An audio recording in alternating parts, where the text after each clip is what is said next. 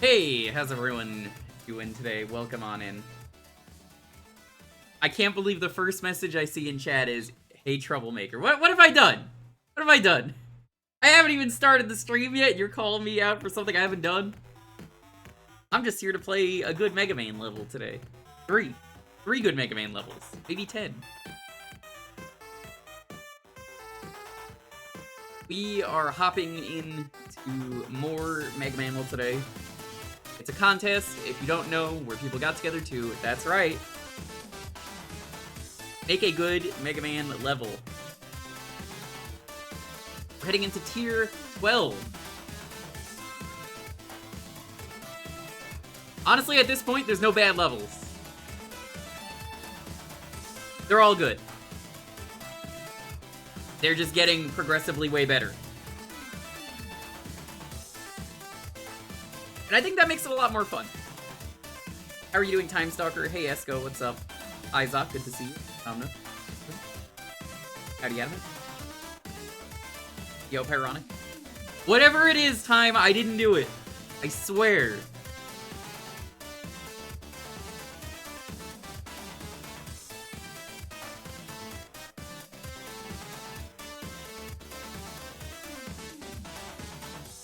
What did I do then? If you haven't said what it was I've done, what did I do? Tell me what I did.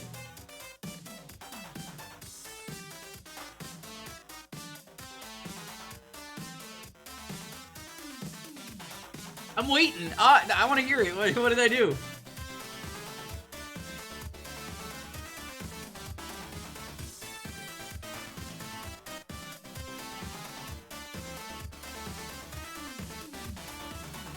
I'm doing well though. I am excited to dive into Tier 12 proper.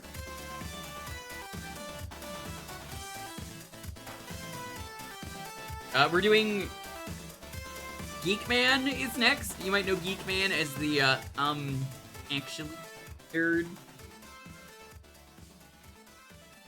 So that's where we are today for Mega Man. Actually, you have to play the first level. We ended on a really good one last time, so hopefully this one is better.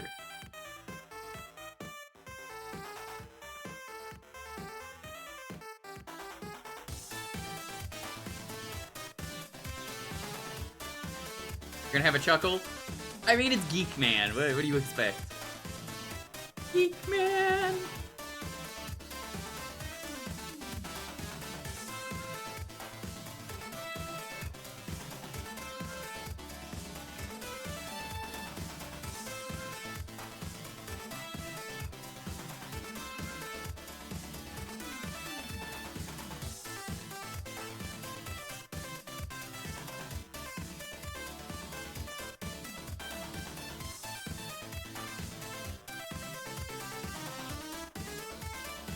So I'm mathing out the stream in my head for everyone listening.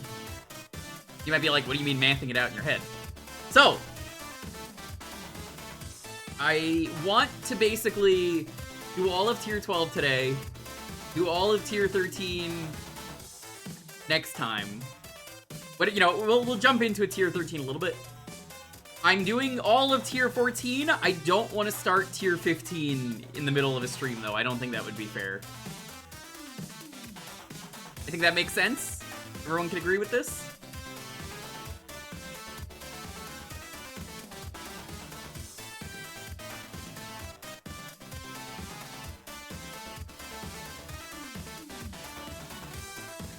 And then we'll try and wrap up the post-game in one stream.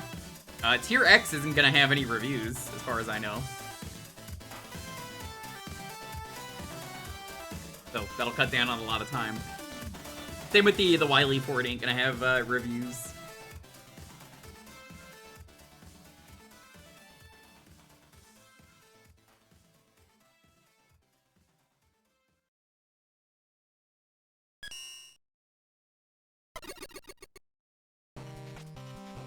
Yeah, everybody's getting the Apple TV thing. Even people who aren't affiliated on Twitch are getting it.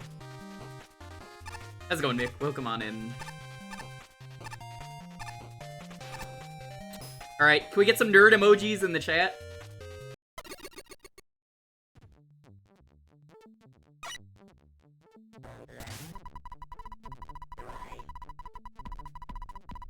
Oh, it is you. If you want that precious data back, then you will have to go through my hideout first. Otherwise, try not to let the door hit you on the way out. Oh, by the way, remind Dr. Light to choose a better password next time.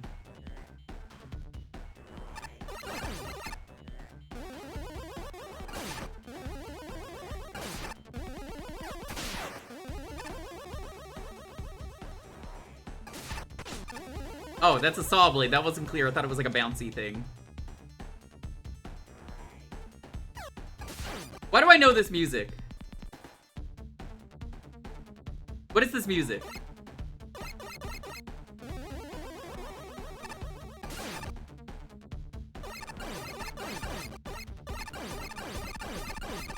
In conflicting answers.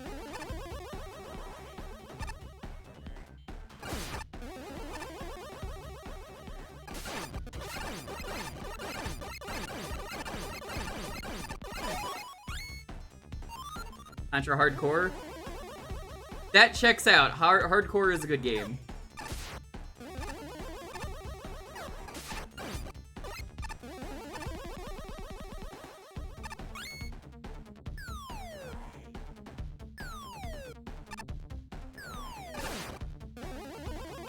I don't know why, but my mind immediately jumped to, is that music from critically acclaimed video game Steven Seagal is the final option? And it's not. But I don't know why I thought that was the case. It's not.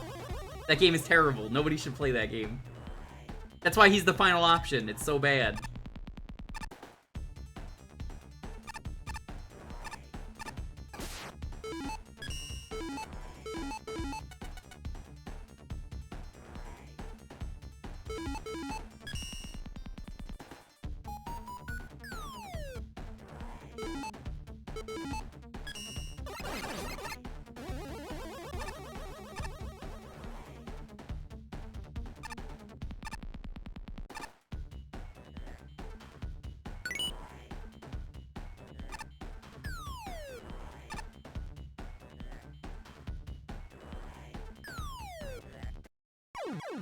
Knew that was gonna happen.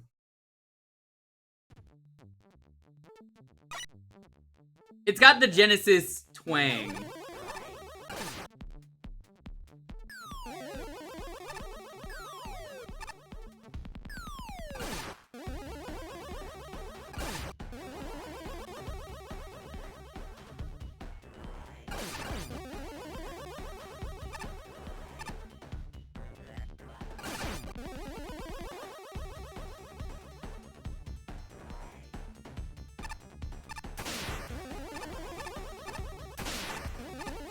There we go.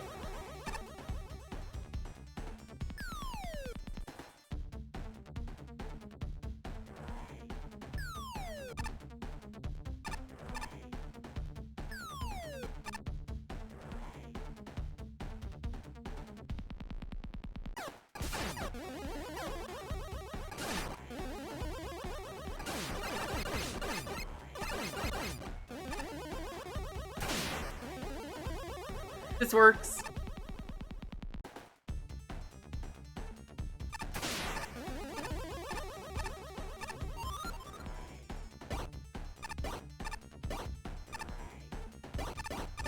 Okay. Doing the Mario thing.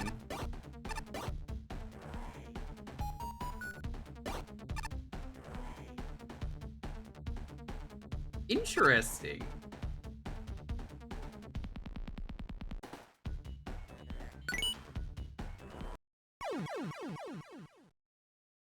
Okay, so problem there. You might not have noticed it. Gliding, if you fall, activates the thing.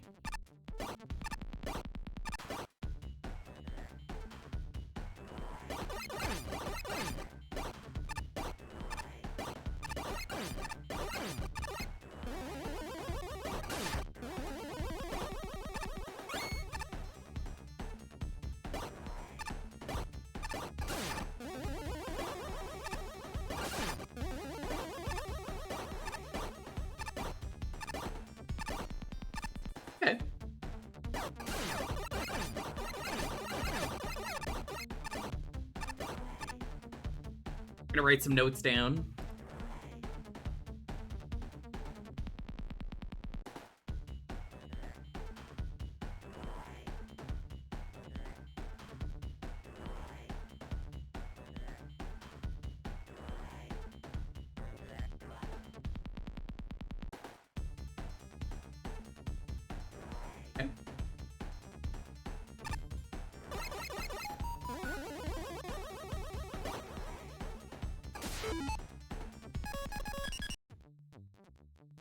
Good to know. I can just do that.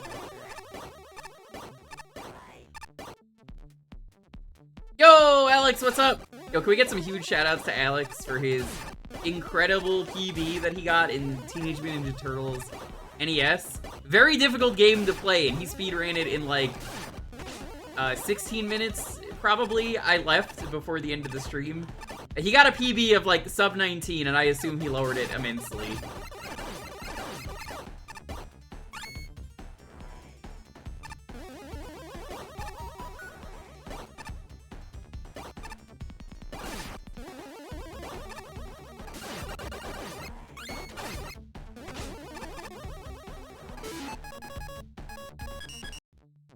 You even beat Arceus. Yeah, Arceus is kind of a legend in the speedrunning community. What does Arceus even do nowadays? Alright, I'm gonna use a weapon.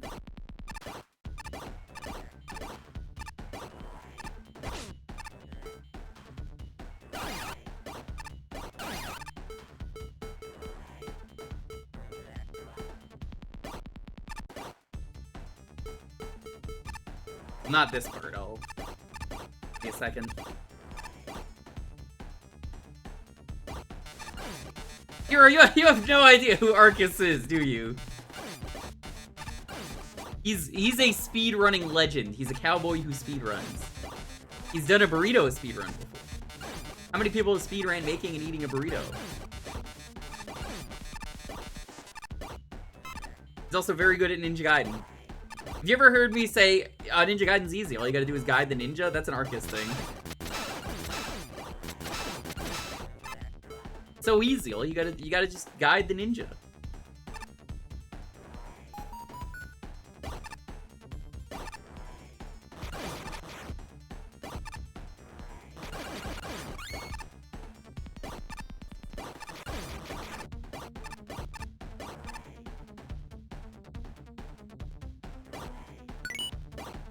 There we go. Not bad.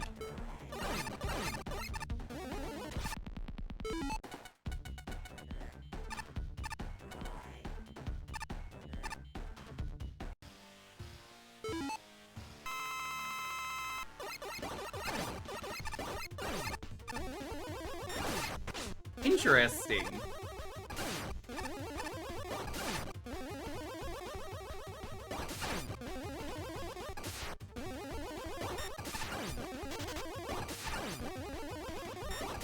And I'm gonna be honest, I have no idea what he's doing different. What was even different about that fight?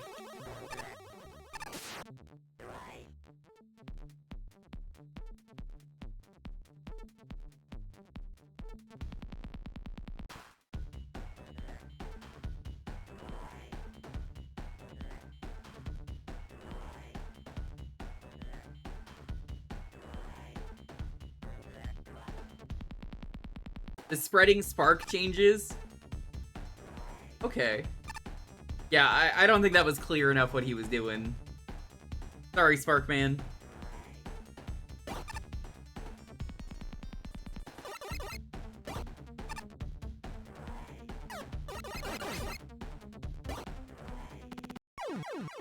Well, that was unfair. How was I supposed to see that?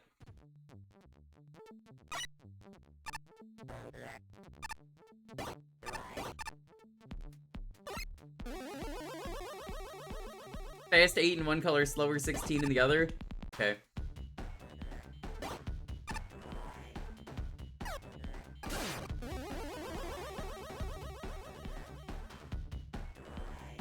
Oh, gross! The syncing on this is so bad.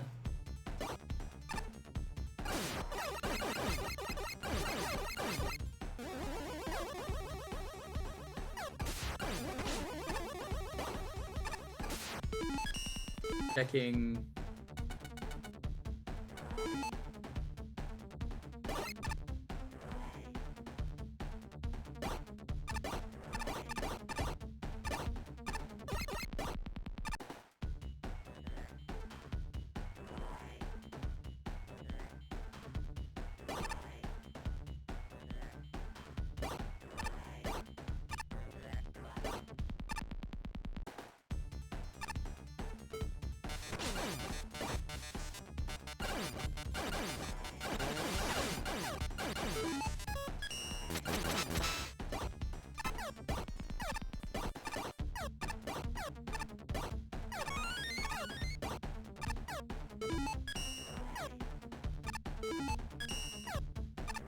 How do you get that? Oh, you have to jump from below. Right, that's what those platforms do. This level has a lot of not clear stuff.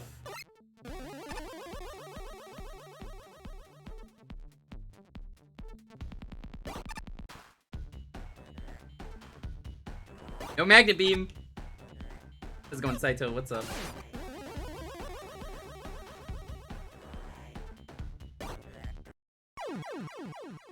Ugh. Yeah, I think this level has some cool ideas, but I don't think it really works. I definitely agree this was not a good level to end on.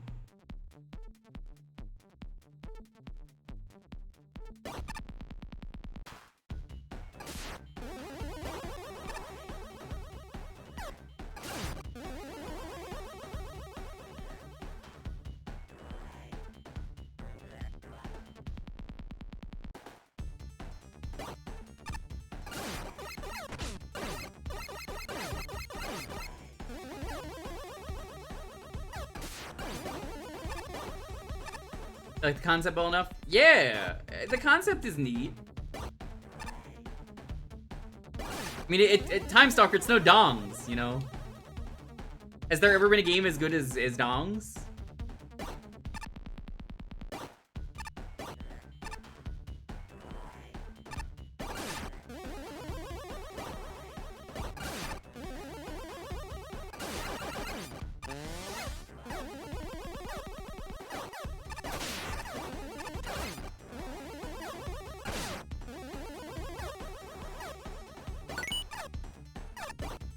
Here we go. I didn't play Invictus, so I have no opinion.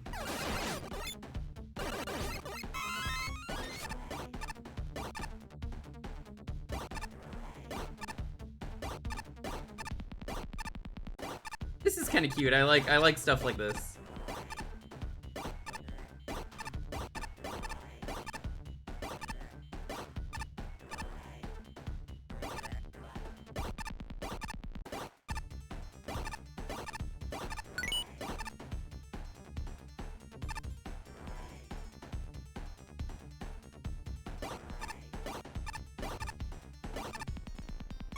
This room has some real, Gunstar Heroes vibes.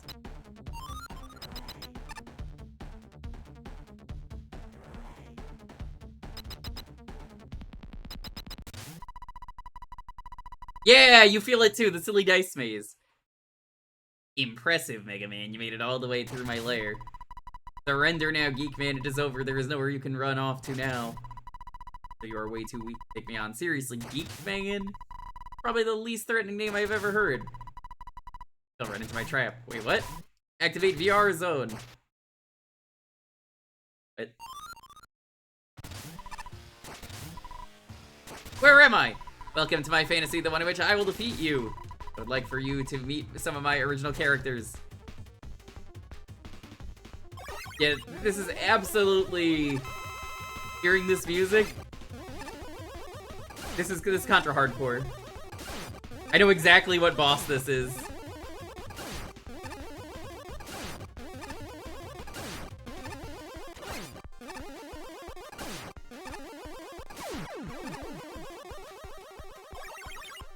Oh, fuck, I can't win now. That's not fair.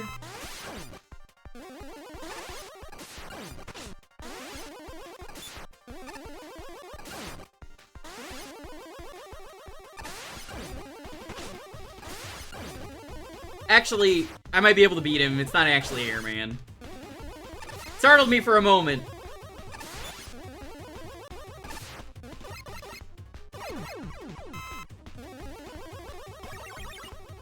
Ho-ho, boss. It's unacceptable.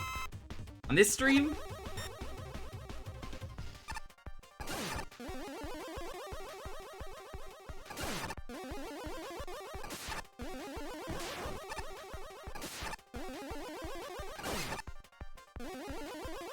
I actually don't know what the name of the boss is, but in Contra Hardcore, this is the boss that has like a bunch of constellations that it turns into.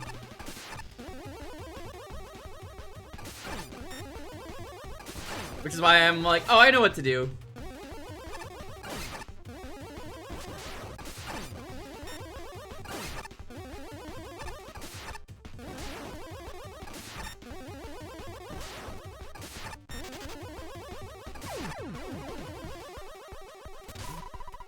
Impressive, but let's see how you can fare against me. You die in one hit, don't you?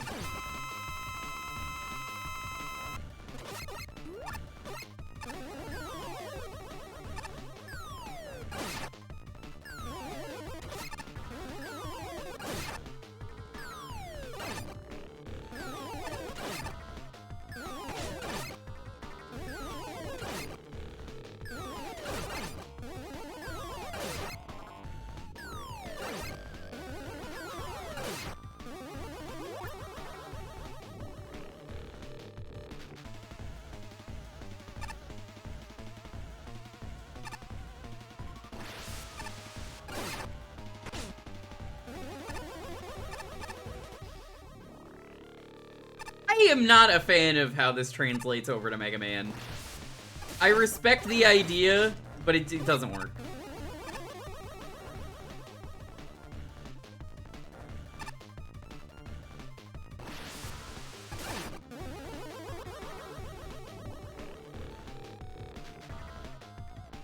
Contra, you could aim. You can't aim here, which means the boss is just a lot of waiting if you're Buster dueling.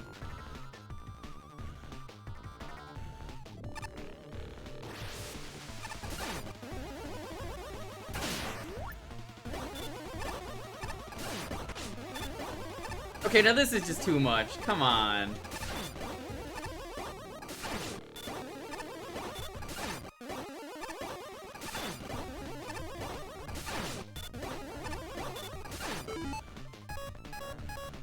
I'm gonna preemptively do this.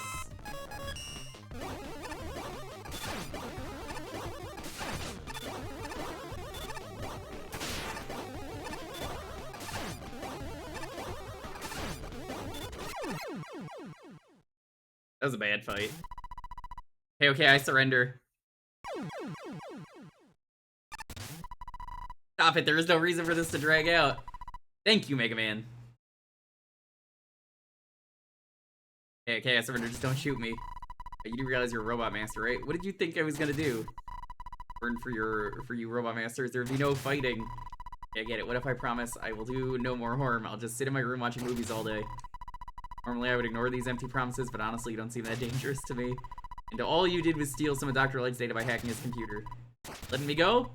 Not before returning Dr. Light's data. Fine, take it, but just remember that Dr. Wily is just one of my clients.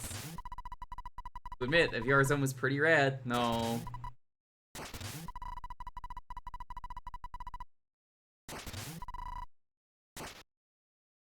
Anything else? Your name is Geek Man, world-renowned hacker.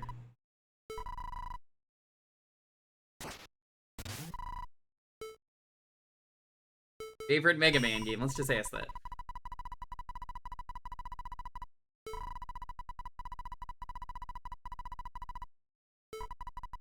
Or on Game Boy.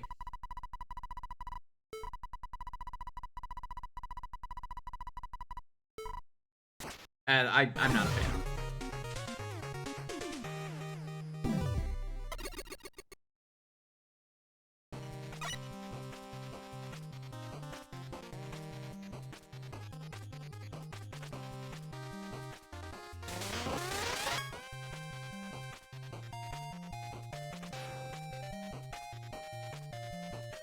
Yeah, time. My thing with Meg Mammal has been no telling me things until the level's over.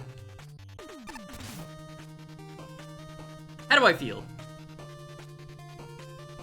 I think it's well designed. Yeah. 20. Fun and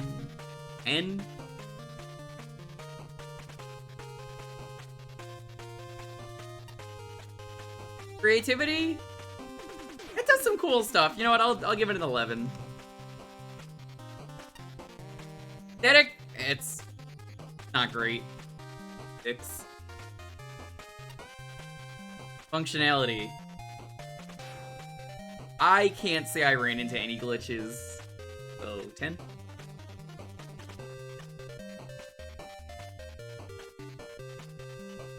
Seven.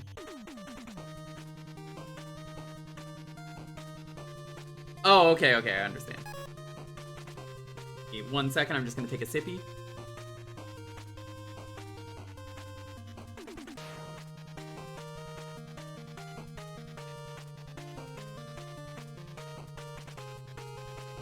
Would the slide thing be considered functionality? Tough question.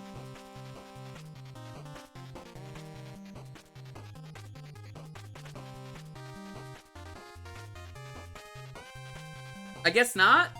Would it?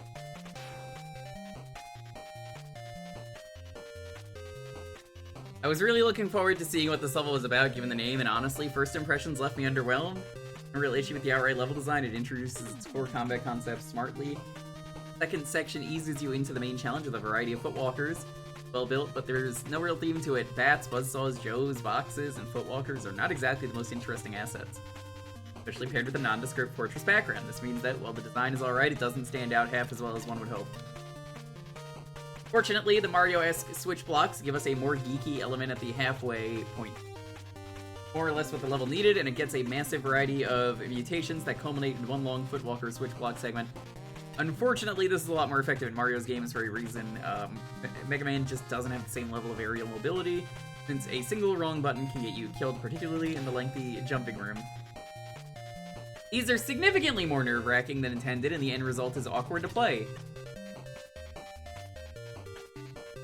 Ironically, this improves immensely once the gimmicks combined with the footwalkers, which highlights how off-kilter that middle piece is. Still, that's the one area where the level design itself outright falters. Otherwise, this plays fine from the start to finish. The big issue being the nondescript fortress setting. The boss fights, thankfully, are the kind of interesting I'm looking for.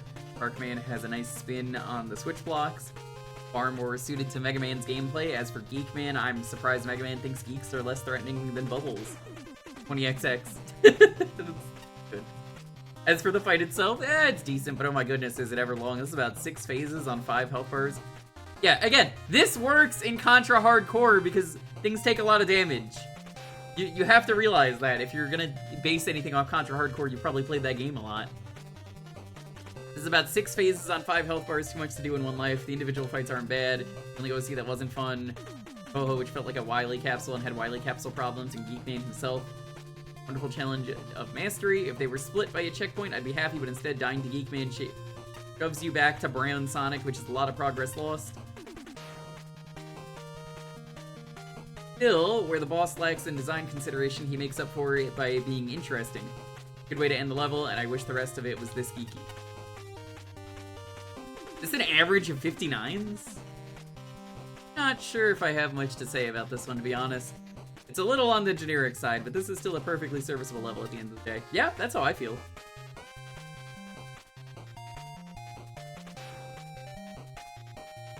To be fair, there's some pretty decent ideas and gimmick applications going on here. The jump switch blocks are used in a way that helps keep things engaging. Quite like some of the enemy variations here, mainly the ones used with those platform rails. While Two-Eyed Sniper Joe is one of the most cursed things I've ever seen in this contest. It sure is. Most all the introductions and segments after that are decently put together, and there's some clear thought towards the difficulty curve here. That being said, one part of the level that I felt was a bit out of place was the second token. I found the process of getting it strangely way more difficult than anything else in the level, even the other tokens. They felt like something that should have belonged more towards the end of the stage. And all that. We have Geekman himself. I have mixed feelings about his fight. At the very least, I appreciate that the mini-boss leading up to him aren't too overwhelming, though that Toho one probably could have stayed within the Buster range a little more often. The fight against Geekman proper isn't that great, though. His first phase attack, as in the only thing he does, way too simplistic and easy to avoid while he stays out of the Buster's reach for far too long during the second phase. Meanwhile, the final phase suddenly amps things up quite a bit, with spikes now lining up the floor and the jump block gimmick coming into play during all of this. I certainly don't mind the ideas present here, but a better difficulty gear for the fight would have made things a lot smoother. Overall, though, I didn't really mind the stage that much. This one's fine for what it is in my book. Oh, I see the fortified donuts.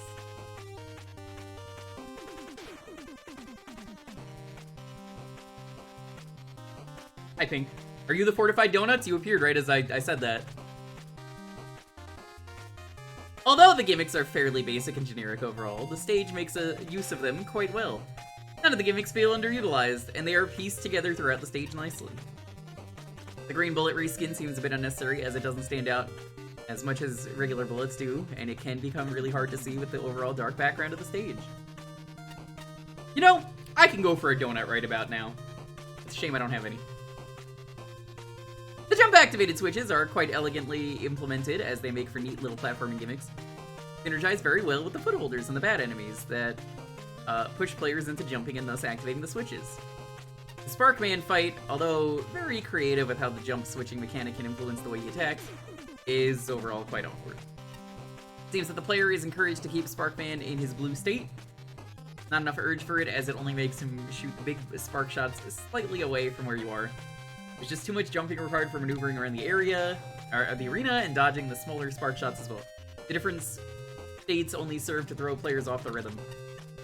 The real boss fight is very charming, referencing recolors of characters from popular franchises that make for neat little mini-bosses fight themselves, and was quite a funny concept on its own, and Geekman himself ain't too bad either.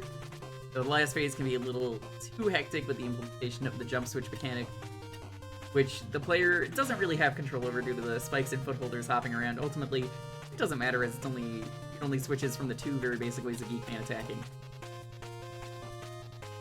Ooh, I haven't had steak in a while. I'm a little bit jealous. The interactivity with Geekman after the fight adds to the charm of the stage as well. Props for making quite a lovable character.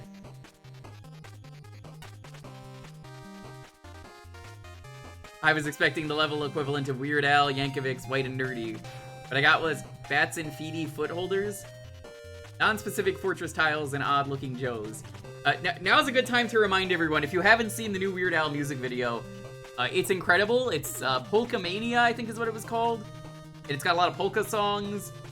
He got the guy who did the Everything You Know Is Wrong music video to make a new music video. You know, if you've ever seen that Newgrounds video, he paid that guy to make a new music video.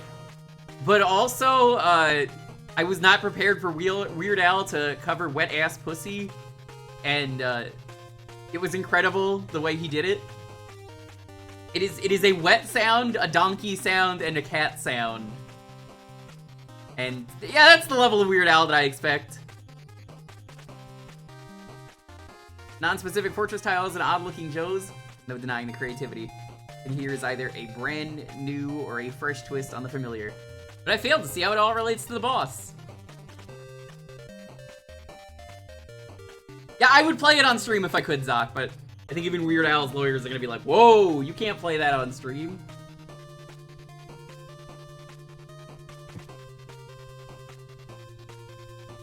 Setting aside the premise, the level is quite decent. Challenges ramp up at an acceptable pace. Though top solids are introduced in a bad spot, and they sufficiently explore the potential of these assets. So you see, Pink, it's because Mick is like us. We like using the Buster a lot. I mean, sure, Pink uses weapons a lot more than me, but yeah, you know. And they sufficiently explore the potential of these assets. Everything is deliciously tricky with a puzzle element that I love. Yeah, that's how I am. I mostly use it. You'll see me go like, alright, I can see this is suited for something else. With a puzzle element that I love. Switch blocks are used especially well, and the line-guided blade challenges are highly satisfying.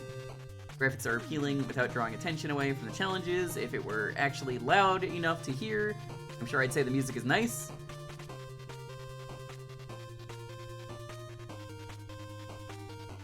However, checkpoint placement isn't aligned well with the challenge arcs.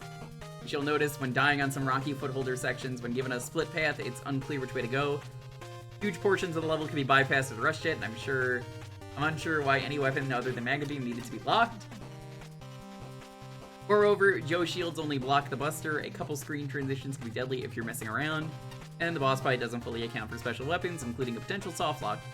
Boss is fine, but disappointing. Attack patterns are repetitive, and these OCs could have been a comedy goldmine if given names and backstory. Geekman himself looks strange. I can't tell if he's human or robot. And his dialogue doesn't hook me. Paradoxically, the level is strongest when it strays from its premise, but doing so makes the whole thing weaker. They ditch the story and embrace the platforming goodness that works so well on its own.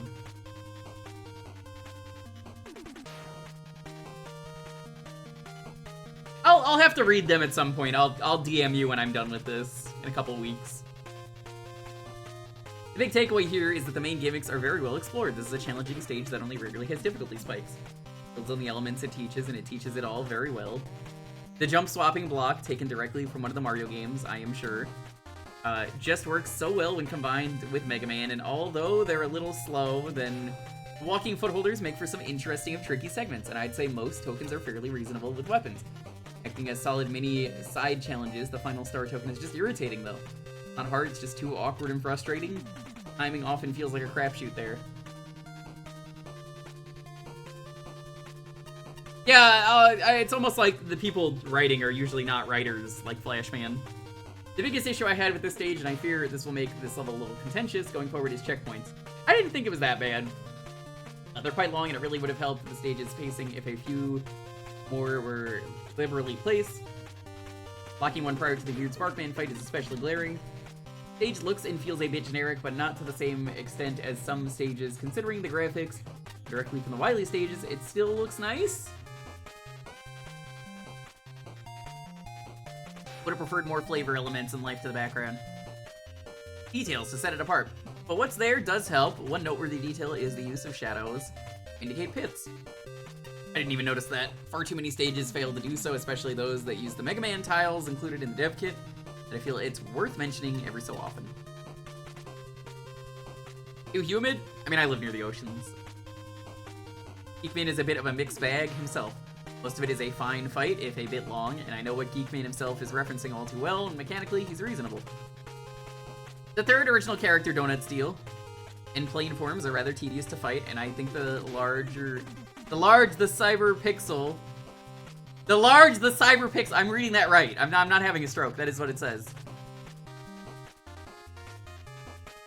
Forms really need more polishing, at least separating and shading the large pixels. It looks so underwhelmingly jank right now, given the reference to a rather spectacular boss in Contra Hardcore. Yeah, it is the one that I was thinking it was then. Oh well, overall, I think I enjoyed this stage. I think it's a good one. I wasn't wild about it, but hey, part of the fun. Everyone's got different opinions. Somewhere Underground by Gone Sovereign. Secret dialogue? You are listening to Silverstein's Burning Hearts cover.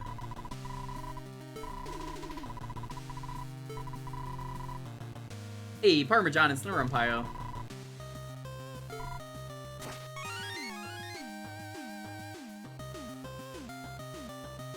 Yeah, Geekman was a missed opportunity. Mega Man, I'm analyzing the data picked up by your scanners as you made your way over here. The disturbance being created in this area is most definitely mechanical. There are robots swarming this place. I'm picking up a significant energy element emanating from inside the mind. And most strikingly, scanners indicated a few robot master signatures within close range. Judging by the data, this must be the work of Dr. Wowie. It must be swapped for resources. If there was an attack on New Harbor, so it would make sense that he would attack you. Get to the source of the power weeding, and if come across Wowie or his robots, know what to do. I will probably lose contact with you once you enter the mine, so Roll and I send our best. Good luck, Mega Man.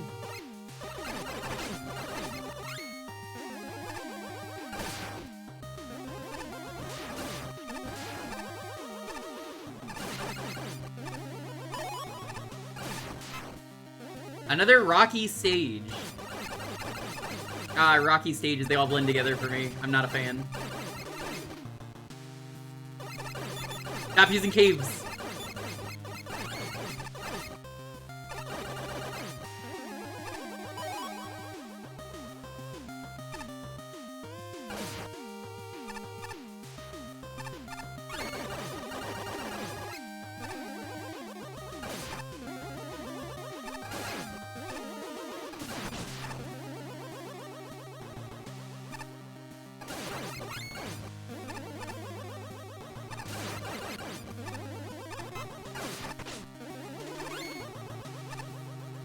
To peg the author? How so?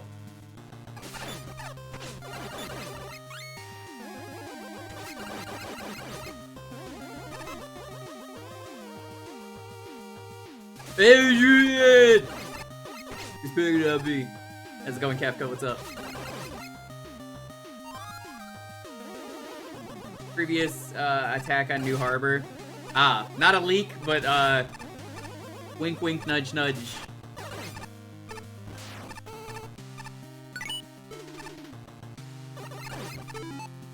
But we're looking at 4 tokens.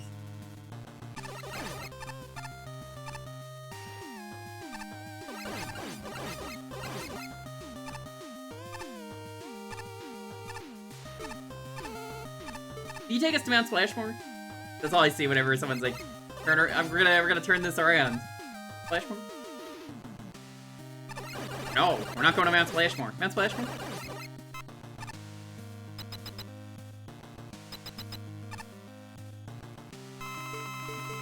Alright, we've fought you enough times. You are never someone I enjoy fighting because of the way you freeze the screen. Do they have good water parks near you, Pink?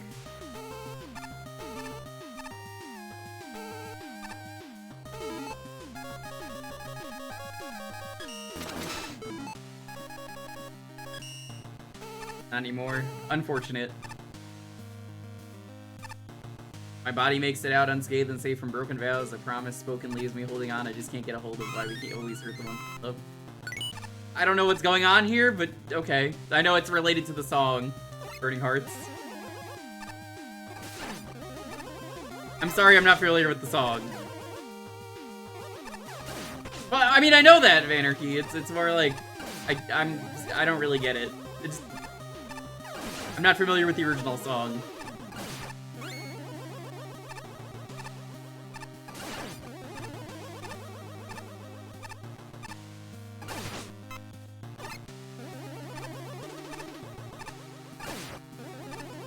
Is this Burning Rangers? I don't think it is. Because I know the Burning Rangers theme. Also, how are you supposed to get this without Magnet Beam?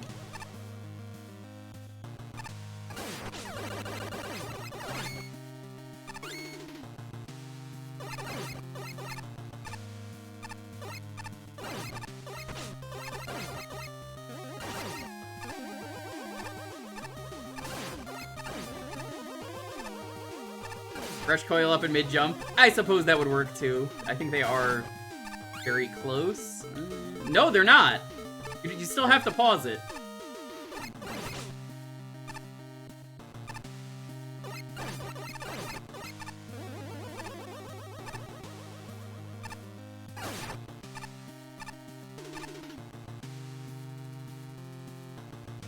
Ice wall? No. Okay. Oh, the right analog stick.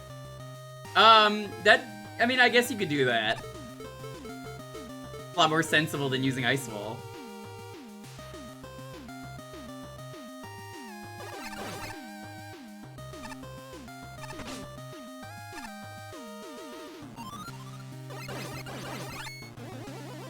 Mods, be sure to ban anyone who suggests using Ice Wall. Thank you.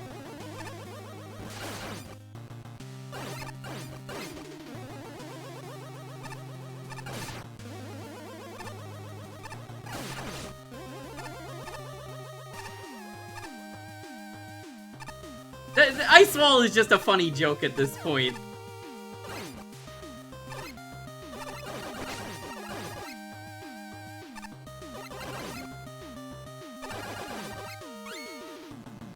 Ice Wall every level. Ooh, that Time Stalker. Really asking for a paddling. Better believe that's a paddling, boy.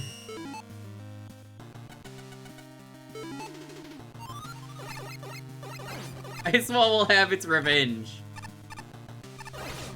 I know Voltman was the big meme of the last contest, but in this one it definitely feels like Ice Wall is, more so than anything else.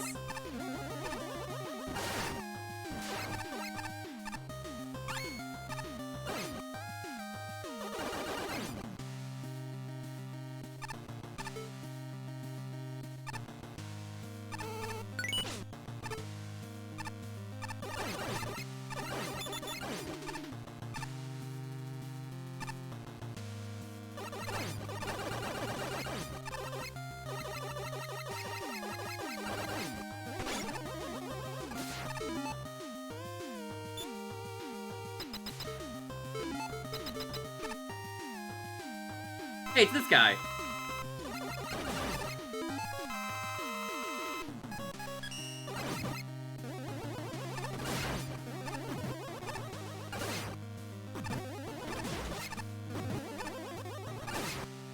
For the next Magmammal game, I kind of unironically would love to see the return of Power Stone, but make it not suck.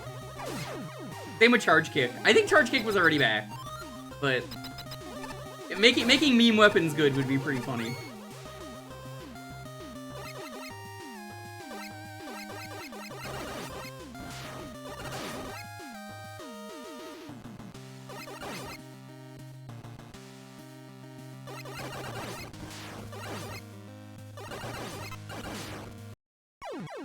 Oh, of course the tires were popped. How silly of me.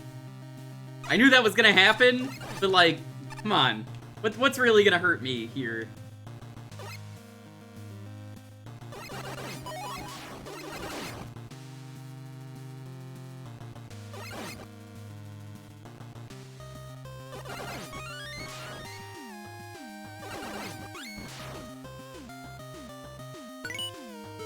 That's everything.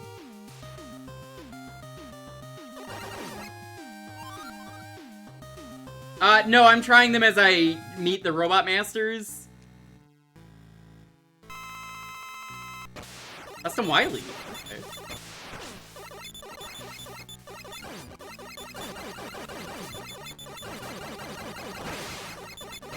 Whoa, this sucks! That's the only way to hurt him? Oh, I hate it.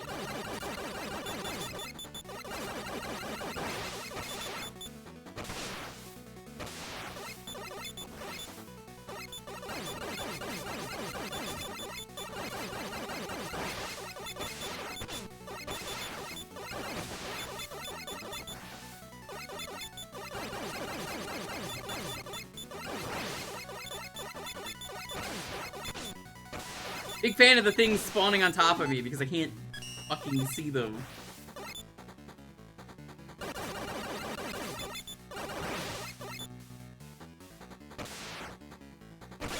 They're not spawning on top of me, but like it sure feels like it.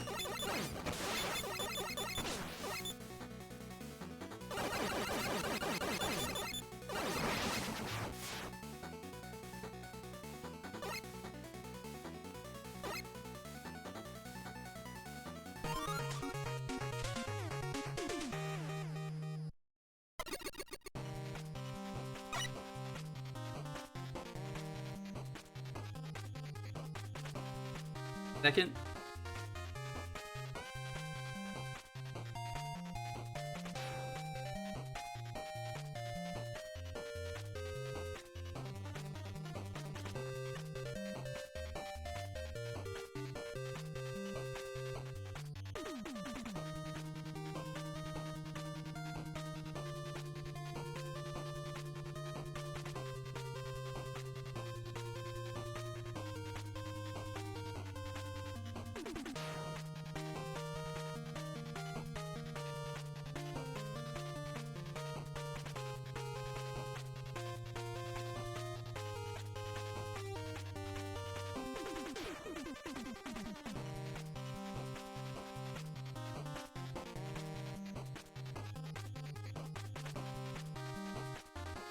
Alright, I was just typing some notes on the spreadsheet. Lunar Woman! I do.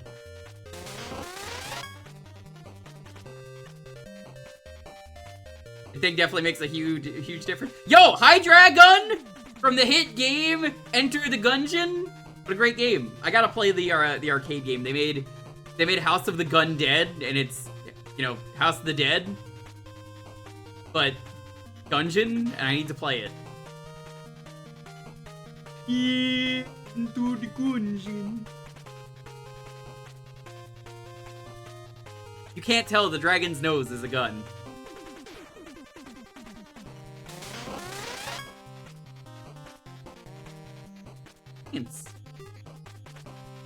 Mega Man Sunrise. Yeah, the capsule makes a huge difference. I played a lot of Solitaire to get that unlocked.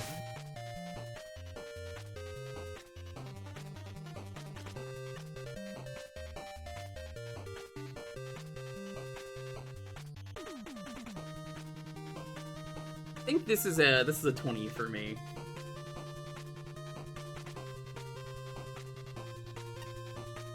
Fun? 12. Creativity? 4. Cave levels are not the most exciting thing for me, unfortunately. Aesthetic! Feels like a cave level. 7. And I did not run into any glitches.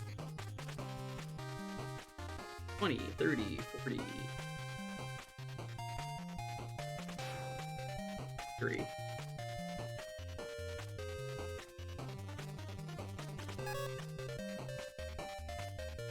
Alrighty, give me just a moment. Yeah, I don't know why everyone's like, I know, I'll make a cave level. Maybe it's because he's Rockman that they feel they have to put him in a cave? I don't know.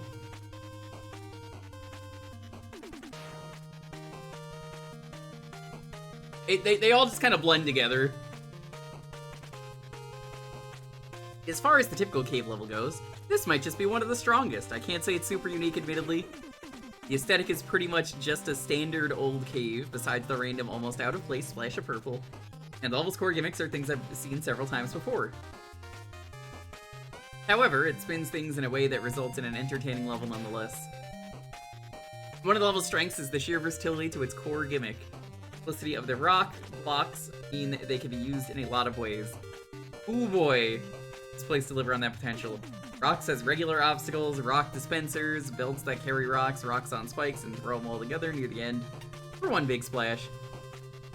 It also works wonders for the difficulty curve, giving the level a consistent growth without ever going overboard.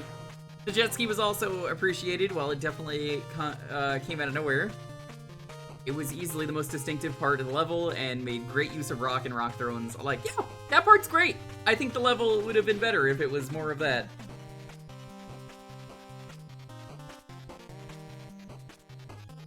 Speaking of rock thrones, the enemies were a treat.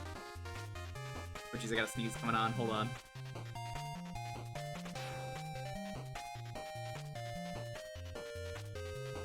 Ugh, okay. Was able to mute it in time.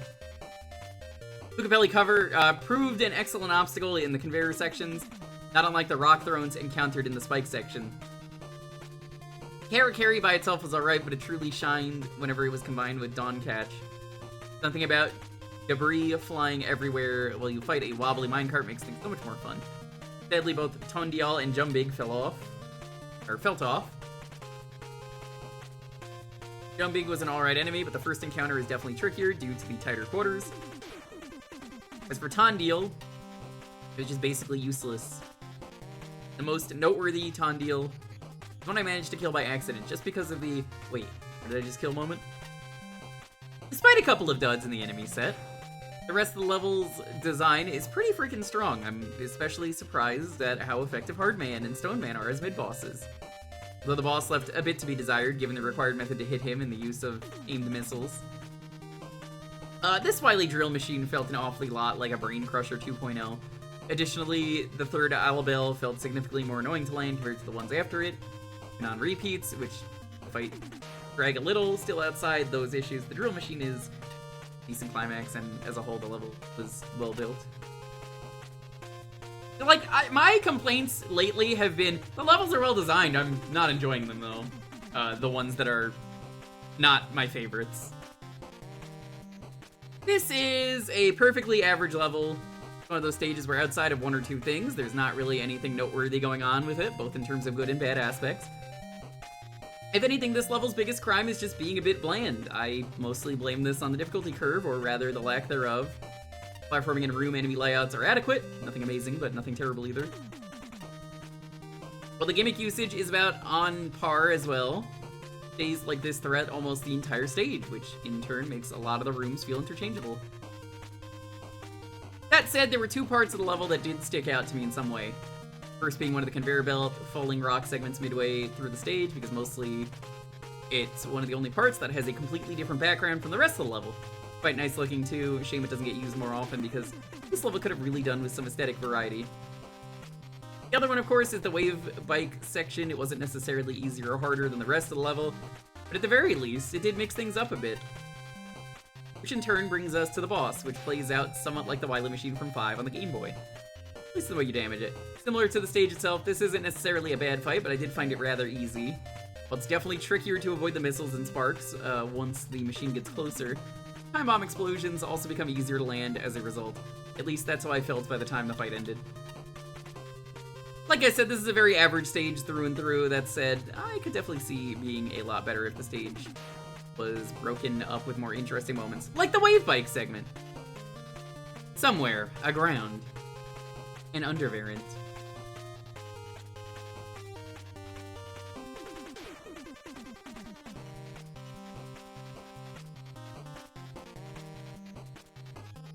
An alright stage, rather generic theming with kind of predictable enemy and gimmick choices. It also feels like it's missing one thing to make it complete.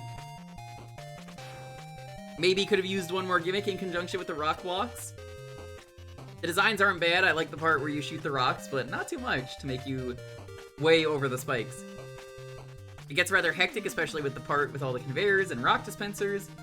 Interesting to have the past Robot Masters as mini-bosses, but as they can be easily shut up with Buster Spam, and they kind of become very non-threatening. Didn't even know that. You fight so many of these bosses so often that I'm just like, alright, I've fought you many times with the Buster, I'm just gonna skip this. The most engaging part is the wave bike segment at the end. I like the reaction-based obstacles, except that one part near the end where I keep getting tricked into falling to the rock in the bike pit to proceed, but it's a mere dead end. The fight at the end is quite creative, changing a Wily machine battle into one where you ride a wave bike through the whole battle. Though it could come hard to time and dodge the lightning balls and the missiles at the same time due to the reduced maneuverability on the bike. Oh, that's neat. Yeah, I would have never noticed that. There's a certain familiarity about this level. It reminds me of Drill Man, Flame Mammoth, Guts Man's Asteroid, and even Oh Joe's! Mostly the out of reach laser trident block, which is obnoxiously obvious, but there. Familiar is fine as long as the level sufficiently blends old and new to create a unique experience, and I think this level is modestly successful in that regard. A strong aesthetic identity is a great start. Organic architecture, polished tile work, and richly detailed background landscapes give the level a sense of place and professionalism. Though the lyrics of the song it's covering are of dubious pertinence, the main music sets a distinctive tone and segues nicely into the boss theme. Good design sets this level apart further. It's fair, focused, considerate, and free of so many issues. Tired of complaining about it in this contest. If you want complaints, I could bring up one or two.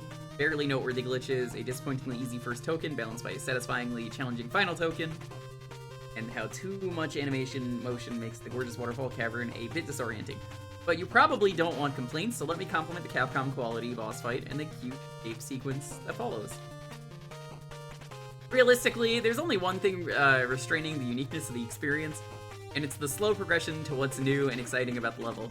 For every screen where you're using falling rocks to build platforms, dodging attacks from multiple angles, watching your aim on a wave bike turned dirt bike, or gleefully railing on moderately difficult man, wisely demoted from hard man thanks to a lack of iframes, there are two screens where you keep your distance and tackle one obstacle at a time. As with Dr. Light's long-winded dialogue, the level is weighed down by more content than it realistically needs to get its point across. You can forgive that though. Engrossing atmosphere and thoughtful challenges, sign me up. It's a hard one to review. It does a lot of things technically correct, and those deserve praise. Those are the best kind of correct. There's a nice rising challenge, and while I think this is a very difficult level, I didn't find it that hard. Good checkpoint placement softens the frustration factor. 2 rooms inspired by Mercury Stage and 5 are just really well designed. The 5 tokens were enjoyable to get as well. Were there 5? I thought there was only 4. The level has, in my opinion, one of the better wave bike segments in the contest. It's really easy to screw up, but the difficulty here is nailed. I also thought it looked very pretty. The tile set is well chosen, and that purple cavern segment is just gorgeous. Oh geez. I don't know if you hear that. Someone's dog is going wild right now. I also thought it looked very pretty. The tile set, the till set is well chosen, and that purple cavern segment is just gorgeous. Finally, the Wily drill is a very cool concept for a boss. His interpretation of the mechanic from the Wily machine in 5 Game Boy, but it gets very claustrophobic by the end. It does. Ridiculously tough to avoid his missile during the last few hits. I can see some players struggling with the bomb timing to this fight. Timing is awkward, resulting in a boss that's difficult to even damage. I consider all the above positives, but something about this level saps me enjoyment. The further you get into the stage, the more you start seeing familiar setups. There are often filler rooms of just enemies, and the combinations start getting stale. I consider using Robot Masters as mid-bosses to be the worst design decision ever made. They serve as the very definition of filler, and neither Hardman or Stoneman can do much other than pad out the stage. I also really dislike the music. It's well composed, yet repetitive and monotonous. Its looping so quickly really highlights how long this level is. Such a basic stage concept and theme. I think this really needed some trimming. It was too long for its own good and had just one segment too many. Oh hey, this stays depowered.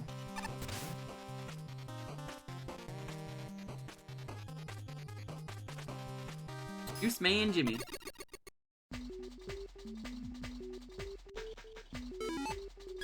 Three tokens.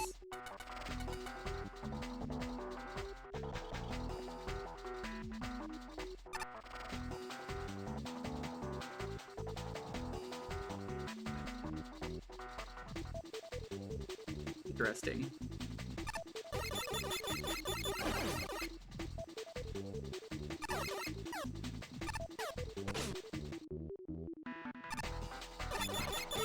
I suppose this is a good way to use this otherwise terrible, annoying enemy.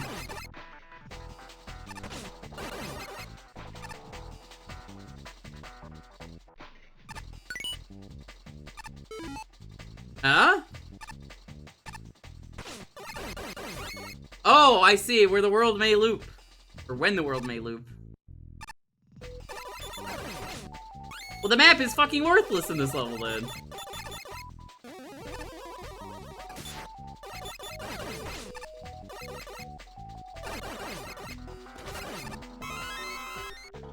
Yeah, there's delay. Said it before you posted it.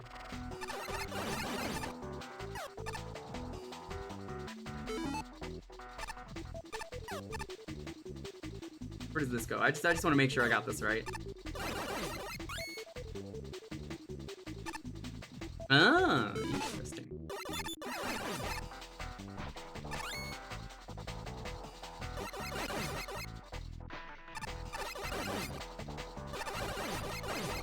I have a feeling I'm not gonna like this level. Not because it's a bad level, but I think it might just be too much for my smooth brain.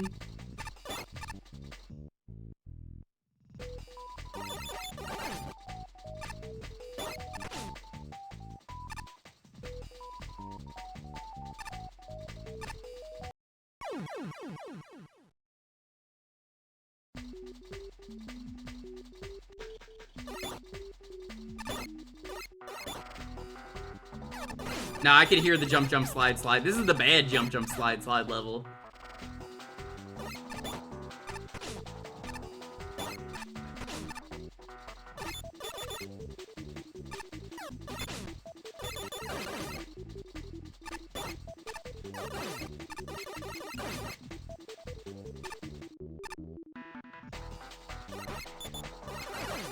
Because, like, Astro Man doesn't really have anything bad in his level.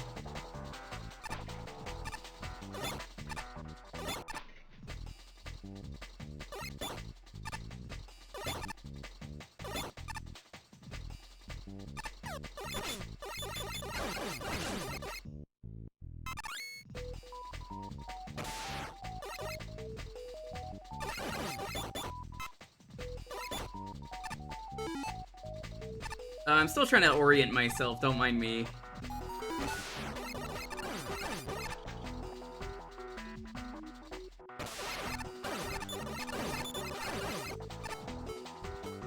What? Why would you even take that away from me? Okay.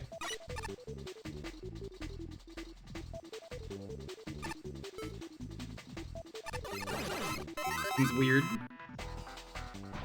Where are we now?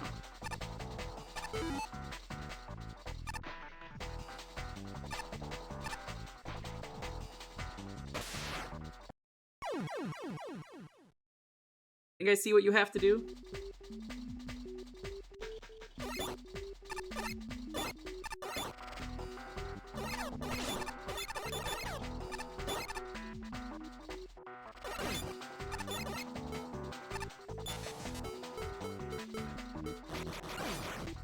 Oh, jeez. Oh, God. This is... I see what's happening. Hit me in the spikes.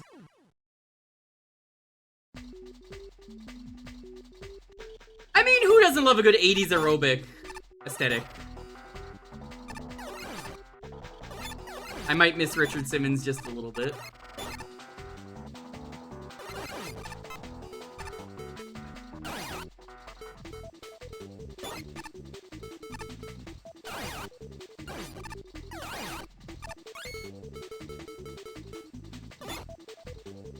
I'm a fool. Why do I keep doing this? Had to happen. Bans are gonna have to happen, Mooch. Keep this up. How's it going?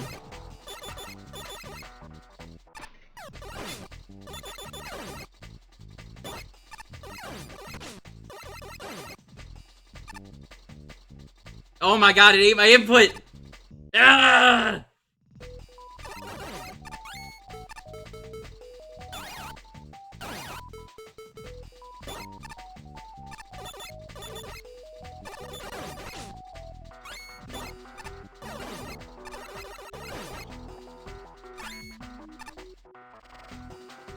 Yeah, 8's a game that when it came out, everybody hated, but now it's like, well, actually, this game is really good. It's full of quality of life that the game just kind of throws away in the next game. I'm willing to say that 9 did a lot of irreversible damage for the series. Not that 9 is a bad game. I don't think that. But I think it did some damage that I'm like, hey now, why would you do this? You got rid of a lot of stuff that I feel like wasn't necessary to remove. Because, like, again, I don't hate 9. It's a, why would you get rid of slide and like, charging is weird. And then it's like, you got rid of a lot of quality of life from Mega Man 8, which is, again, strange to me.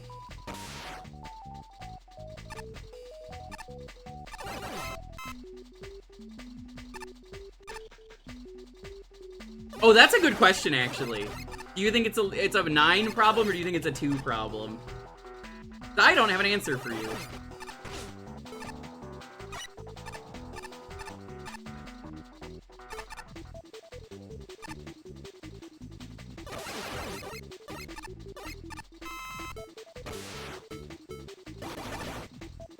What?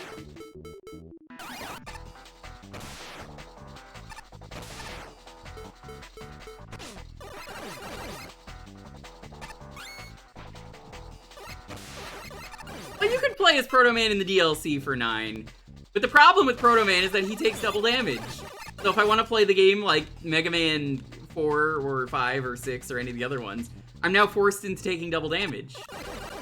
Which I don't think is necessarily the compromise that I want.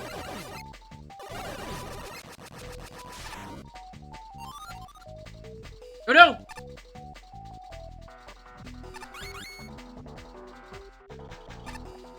Oh, never mind. Okay, I only read like half of that. My mistake, my mistake.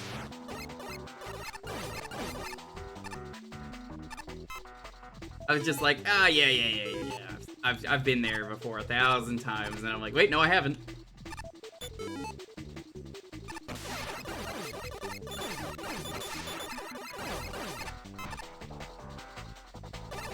I might have to try that out at some point.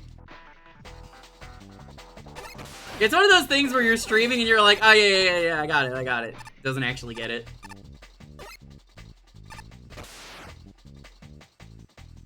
I didn't realize that was set the right way, and I almost hit the button and screwed myself over.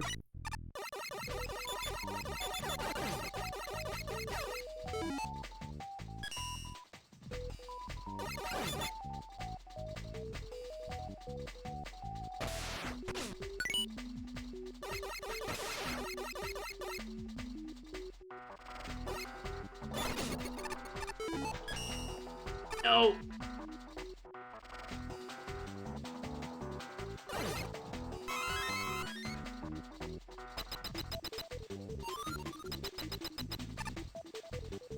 Oh, I forgot he has double knockback.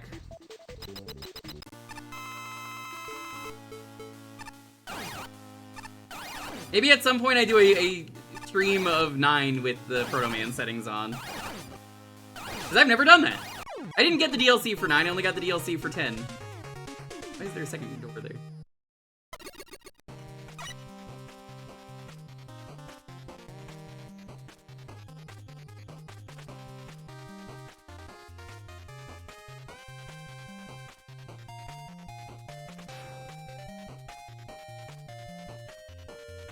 Alright.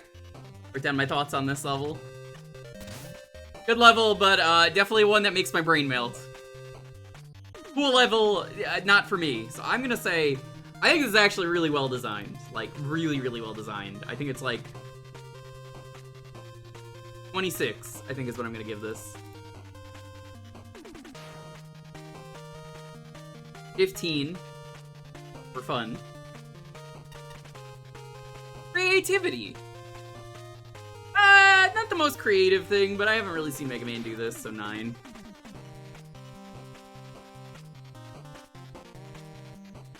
Oh, at the end of a day, I would have hated this level. I don't hate this level now. I'm like, oh, it's not for me. But like, it's good. Static. It's kind of boring. 5. Functionality. And let's see. 190 or 90. What the fuck am I saying? Don't listen to me. 65.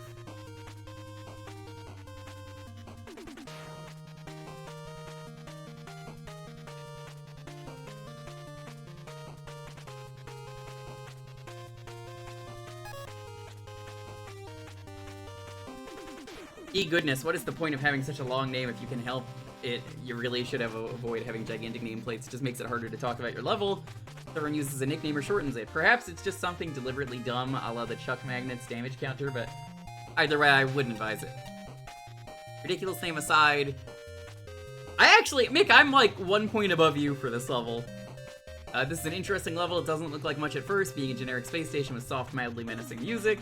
It quickly reveals itself to be one of the more cerebral platformers in the contest, and it makes itself work. The combination of maze warps and switches lend themselves to a confusing yet surprisingly understandable puzzle. The auto scroll is also great, and I love the first token factors into the intro, teaching the player the reward. The enemy set is fairly effective, while Fatul and Waltriot don't stand out much. Fujin gets a lot of use as an out-of-reach target, and the Chuck Magnets here, while I wish they looked different from the norm to avoid confusion, are probably the least annoying in the game. They make a solid obstacle. In the end, the level's biggest weakness with me, the aforementioned aesthetic. Well, the music is pretty good for thinking. The visual design is extremely boring, draining a lot of fun from the place if you aren't a puzzle person. Beyond that, I really don't think this level needed a boss. The last auto-scroll felt like a perfect conclusion. Hunter A feels like they're just there to have a boss. I'm well aware that Mega Man has boss fights. I struggle to name a classic Mega Man level that doesn't have some kind of boss. Sometimes the formula does actually work against you, and if that's the case for your level, don't try to force it.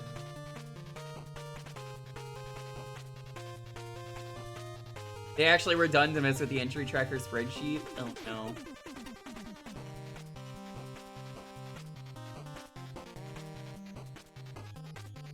You really enjoyed going through this? You can always go through the other ones. You could always get on Mr. Mega's Wild Ride. Or I guess Mr. Wily's, because he would be Mr. Bones. The ride never ends. Come on, Pink, join us. Play Mega Mammal 1. Play Mega Mammal 2. Play Mega Mammal 48. Go. Go. Get stuck. Get stuck in hell. And then go, no! It never ends! You wake up in a cold sweat in the middle of the night and you're just like, ah. And then I'm like, Pink, wake up. And you're like, what? Mag Mammal 4 is out already. You've been in a cold sweat this whole time? It's already out. Come on, let's go play it. And she just looks into the mirror, screaming. The quick hitting of your heart. Boy! A little too real. We don't talk about Mag Mammals 4 to 47. Yeah, it's crazy they skipped Mag Mammal 4 and just jumped to 24 and then 48. Overall, this was a fascinating level. I can't say it's super amazing, but what it's got is just fine. Just a couple of kinks to iron out, really. Magmammal 24 is fine. It's fine. The levels are okay. I have to admit that I'm not too keen on screen wrapping gimmicks, mainly because half the time I see it, it's used to create finicky and confusing maze-like setups. For what it's worth, though, this stage mostly manages to avoid falling into the pitfall, both by being linear and by having some genuinely well put together segments. I think the strongest aspect of this level is how the screen wrapping is used in tandem with enemy placement. One moment in particular that stuck out to me was the Fatul that you need to fight twice after flipping a switch and looping to the top of the screen. This is also where one of the rare levels where I found Fujin was actually somewhat threatening, thanks to how they're placed. Clear, there was a lot of thought put into these segments, with the final lead up to the boss having a nice culmination of all the level's previous aspects.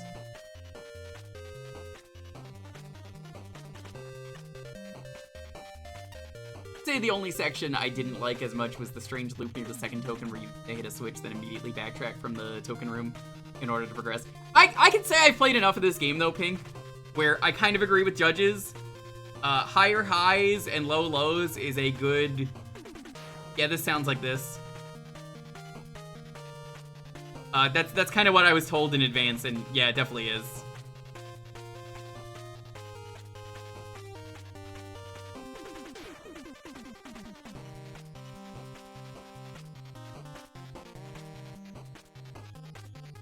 Because, like, Magmammal 2 was pretty strong throughout. This one definitely has some, like, ooh, man. This one was rough. I feel like it's more consistent if you play Magmammal 2. Where Magmammal 3, they were starting to get amazing. And they probably are going to be some of my favorites overall. That part felt a little off compared to the rest of the stage's clear-cut progression, but thankfully that's the only time it deviates in such a way. All in all, that's about all I could think to mention with this stage, actually. Maybe it's just me, but even with the aspects mentioned before, this level feels strangely empty at times. I think it's a combination of the aesthetics and the fact that there's only 4 enemy types. Not to mention the switches are the only other gimmick here besides the screen wrapping. All things considered, this averages out to be a pretty decent stage. Well, didn't really have that much to say. No, I'm just talking that the stages are good. I think in Magmammal 2, overall, the stages are better because, Otter, you're forgetting that this is 176 entries.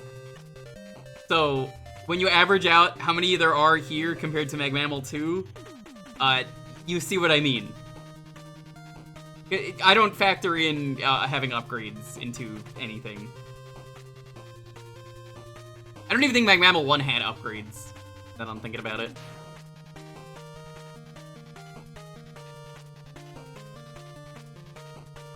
I liked Magmammal 2's levels a lot. Here, where, there, a pretty creative level with the screen warping. You can wrap your head around all the warping going on, definitely a trippy one. Nope, they really didn't. I think overall the levels were good. Definitely a trippy one, but it's much easier to understand the layout once you treat them as soft reset points. Definitely can applaud the fact that the rules of the stage remain consistent throughout. A screen edge is always a transition point for a death pit.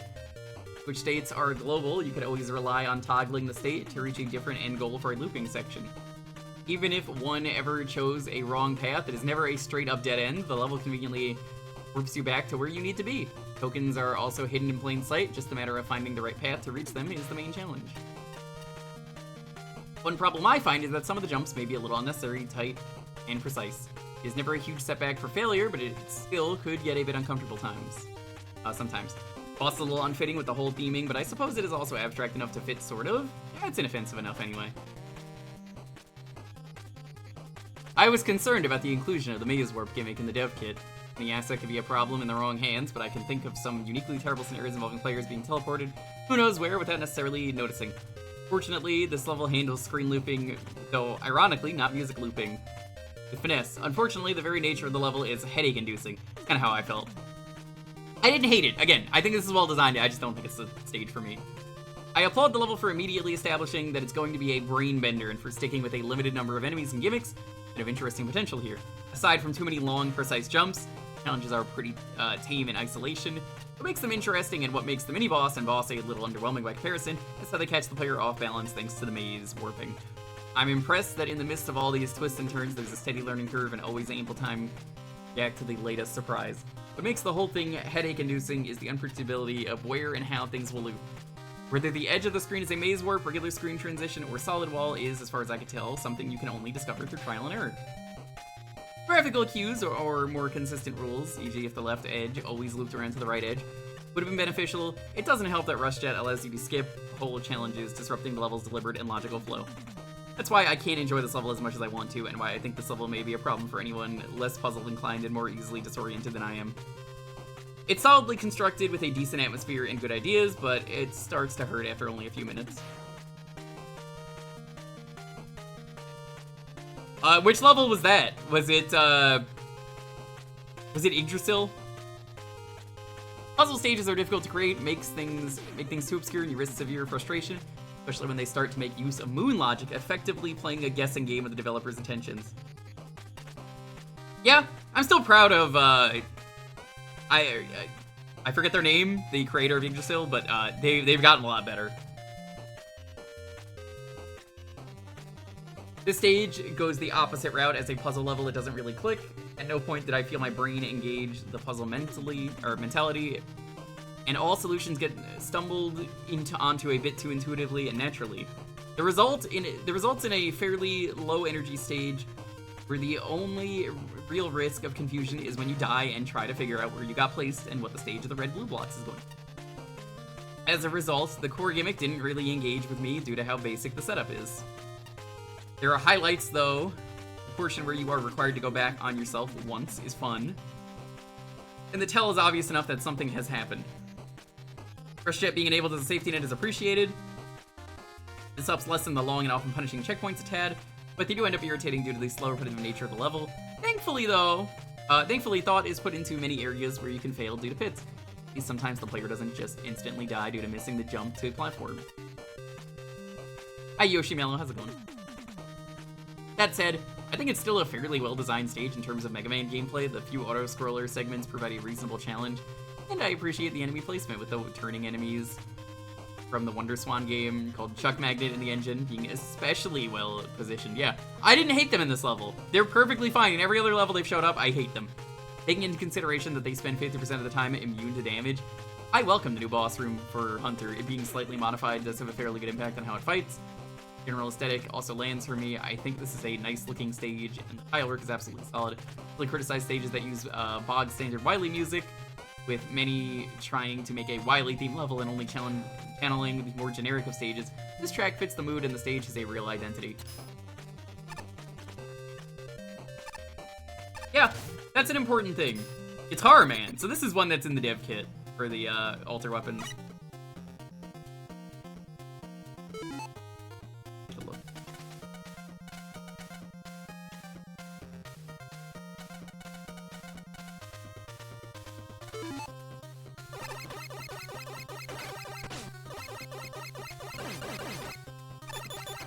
Yeah, if I were to do X6 meme again, I would probably just use the skip. Because again, I've already beat it. Oh, that's cool. I like that. Oh, this is really neat.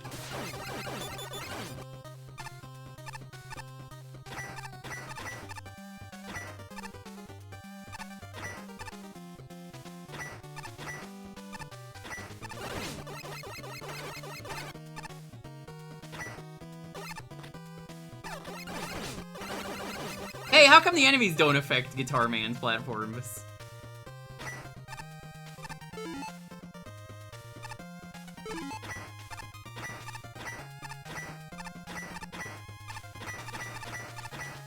You gotta strum with your feet. That's great. My star power? Okay, now is the time where I embarrassingly admit I am very, very bad at Guitar Hero. I've only ever played it like one time. I have jokingly played the Fortnite Guitar Hero mode, which is made by the same people. Same go by Rock Band. They're all the same devs, apparently.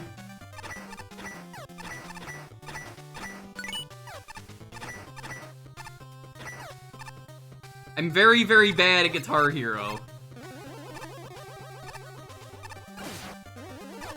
Yeah, in the occasional time where I play a Fortnite match, I will fuck around with my friends and go, Alright, we're waiting for person to update the game. Let's go do silly rock band mode. And then the silly rock band mode is me going, check out Goku. Oh shit! He's powering up into Super Saiyan? Oh, you know he's about to do an amazing drum solo. Damn, that's cool.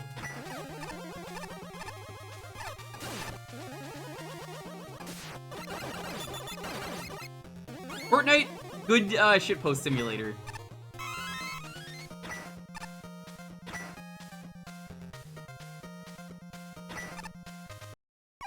Ah, I went too fast.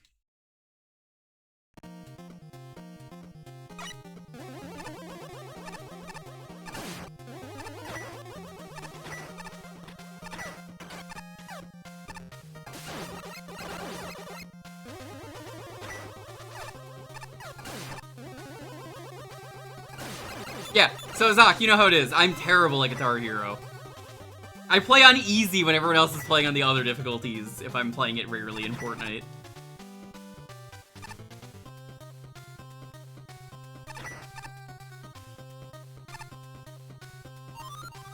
Yeah, I don't have rhythm. I'm far too white to have rhythm. Dating a Mexican, she's got all the rhythm. Thank you very much.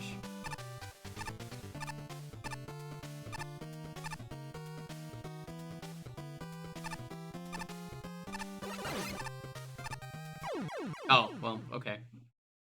I'm then.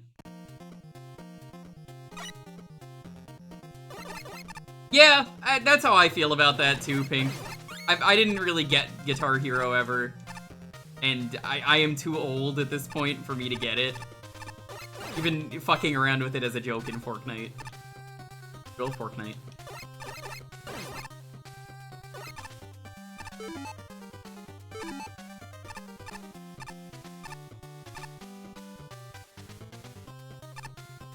Want to track the worm? Mooch, would you still love me as if I was a worm? Yous was a worm?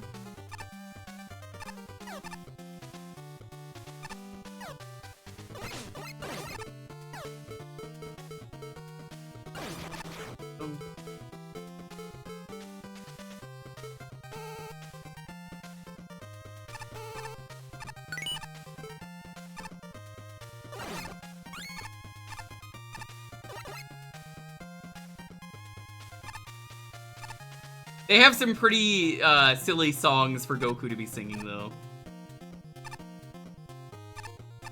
Like, Fortnite is not a game I play alone. It is literally only a game where, like, someone else I know asked me if I wanted to play, so I'm like, it's an excuse to hang out. And then I shitpost a bunch. Do you want to know what the average Fortnite 4-player match is for me, chat? For those of you who don't do that? The average match is I go in, I load into a lobby, start playing my emote that is just, you know you make me wanna shout. And then everyone just starts running over to me and dancing. Am I just playing the game for some fun between classes on the setup in the dorm house land? Warranted some really good at the game, beat all my scores with the name of Pink Sucks. A little uncalled for.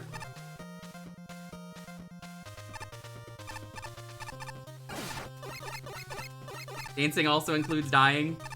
Hey, I didn't say I was good at dancing. Is everyone coming up and doing the make me wanna shout, throw my hands up and shout? The classic song. I love that song. Come on now, shout, come on now.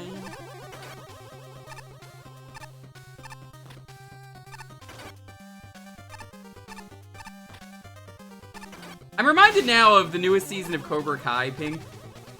I don't know if you've ever watched it, but there's an episode where, in the new season, where they meet a bully of theirs from high school, and he got into college, and he's trying to get into the frat. And he is the weakest guy there, and he was, you know, the bully for so many seasons that they were like, this guy sucks, we hate him.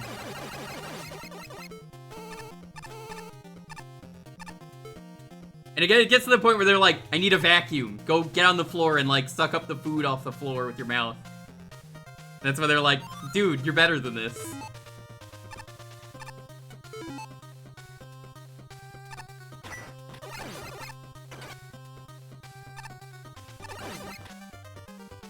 Oh, that's really cute. I like this.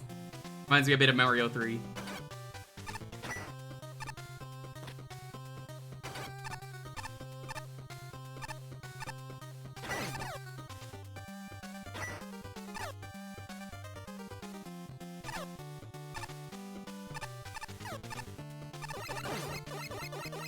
Tilting them in return was at least easy enough. I simply kept having fun. I love that. That is the best way to get back at anyone. Did you know that people who get angry and try and bully hate it when you have fun the most? Stop having fun, they say. And then you're like, no, I don't think I will.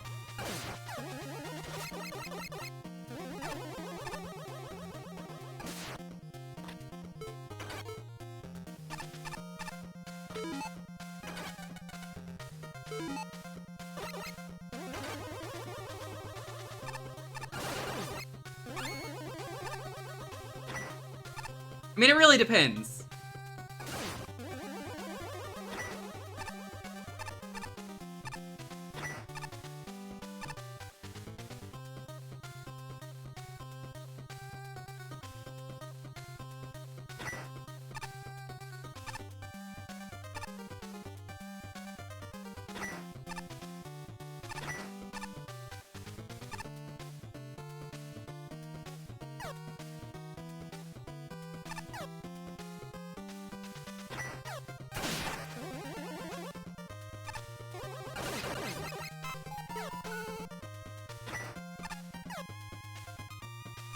I mean, starting to get spicy.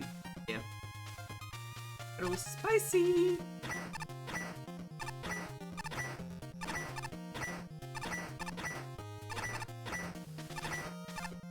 And I don't have rhythm. I'm not the guy to play this level.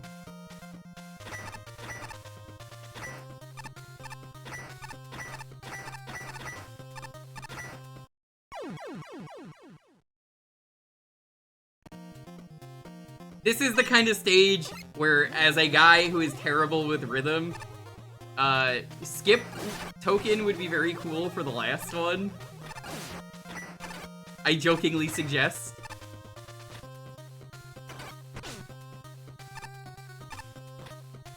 This guy doesn't have rhythm. Get his ass.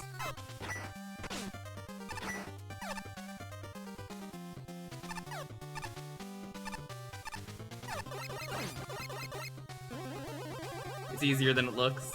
I bet.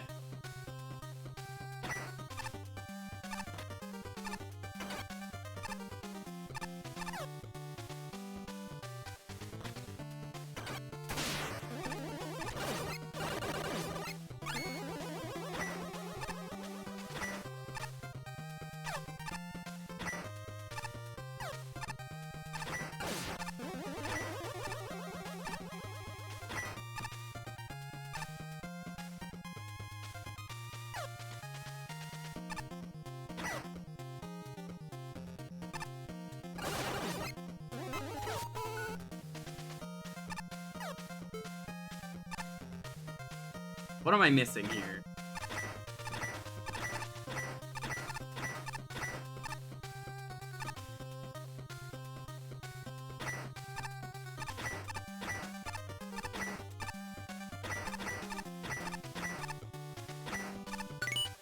Well, I don't know what I was missing, but I got it.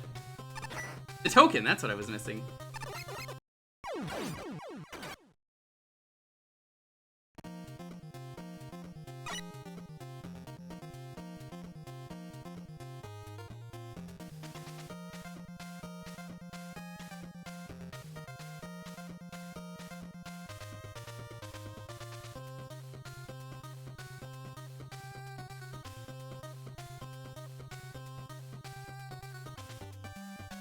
Adding some notes to my my doc. There were spots of regular floor. Ah, all according to plan. I did it the wrong way. Task failed successfully.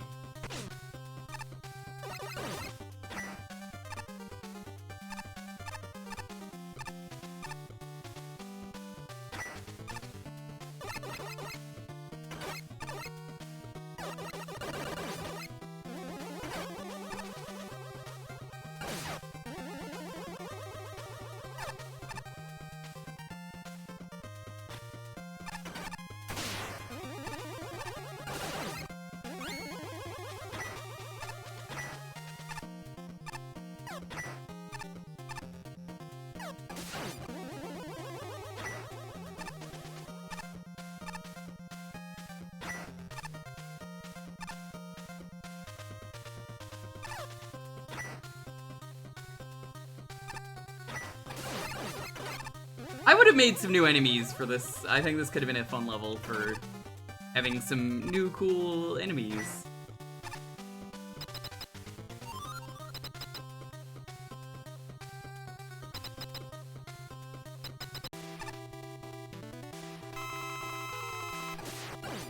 Oh god, Metal Man's in the crowd. That's a really good detail.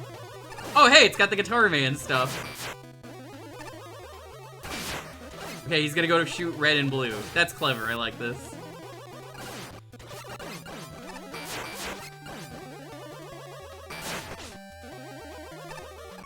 That was it? That was a really underwhelming fight.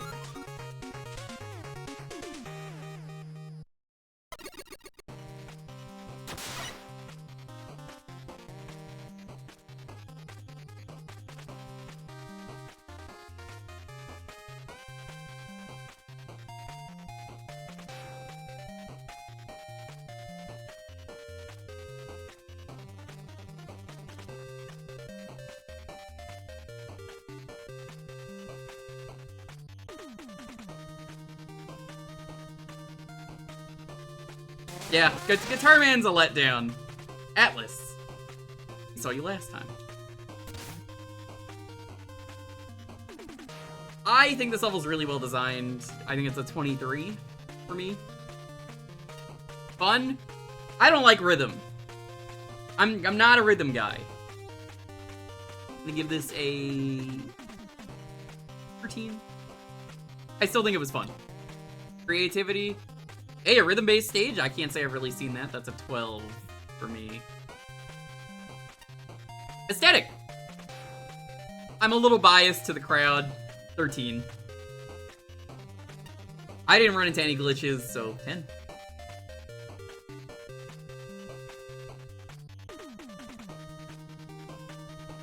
$76.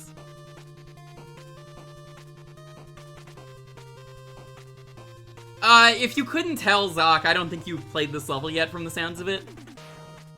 The way the jumping works on the chords, you have to strum them, so you have to, like, jump high enough in a rhythm. And, like, you have to play to the beat.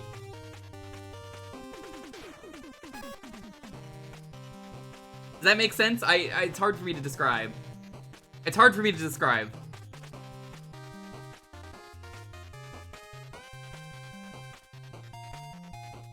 It is the jump height, but, like, I assume you want to strum it in, like... That's kind of how I made it work in my head. Like, I could tell it was jump height, but, like... Oh, it's like, you know, you gotta strum properly, but I guess not. Don't listen to me. I don't know what I'm talking about. I don't know rhythm. Honestly, I have no idea what to make of this stage. The gimmick design is alright. The yellow strings are very distinctive. Get a lot of excellent use, including token challenges, which is a plus. Likewise with the gray platform gimmick, although the constant small hops can be a bit awkward. On enemies, Tondil is a bit more useful than usual, and I like how Soshi Breaker gets some spotlight. But conversely, bladers are about as annoying as ever, assuming they're not being used for target practice. What throws me off about this place is I'm not sure what all this has to do with guitars, not with the gimmicks, and green platforms are obviously guitar strings, and I'm guessing the gray platforms are to reference the stops near the bottom of guitars. I didn't consider that, but sure. I admit this theme is a massive blind spot for me. My confusion is more the enemies, Mega Man games, particularly the more recent ones. Well, staff, their Robot Master stages with plenty of thematic goons, and I have no idea what block crushing and small helicopter have to do with a rock concert. The lack of themed enemies combined with somewhat weird gimmicks throws the aesthetic into complete disarray, which combines with an odd-sounding theme song to make the whole level feel off to me. Still, the level's decent enough that I don't dislike it. It's just that it feels weird. My only other issue is Guitar Man himself. His attacks are alright, and he has all the clear theming I wish his level had. However, he is also laughably easy compared to everything else. It's almost an anti-climax. I appreciate that he's not backbreakingly hard. He seriously needs a tune-up.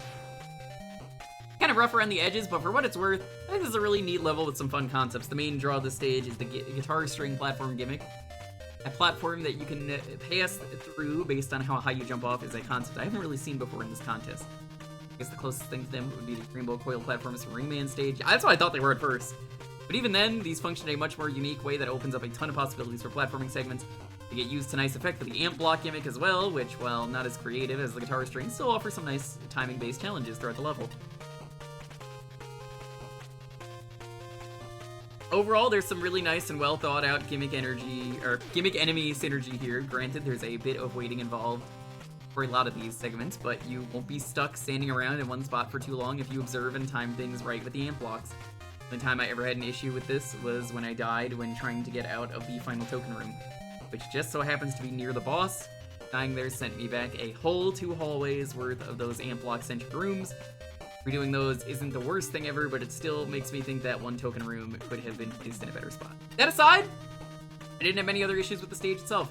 If I had to nitpick though, the general clarity of the level can be a bit rough at first, but with the amp blocks overlapping things, including the ladder at one point, trying to focus on them and enemies at the same time can be daunting at first. But it's all still doable once you get the hang of it. Lastly, there's Guitar Man himself. For as good as his stage is, not exactly an engaging boss fight, unfortunately. In fact, it's downright easy, mostly thanks to him being slow to attack, his Guitar Hero beams being relatively ineffective, and that his music note projectiles can actually drop items, including health pickups and extra lives. Besides that, last fumble with the boss, though, I still enjoyed a lot of what this level had to offer overall. Nice work. Let's Mega. I get it.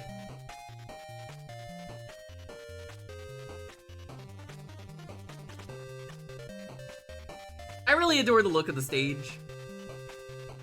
Made to look like a performance stage of sorts. I especially like that you start out at the backstage area and make your way to the front stage. I didn't notice that. The audience to boot and everything. It is incredibly charming. Can't say I'm much of a fan of the music though, and it feels a little too dispassionate. I would have considered doing like a MIDI version of like Through the Fire and Flames by Dragon Force. Could have been really cool here. As for the level design for a musical theme stage, the custom gimmicks don't seem all that much music oriented.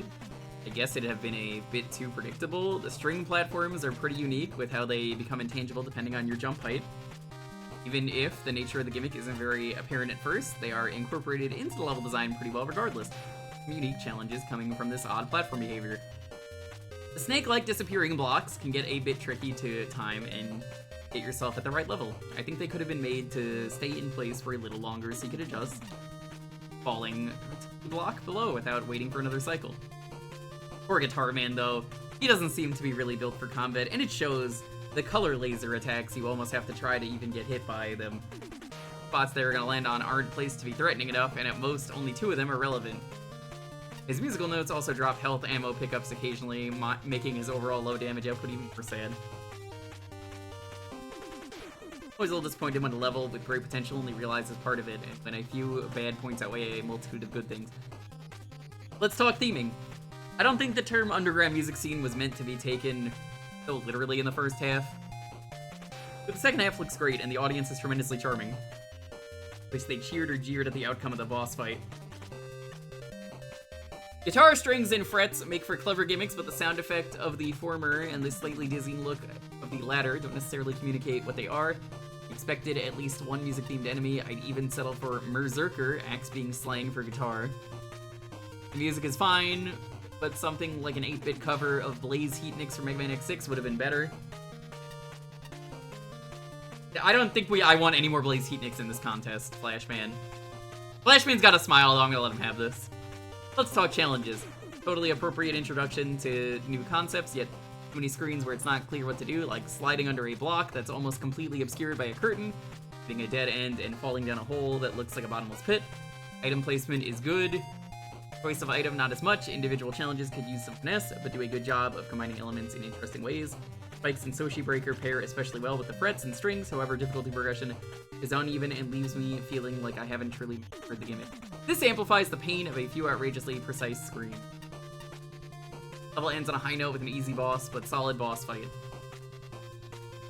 As with the other custom graphics, the Guitar Man looks very professional, with more polish and retooling a few key elements. You could convince me this was a Capcom level.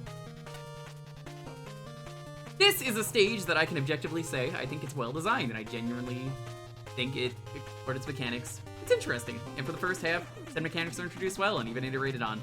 Not take long to start building up to more complex setups, and most of the token rooms are a welcome test of skill. Despite having no new enemies or reskinned enemies, they do the job. Although the less I could do with seeing Blader, the better. It's quite the pest when you're trying to trigger the guitar string. And the level ends on finally combining its stage hazards all in one testing pot of skill. But I think the wire wore out its welcome. It's oftentimes awkward to get the jump height right when it asks more of you. I don't think this is even a hard stage, but you do start mumbling to yourself, "Get down." I never did. Especially when combined with the rising boxes, which I think is the gimmick I prefer. Because for such a deceptively simple gimmick, the rising boxes continue to iterate. I don't think you could have explored these more if you tried. Honestly, solid work there. As stated, the first few token rooms were nice diversions, but the heart token was way too fiddly and annoying to get for its own good. Doable, but given how easy it is to screw up here, getting sent back to the checkpoint thing stings a bit. The graphics are right here. It all works if a bit oddly drawn in spots. Rock texture looks particularly flat. I really appreciate all the musical apparatus, though. Details like that really sell the level and its theme, as do the crowd and curtains. That said, the latter really do not mix well with the rising box gimmick blocking your view. Even if it could have done with a pinch of animation here and there, this level does feel like Guitar Man's level and a secure identity.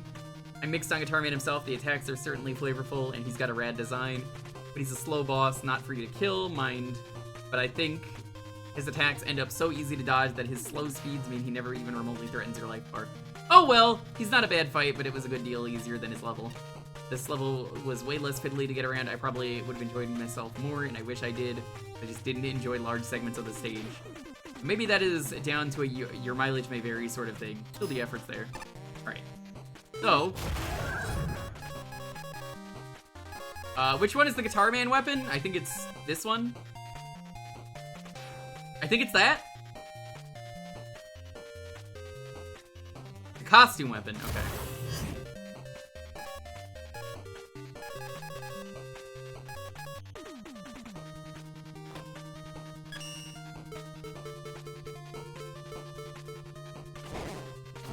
I like it. It's charming.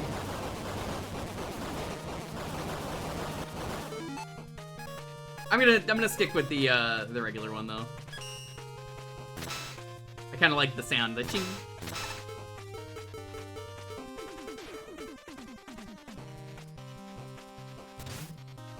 Explosives Factory. It's time to get back to the bomb. Look, it's your favorite, explosives. Current date, November 25, 2018. I guess this is when this was made. Can you hear me? Listen, there's a madman somewhere in this factory. No, madman's in the hub. He intends to demonstrate to terminate. Ah, heck, blow up the whole place. Why must exploding things be threatened by other exploding things? Gonna blow us all to hell. Thanks, Ted.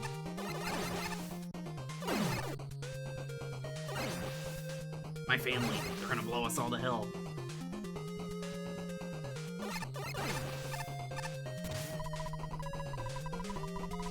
Noticing increased number of crates filled with trinitrotoluene is scattered throughout the factory. Makes me nervous. I mean, TNT is a fairly stable explosive. It can explode from shock like nitroglycerin or dynamite. Still, it doesn't seem like a good idea to have so much of it out in the open. Well, that's satisfying.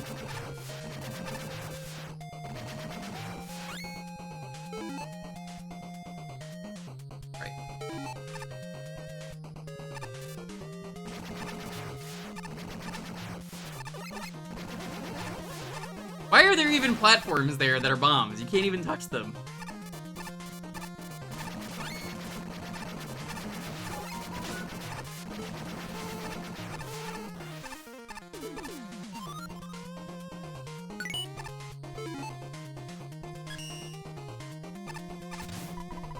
Today, the union reps went around making our security traps, or marking our security traps with warning signs.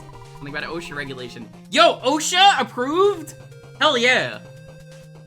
That's going to satisfy them. I mean, OSHA's probably less concerned about the lack of signage and more about the fact that they're death traps. I could respect a level like this. This is an immediate 10 out of 10 level. EO is so unreasonable. He says we have to go through all our bombs and change the proximity triggers on them. If we paid attention to everything he said to do, we'd never get anything done around here.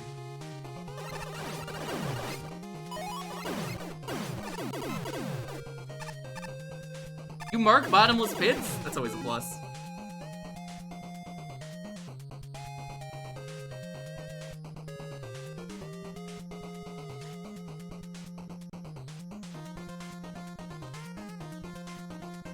Okay.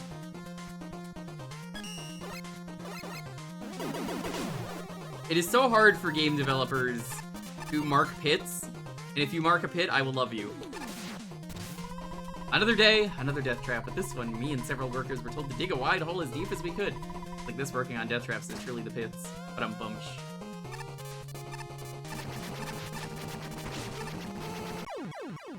Well, I tried to save it. That's a cool gimmick. Oh, and you checkpoint me here too. Hell yeah.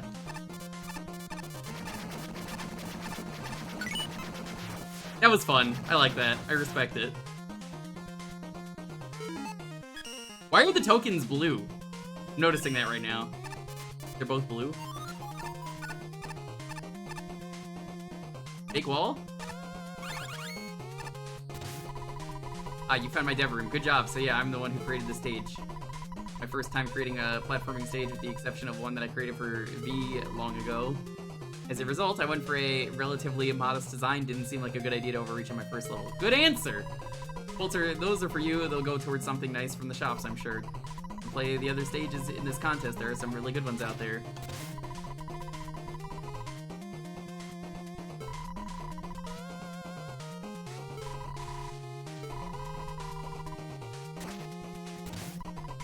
You're having a blast with these contest stages, though preferably not a blast in the face. Thanks. It's a cool stage.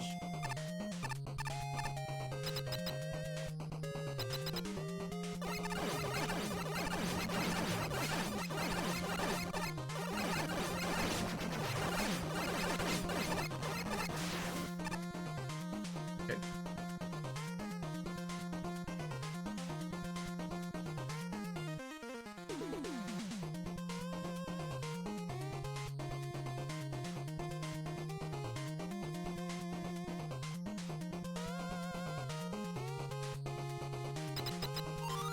Yudi is pissed? Fucking tell Yudi, I ain't afraid of that stupid penguin. I'm gonna drop that penguin off the cliff next time I see him. Today, I'm working conveyor maintenance and cleaning. Of course, they never shut these things off so we can get them cleaned safely. Wish I got wind of this, they'd give our managers and safety officers good belting. Good!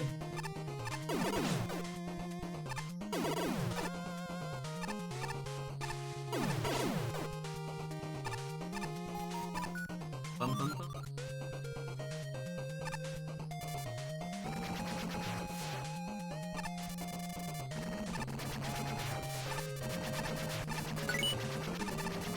Oh man, the tokens are really satisfying.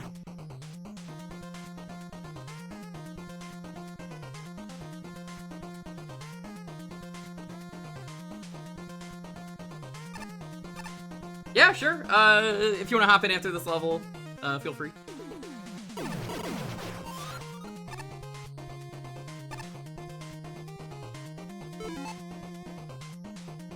Make a good streaking joke. God damn it, why does everyone run naked through my streams? Has this ever happened to anyone else who streams? You got weirdos running into your stream naked? They keep coming in here and doing that. I think that's how I would word this level too. This is an extremely safe level, and it doesn't hurt to be safe.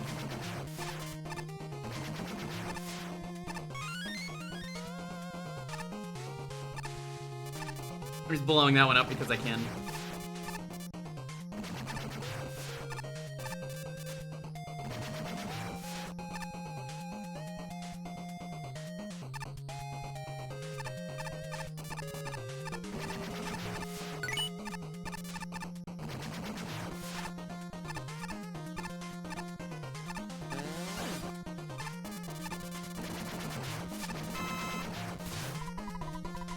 This is getting to be too much. They can't pay me enough to get me to risk life and limb on a regular basis like this. Start a new job in 1 week. It'll turn in my resignation then. I hope nothing disastrous happens before then.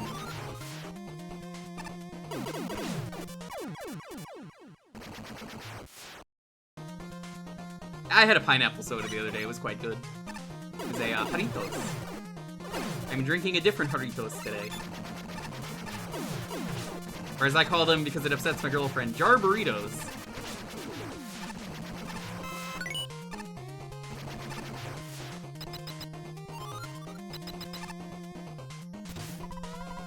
Hero, is that you? Sorry, I couldn't meet you in person. I'm busy getting all the other workers evacuated. If you find any journals by the workers. Wait, what journals? I don't know what you're talking about.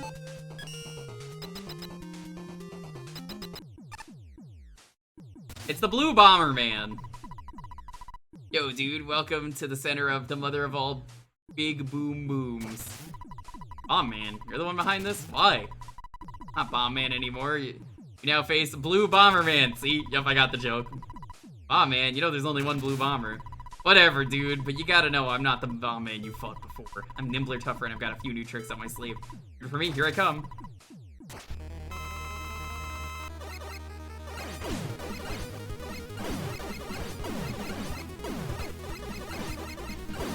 Yeah, so is your trick sitting in the corner?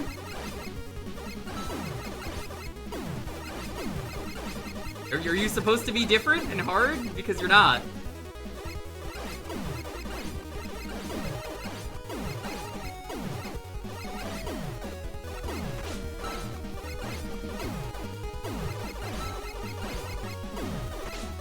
Oh geez, contact damage, that does hurt.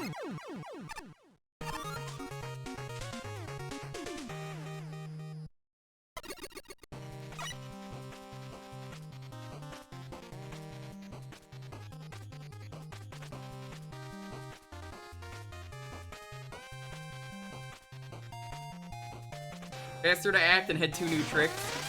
Maybe Bomb Man's just always been a joke. Oh, man, a dupe. Alright. Greg Micken. Hi. Hello. Hi. Alright, let's...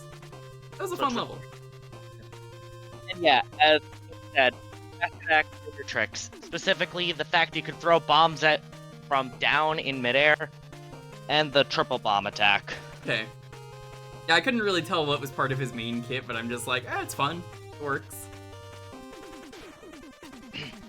Fun. Yeah. It makes the funny part of my brain tickle, so we'll give it a 20 for fun. It's very fair. Safe. Creativity? It's a little weak on the creativity, but it's fun. 8. Aesthetic. Aesthetic's fine. An 8.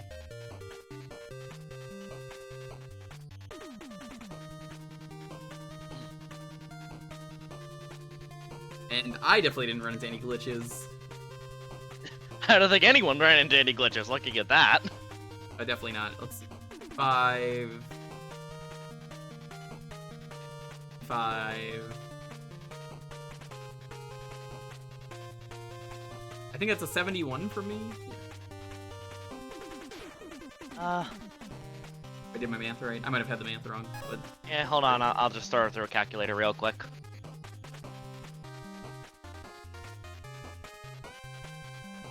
Yeah, 71.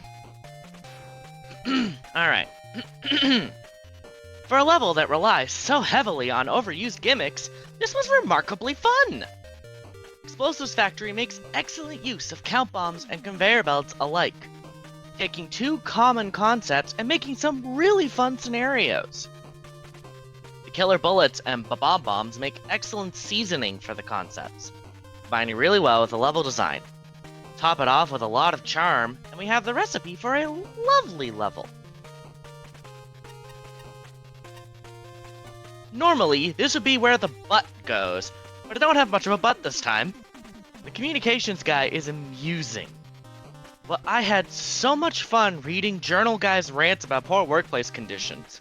And while OSHA rightfully has a problem with all the death traps, I adored the fact that none of them relied on cheap shots to kill me, barring one early Baba Bomb. Every death felt like it was my fault, which is key for player enjoyment. For that...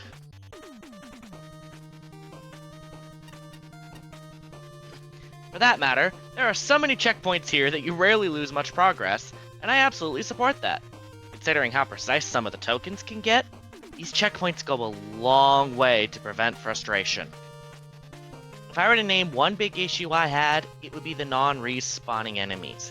Neither the walking bomb nor the red penguins show up enough. Yeah. The latter especially considering the Emperor Penguin mini-buttons. I think penguins would be prominent when they've got a King Mook in the level. Bosses themselves are fine. Emperor Penguin was an excellent mini-challenge, and Blue Bomberman breathed fresh air into the old Mega Man 1 bot, making the fight surprisingly frantic with his new mid-air toss and the odd triple bomb. Just, overall, this was a fun experience. I can't call it top of the line, as without the charming dialogue, it absolutely suffers from relying on overused gimmicks. But much like how Rock Force's Death Man made an alienating concept fun, if still alienating, I'd say this did the best it could with the ideas it started with. I love Rock Force. Rock Force is so good.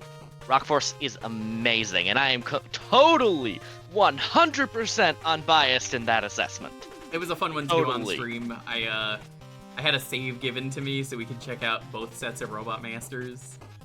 Yeah, I think I actually keep saves at each level of the game just so I can actually play them all. Yeah, it's really good for replay value, and honestly, shout out to whoever gave me that save. I forget who it was, but that was very nice of them, just because it was like, hey, thanks, I don't have to replay the game again, I just ended on this Robot Master. Yeah, and for those who don't understand the joke behind my totally not biased, I'm the lead beta tester on that game. Oh, you were? Oh. Yeah. GW and I are good friends. Nice. We don't talk very often, but that's mostly because we talk through email.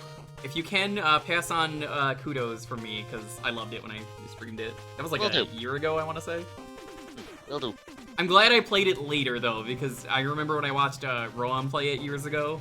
That was before it did the thing where the Fuse Robot Masters have two forms. Yeah. Perhaps not coincidentally, that update is the one I helped beta test. I wasn't involved in the original. Makes sense.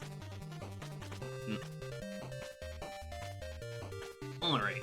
I can't help but get the impression that you were inspired by Combustman's level from the previous contest. Not just because it uses the same music, but the way it plays out reminds me of it quite a bit as well. Whether the similarities are intended or not, I found the stage lacking for roughly the same reason that Combustman fell short. Plays things overly safe and doesn't do much with its gimmicks. Count bombs and by extension conveyor belts aren't exactly the most exciting hazard on their own, but have them laid out in mostly basic configs just ends up hurting the stage. There are a few exceptions to this, such as the segments leading to tokens and everything including and past the key room was a step up compared to what came before it. Unfortunately, by the time the level is actually doing more interesting things with its gimmicks, it's already starting to end. The other, but definitely most notable parts of the level would be the mini-boss and end-boss, King Pen Pen. He has a fun design, goes down incredibly quick, and isn't much of a threat on his own. As for Blue Bomberman, while I appreciate the small tweaks to make his fight feel a bit different, I don't think it was enough. That's kind of how I feel. Maybe it would have, if he used that desperation attack where he throws 3 bombs at the same time more often, but he only seemed to do it once throughout the entire fight. It feels like a wasted opportunity that could have made the boss fight more interesting, which serves as a bit of a disappointing end to a mostly lukewarm stage. I guess I'll do this one. Firebomb! Combustman as the stage music is a bit peculiar, certainly a weird choice, homage, whatever may be the case here. In hindsight, it's probably just free Mega Man style music to use that I'm not aware of. The stage consists of the Count Bombs and Mega Man 1 Pit Bombs as its gimmicks. Surprisingly, it works super well. I really like how they are used here. I'm always a fan of the Count Bombs being used in more puzzle-like situations. The warning indications at where they're going to detonate are also nice for the Mega Man 1 up and downs. Definitely help narrow the chance of unfair deaths they are mostly infamous for. I really like the mini-boss sprite. Behold the Emperor Penguin of the Bomb Egg Kingdom.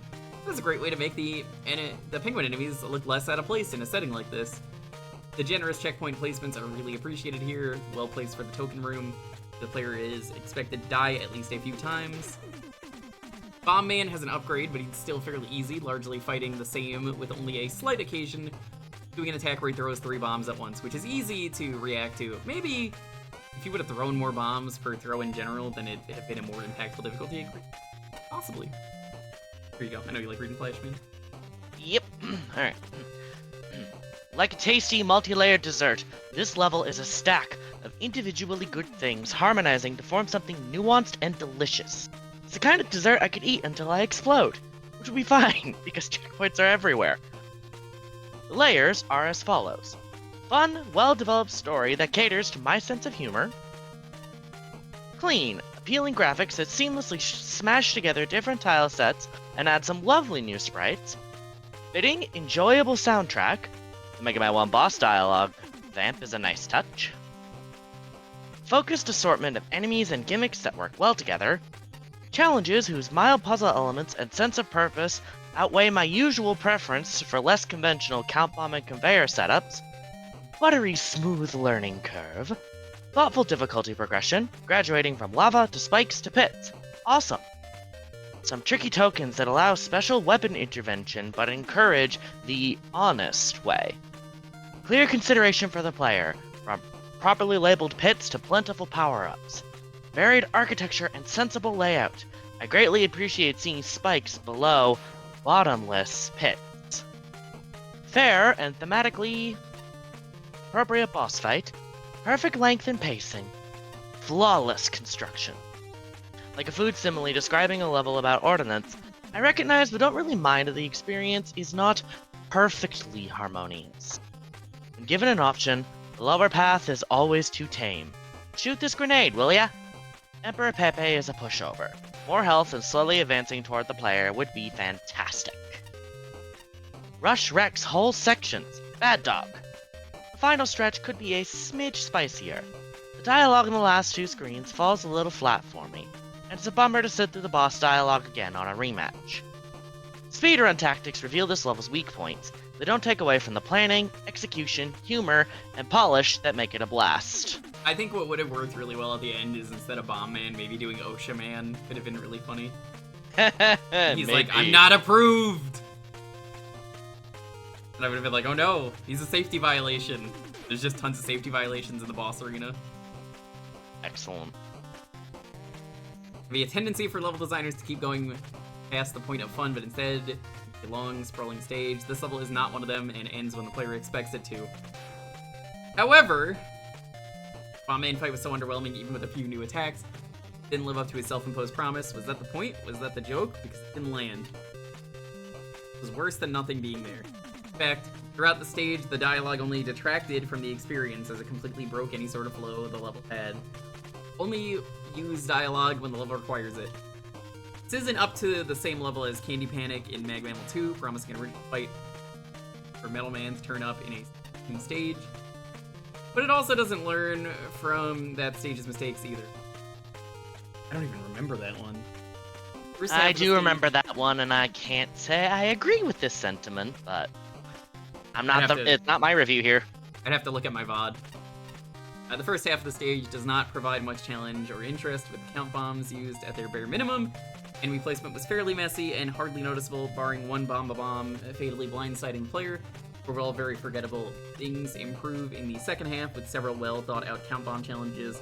Although I am not convinced the conveyor belts added much to the level, particularly in the final rooms. Checkpoints in this half are particularly well placed, both before and after slow rooms. It is not always about the physical length between checkpoints, as it is the time it takes to get between them, and this shows that even 2 rooms can be a long enough period. Good stuff. Tokens overall were good, and the checkpoints of the side rooms were appreciated. Somewhat hard challenges were never any frustration. The mini-boss was simple but fun. It should really have been the boss of the stage as well, in place of the unchanged Bomb Man. I hate to mention it again, but Bomb Man really was a low point of the stage, creating a more interesting room for your mini-boss. Would have been a much nicer experience to end the level with. Overall, it's a pretty promising start to stage design.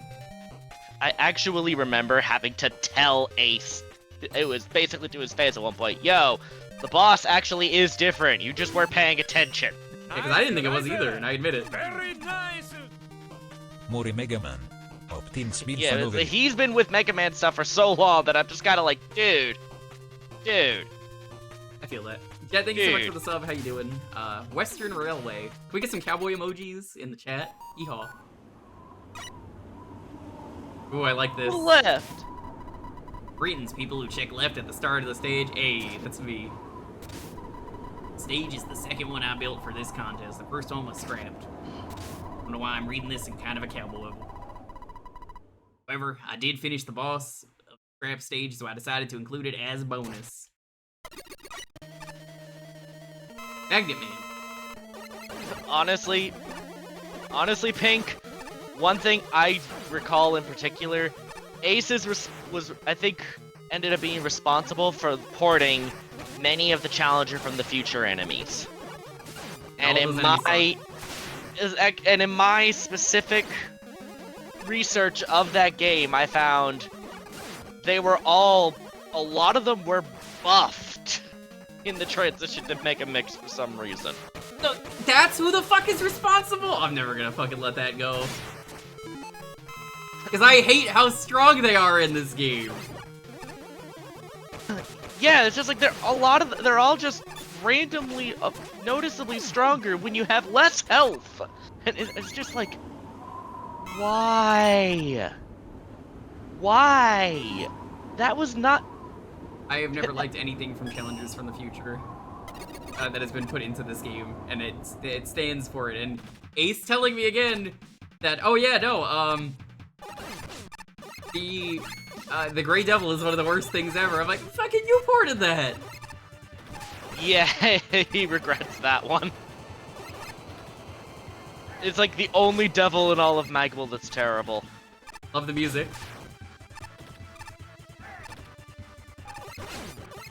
I'm forgetting if this is Turtles in Time or if it's Sunset Riders, but either way, it's good Konami music. I don't Bird? know. I have to. It's Turtles in Time, thank you. Because I was like, this is the Leatherface stage, right?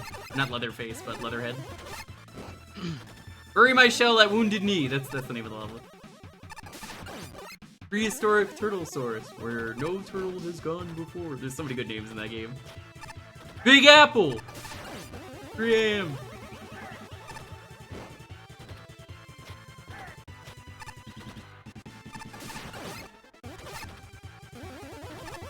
This is like...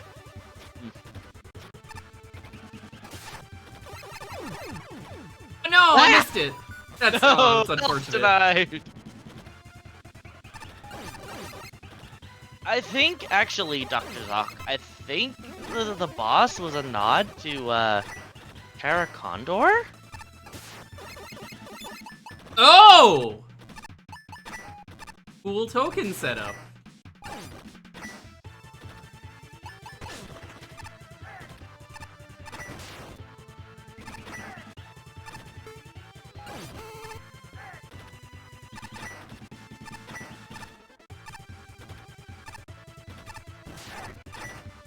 Oh, almost had it.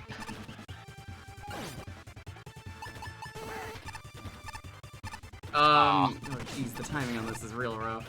It is. What? Oh, dude. Honestly, I think in my experience, well,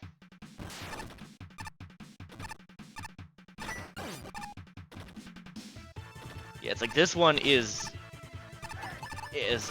awkward.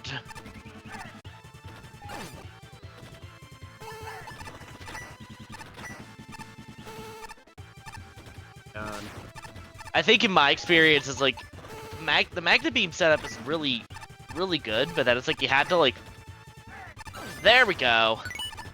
I made a point to like follow directly behind it. I guess that does work too. I think in my experience, I did that Buster only and just tanked damage.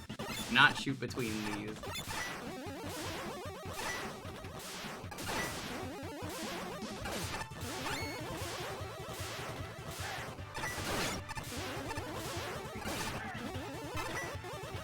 Much appreciated healing.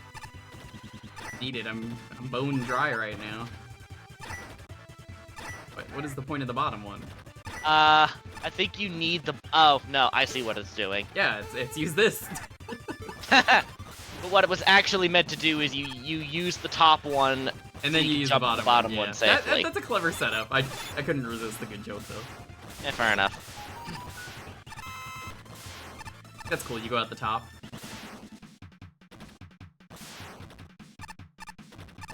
This level is one of those ones where it's like, if you're somebody who's played the works made by that the same author made later, it's like not surprising.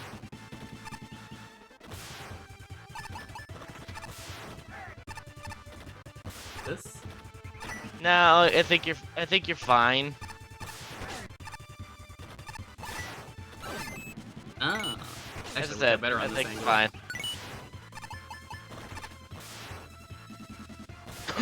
Yeah, it's like Ringman in the Castle, Eddie's World, Eddie's World in particular. It's like you can see this person's design style really start to take form. Tomatalk?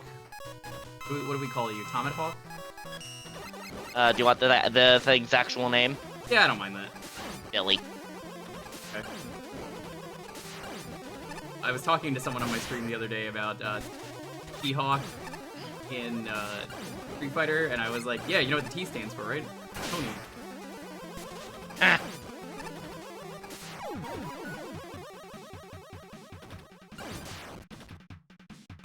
I actually haven't played. Buckfire. Buckfire. So he does.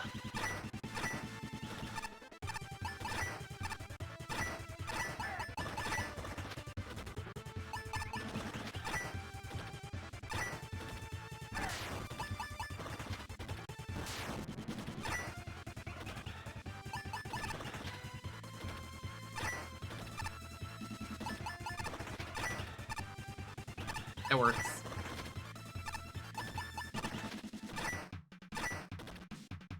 There we go.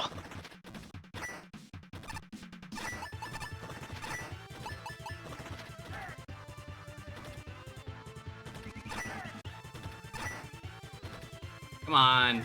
Play nice. Victory!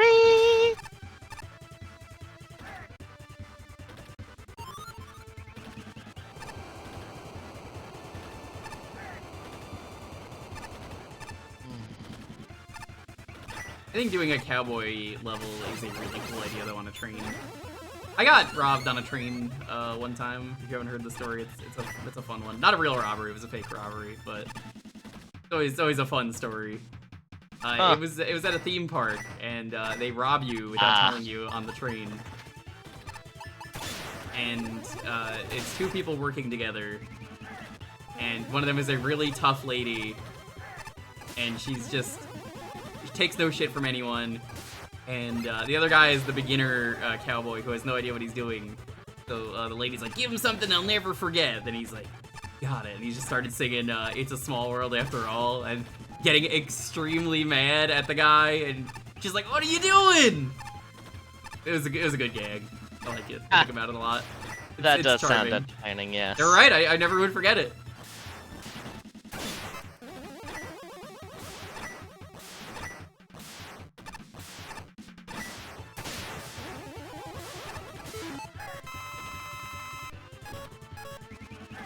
This is a mega robbery? Oh no.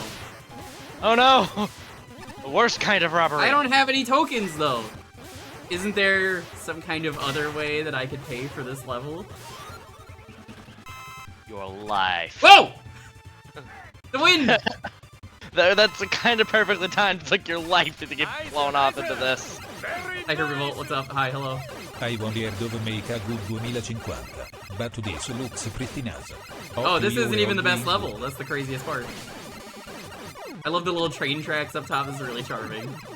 Yeah, we're approaching the best.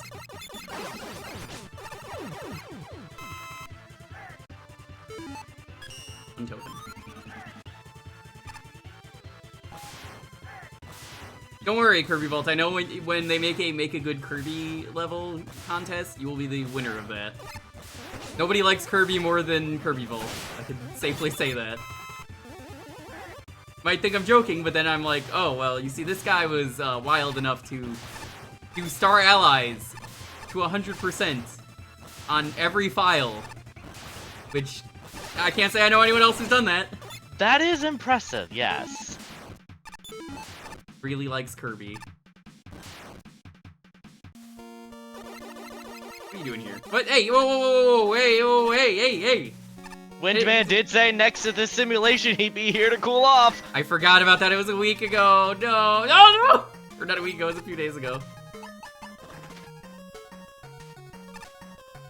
You are getting owned.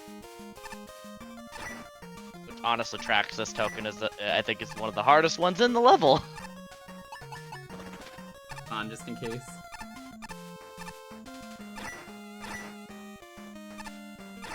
Windman, no! Didn't even say, no, he just hurts me if I walk towards him. I was gonna say, I was like, do you have anything to say? Nope. Nah, he said his thing in like a nearby No! sign. Oh, that was painful. Ah! This is mean. Watching you fall off there was pain. Can we get some pain in the chat?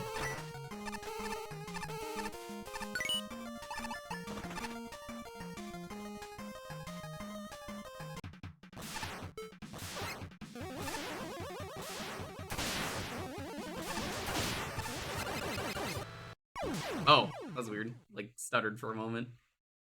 Oh dear.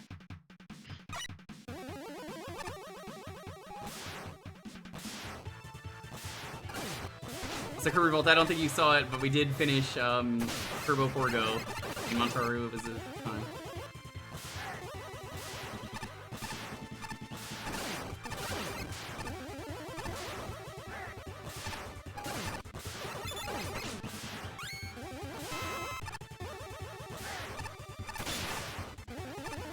I can't believe he forgore. I can. Snapping. What can you say?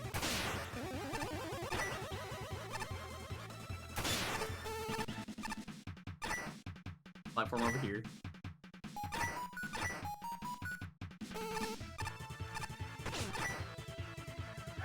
Didn't even see where there was anything special. It's like, oh, yeah, there's a hidden. It was highlighting a hidden ladder. I got everything already, so I'm good. Probably an M token. Dev room, I believe.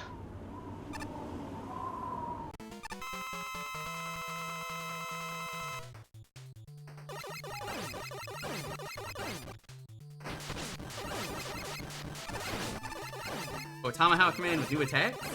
Gives. Hey, you're not allowed to do that.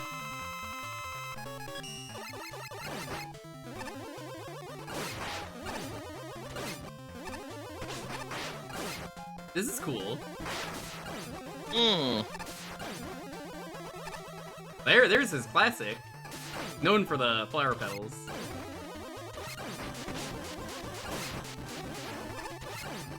Oh, they share a health bar. Interesting.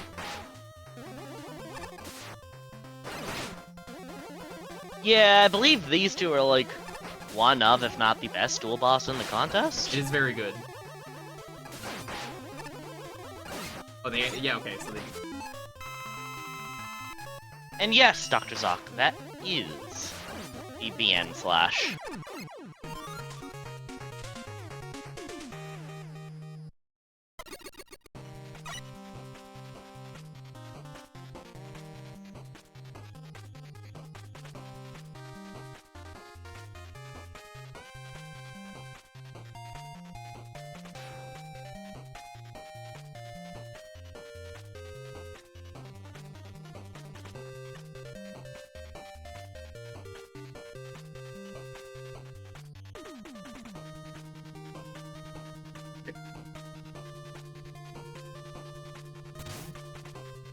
Western Railway.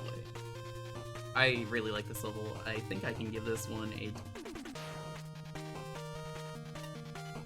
Western Railway, for me, pretty fun level. It wasn't 20.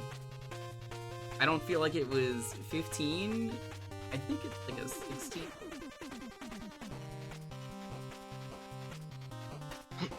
Creativity. Yeah, I haven't seen people do what they did with the tokens in this level before, so I'm gonna put this at like a 13.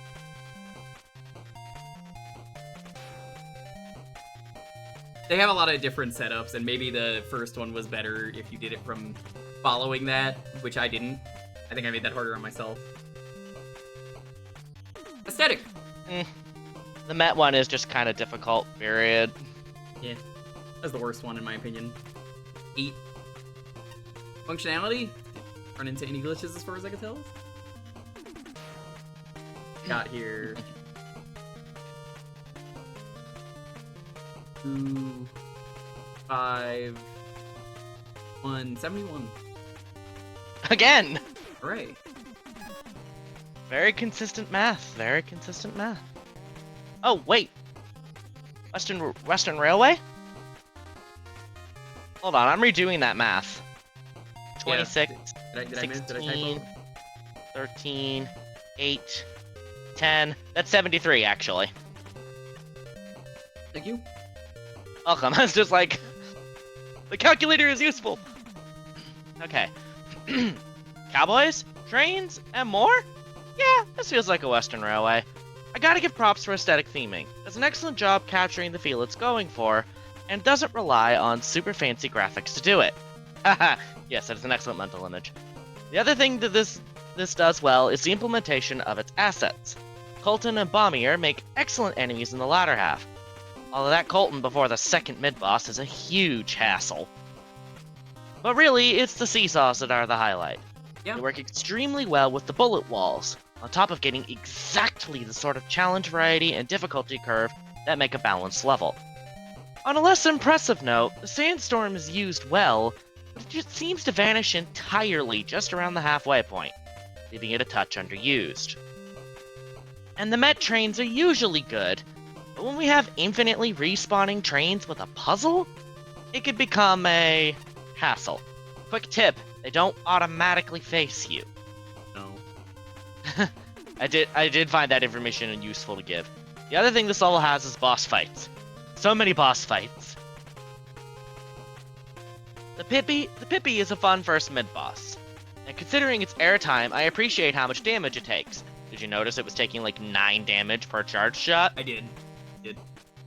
That was a bird boss I didn't hate. Indeed. Own bird hater. I didn't hate bird. The Tomahawk Met was a satisfying fight, while the Tomahawk Man's stage theme doesn't fit a boss fight. The Train Bros are a simple, yet effective opponent, and their strict pattern avoids any color coding issues. The team-up of Tomahawk Man and Charge Man is a wonderful climax, with just the right amount of variety and challenge. Finally, Magnet Missile Man was an entertaining extra boss, and I see that Star Force inspiration. As a whole, this is excellent. Maybe a bit too precise in some spots, but it's otherwise pretty fun. The only other hiccups are with tokens. Magnet Missile Man is great, and I really enjoy the puzzle spin on the stage's concepts. But the Windman token was easily the least amount of fun I had in the entire level. It had very little to do with the stage itself, and stringing it all together felt royally awkward. If only one thing were to be changed, I'd advise taking this out. The rest of the level is great though, and I imagine it'll place high regardless. Which, oh hey, it did. Although admittedly not as high as I would have anticipated. This is a level that admittedly I wasn't too sure about at first. I like some of the ideas on display here, but the execution on them definitely could have used for polish. One of the most glaring issues with the stage is the number of mini-bosses. I'll commend you for making each of them feel unique, and they're generally easy enough to learn your first time through. But it doesn't exactly distract from the sheer amount of them. It gets to the point where it feels like they're there just to extend the stage's runtime. It's kind of a shame since some of them, mainly the edited Magnet Man, are generally pretty fun to fight, and as I said, there's just way too many of them crammed into this one stage. As for the platforming segments, I found they ranged from mostly fine to somewhat disorienting. Put the blame for this squarely on the graphics for the bullet spawners and the hazard blockers. Something about them just looks wrong, especially in the case of the blockers. I personally would have picked something that's out a little bit better against the tiles and backgrounds. It's unfortunate since the level does a lot more with the Blade Man seesaw gimmick than most other stages would. I'd honestly go as far as to argue that this is the most creative use of the gimmick in the whole contest. Just that some of the sections involving them can get a bit frustrating given how they get knocked off them. Compelled with the very short reset timers on most of the seesaws as well. As for anything else of note, the tokens in this stage are mostly fine with the exception of the last one. Definitely possible to get it without weapons. The Windman token can be so annoying that I honestly don't think it's worth doing the intended way. Thankfully, the stage ends on a slightly higher note with the end boss, or rather, bosses. The Tomahawk and Charge Man duo fight takes a bit of time to get used to, but once you get the hang of their attacks and know how to face them, it becomes a really entertaining fight. I'd say it's definitely the best showcase of a duo fight in all of these entries. Agreed. That said, I wish I could enjoy the stage as much as I did the end bosses. There's some solid ideas here, but in its current state, I find most of this level more disorienting than anything, and in some parts, such as with the Windman token, just downright frustrating. Chargeman is a fun stage. I might hate the boss because he's invincible far too long, but it's a fun fight. Also, his power's terrible. Boy, this is dated. You can tell how old this review is. Making a Overwatch McCree reference. Oh gosh, yeah. Yeah, oh man. People fucking hate Overwatch now. That's how old this is. I used to play Overwatch a lot, but I definitely fell off that hard. It's high noon. I like the concepts here. The bullet dispenser and the shot absorbing thingies. But, man, the timing required for some of these maneuvers can get pretty precise and unforgiving. It definitely had dampened my overall enjoyment for this stage. You sucked? Oh man. Yeah, I sucked too. I have never played that game. I'm not about to start. First-person shooters are not my jam. Don't want to play it nowadays anyway. Overwatch 2 is Understandable. very, very bad from what I hear. It removed a player from the team instead of balancing the game, and all of the new characters are really bland, from what I hear. Exceptional. That's not even mentioning any of the Blizzard stuff. I mean, I already hate Blizzard, but I'm just like, ooh. I know they had to change McCree's name due to reasons. Never need a new FPS, I have Doom. Yeah, people just keep releasing new games in Doom anyway. They're bringing back 6 players? Oh my god, what a fucking miracle. Definitely dampened my overall enjoyment of the stage, don't get me wrong. They are well utilized in creative ways, definitely give the stage a very unique identity. Maybe if the bullets weren't fired as frequently as they are, wouldn't feel as restrictive.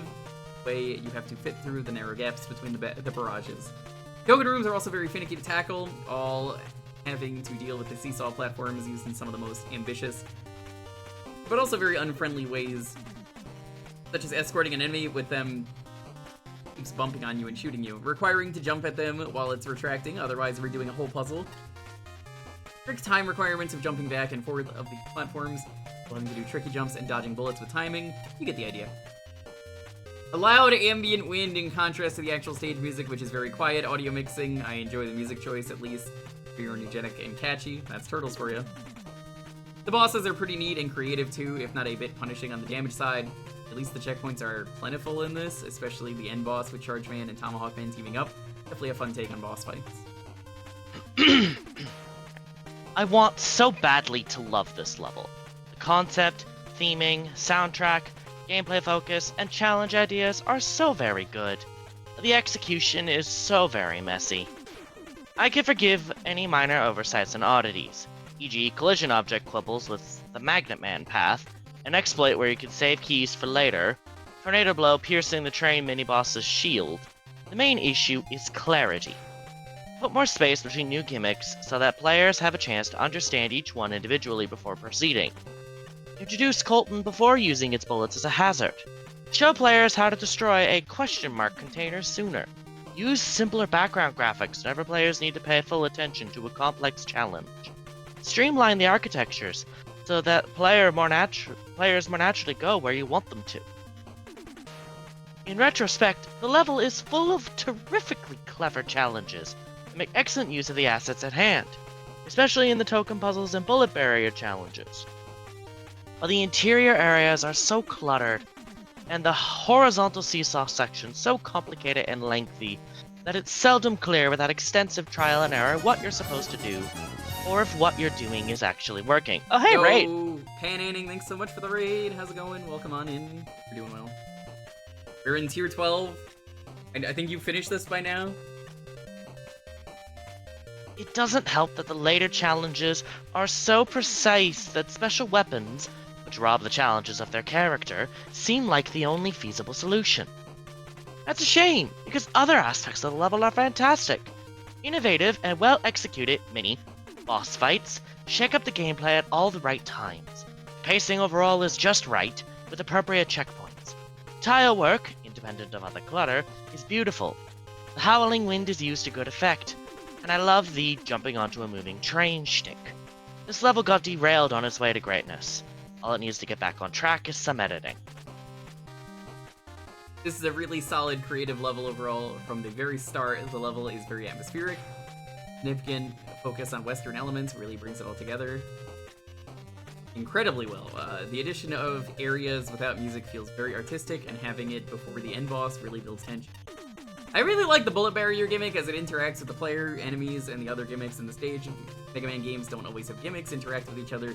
This felt particularly natural. It also kept getting used in new ways while rarely repeating ideas. The bullet streams were a good on-theme replacement for instant death spikes and allowed you to pull off some clever segments. One complaint I do have with this gimmick is I do wish the actual graphics for them were easier to parse. Really too easy to lose track of what's going on given their size. They look more like a stage detail rather than an asset that's worth paying attention to. On that note, I'd say overall, graphically, it was well put together, but there were a couple of rooms where the background was too busy to properly understand what was going on. Particularly the first time you see the seesaw in S.H.I.E.L.D. Seesaw was probably used to the best of its ability, but is a naturally awkward gimmick, especially when used with enemies and timed puzzles. You often had to tank damage to complete puzzles within a reasonable time frame. Each token puzzle was in theory a very nice idea, but they often felt a little messy to pull off. One exception was Wingman. Since he did not deal damage, you had complete control over movement rather than dealing stun. I liked every boss, but I think you could have dropped one of the first two, probably the bird. It felt unnecessary to have quite so many of them. That said, they were all pretty good, especially as every boss on the stage had such good tailspur to attacks. My initial impression of the final boss was that it was quite chaotic, but on a second playthrough, it clicked and became a very satisfying conclusion. Magnet Man exists and is fun, but he doesn't help contribute to the sheer numbers. Quite a few messy segments. This was a really well put together level, and I would like to see what you do next. Additional 2022 comment. Holy crap, okay, yeah, you're going places, mate. What? Spade Magnes has advanced from this level significantly, having made a few fan games that would be just great fun for you to check out. Like, I have to give a full heart recommendation to Eddie's World in particular. That's funny you mention that, great. Because if you want to DM me at some point, it'll be saved in my DMs. I was actually gonna say, since you mentioned the thing with Rock Force, always tend to like beta test these. I would absolutely be down if you want to make a list for me to go through. I'll tell you if I played them or not, but like feel free to send me a list as long as you want. I would happily go through those games, old or new. I would go through them, even if like a new one drops. I would happily do that. Yeah, see, I figured Pink would ask the same question. Honestly, I don't know on that one. Like, how traditional are we talking? Because there are very, very few fan games I'm aware of that are like wholeheartedly traditional. It's like the one that immediately comes to mind as far as traditional is also fairly high quality is like Unlimited is the main one that comes to my mind. Oh, Unlimited, you exist. Yeah, fair. It's a high quality game, but it's also like, yeah, there are definitely parts I don't like. Yeah, but hey, I'm excited for 2. Fair. I'm excited for 2.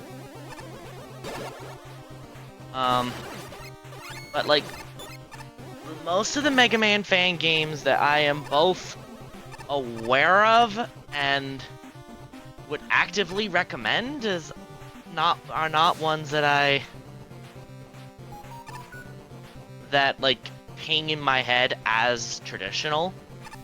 Even Rock and Roll, because it's like the whole swapping between Mega Man and Roll and how that's executed in the Fortress is. I would not call that game. I would not call that traditional. I would almost say Rock and Roll is French vanilla. It's arguably traditional in a vanilla sense, but does some new things in a good way. I admittedly I have to replay that one, honestly. Though when I did it in my blind playthrough, I got tilted. I loved it. I got absolutely tilted in spots. There were some sections that I just genuinely loathed. And the final boss hurt. I don't remember hating the final boss. I do love that it like freezes you in place and you pop aggressively. the main reason I mentioned the final boss is I took that on Buster only. Oh yeah, that would do it.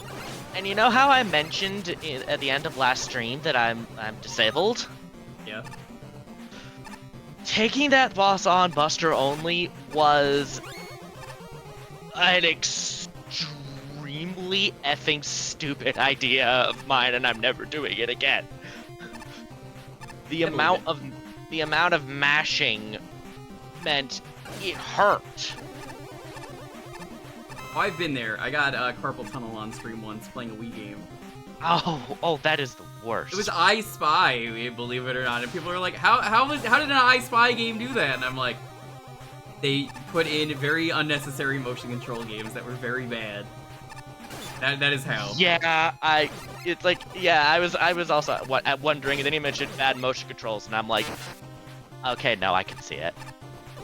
Yeah, that was it's Andrew. Whenever they show up in chat, will often bring up Skelly from that game and how much I despise that stupid skeleton who traps you in that mansion. Oof. No, it was an otherwise cute game. I played it as a joke for Halloween, and then I did it again, the PC version, which is older and doesn't have motion controls, so it's better, I guess. Oh, it's funny enough that Pink mentions role-playing better. I not only agree with that, rock and roll isn't even the first time that happened. If, for some reason, you ever end up deciding to play Mega Man 42, use roll. I don't know what that is, but okay. Mega Man 42 is the game that Madman is from. Okay, good to know. It is... The best thing about it are its weapons. Mines. The game itself, I will be honest, it is not very good. But also, like, Mega Man plays like he does in Mega Man 1, but then Roll, in exchange for taking a little more damage, has a dash. And I think has slightly better DPS by being able to shoot more Buster shots at once. Oh geez, I actually haven't played Sequel Wars yet. I'm waiting on that one to be finished. I hope they do a Wily Tower though. That's like the best part of the Genesis game. I think what they're doing with that is the EX stages instead. What are the EX stages? Basically remix stages, but like ridiculous. I'm down. Not quite to the level of different as Undead Fortress, but certainly closer to that and Skull Sands versus many of the other stages. Oh, yeah, I'm actually looking through like my list of Fane games I'm aware of now. Because I'm still thinking on Pink's question, and I'm just like, what are the ones I can answer on? No! Are you kidding me? Oh, what happened? No, it didn't respawn. Okay. I mean, it's going to now, but I got thrown away in the middle of the boss fight. Oh, that's real bad. Oh, that's unfortunate.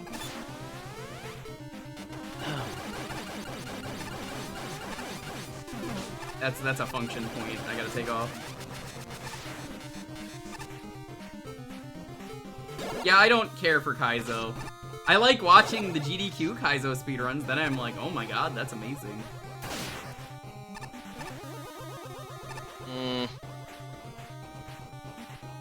There are... Mega Man fan games haven't gone the route of Kaizo, but I think because Mega Man in and of itself is so formulaic, so many of them are like, hey, let's do something different. Someone wanted me to play Rockman CX recently. I haven't touched that one. Like, sure. Hear that one's pretty good. CX is definitely a ROM hack that exists. Did I see your previous question? I did not, Omega Vanguard. How are you doing? Doing well.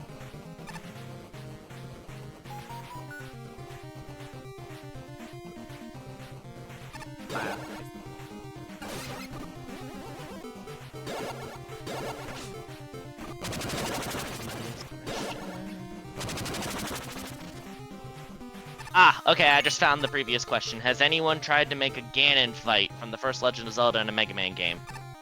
No. That has not happened yet. Oh, I'd want that. At least, not that I am aware of.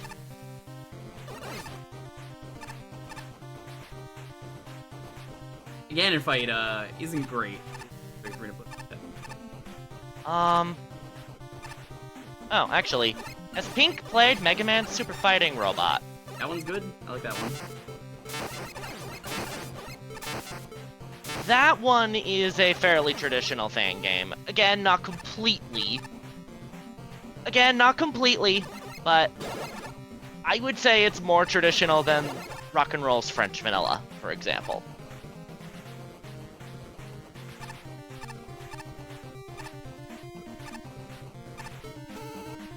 I have 2 health. Understandable.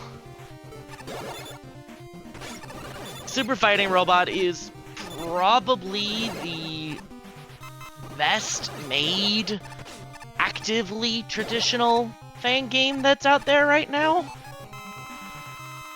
Very There good. are others, like Mega Man Dr. Wily's Final Attack is not super strong graphically, but it is one where I really appreciate its level design. So I consider it a No good one. boss? Yeah, no boss. But otherwise, Mega Man Ram also exists, but that one is slightly odd. Not super untraditional either, but it's another one that's closer.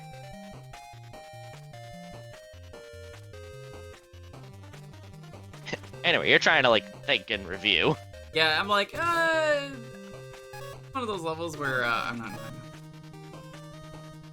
I feel like it's a well-designed level, but the platforms were just kind of stressful. Fair. But it was solid, if that makes sense. Like, again, we're at the point where everything's really well-designed. I definitely cannot blame you for finding it stressful. I'm gonna give this a 20. It was fun, though. I enjoyed it. I'm gonna give this 14.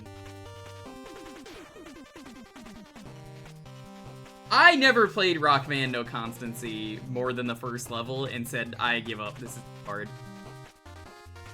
Is there an easier version of that? Because, like, oof.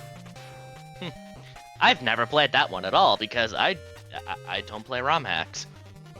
The only ROM hacks I recommend for Mega Man that I have really loved are Midas Infinity and, shockingly, Rockman 7 EP, which is also made by the same exact guy, and they're incredible. I don't even like Mega Man 7. I loved Rockman 7 EP. That was great. I grabbed 3 of them in the whole romhacking.net debacle. Yeah. From yesterday. It's like I grabbed 3 of them that I want to try out, mostly because I understand the 3 are fairly high quality and have custom robot masters, which is my jam. That's my weird sticking point. If you're just reusing robot masters in your fan game or whatever, I am a lot less interested. Yeah, I mean, it's interesting when they do new attacks, which is why Midas Infinity is really cool. Same with 7 EP. That's why I would recommend them. Yeah, fair. And oh, and yes, Pure Sabe is streaming Agmal 3. Yeah. It was pretty cool. Alright, let's see. 34... 9... 50, 60. Yeah, 60. Okay. Huh. Heavy Game Boy vibes here. An interesting decision. I rather like the enemy set here. It's more unique, skewing many of the typical opponents for Game Boy enemies like Biribari and Boostin. That works to the level's advantage, giving it unique setups I don't always come across. With sections like the Token Rooms, Secluded Terminal definitely puts these enemies to work. As for the gimmicks, I appreciate the use of the CFTF girders. They're such a simple, yet highly elegant concept, and they provide just enough variety that the level rarely repeats challenges despite its length. And a lot of what's presented here is genuinely unique. Unfortunately, the length is one of this place's biggest issues. This is a rather long level, and the variety I mentioned still isn't enough to sustain it. The gameplay isn't bad, while some challenges can get a little awkward, such as the second mid-boss or accessing the final token. The only outright design problem is that there's not enough checkpoints. However, the vast majority runs together in my head, and not enough individual moments stand out. The visual design is a big part of this. It has no issues from a functional perspective, but the whole metallic design feels sterile, and it bogs down the level. If the space station visuals are a core component, perhaps I'd suggest a few more outside sections? That would offer a bit more visual variety. Also, a boss door with no boss. That was an anticlimax, though thankfully the final stretch before it was good enough to end the level anyway. Still, this place was fun enough. It might not stick in my head well, and it certainly overstays its welcome a bit, but I can't say it was a bad level either. A respectable job, I'd say. Not sure why, but I get the feeling you like some of the lesser-known Mega Man enemy gimmicks. Jokes aside, this was a pretty decent stage. It certainly tries to do all it can with the Dangan Man platforms, utilizing them in ways that almost always keep the player on their toes. The enemy placement also complements the platform sections really well, as they always feel like a decent enough threat without feeling too overwhelming, barring one major exception that I'll get to shortly. The real downside to all that is that some of the segments start to feel a bit repetitive after a while, or at the very least feel like they're covering same challenges with very few differences. Definitely isn't the case for every part of the stage. I was still getting a bit worn out by how similar a lot of the segments felt after a while, specifically towards the end of the level. Aside from that, the only other major issue I have here is with the second mini-boss. Simply put, the Dangan platforms really don't mesh well with the twin shooter. It turns out otherwise normal. Actually, wait, what am I saying? Yeah, no, I have to take off some function because that threw me out. The fight. That is indeed I'm a glitch. actually gonna lower that to 6. It's gonna be a 54. I completely forgot about that. Whack! It turns an otherwise normal fight into a very hectic one. Especially if you're doing things Buster only. I also take issue with there not being a checkpoint directly after this. There is one a few rooms away. It's still possible to mess up and die before that, thus forcing you to reach the twin shooter battle again. Beyond these issues, however, I don't really have any other complaints with this level. It's a really decent, if somewhat repetitive experience. Yeah, that was a really weird part of the level. It's disappointing.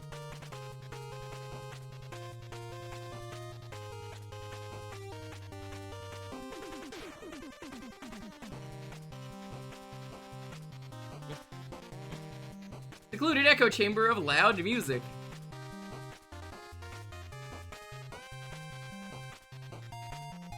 Pretty average usage as far as the scrolling vertical platform gimmick goes.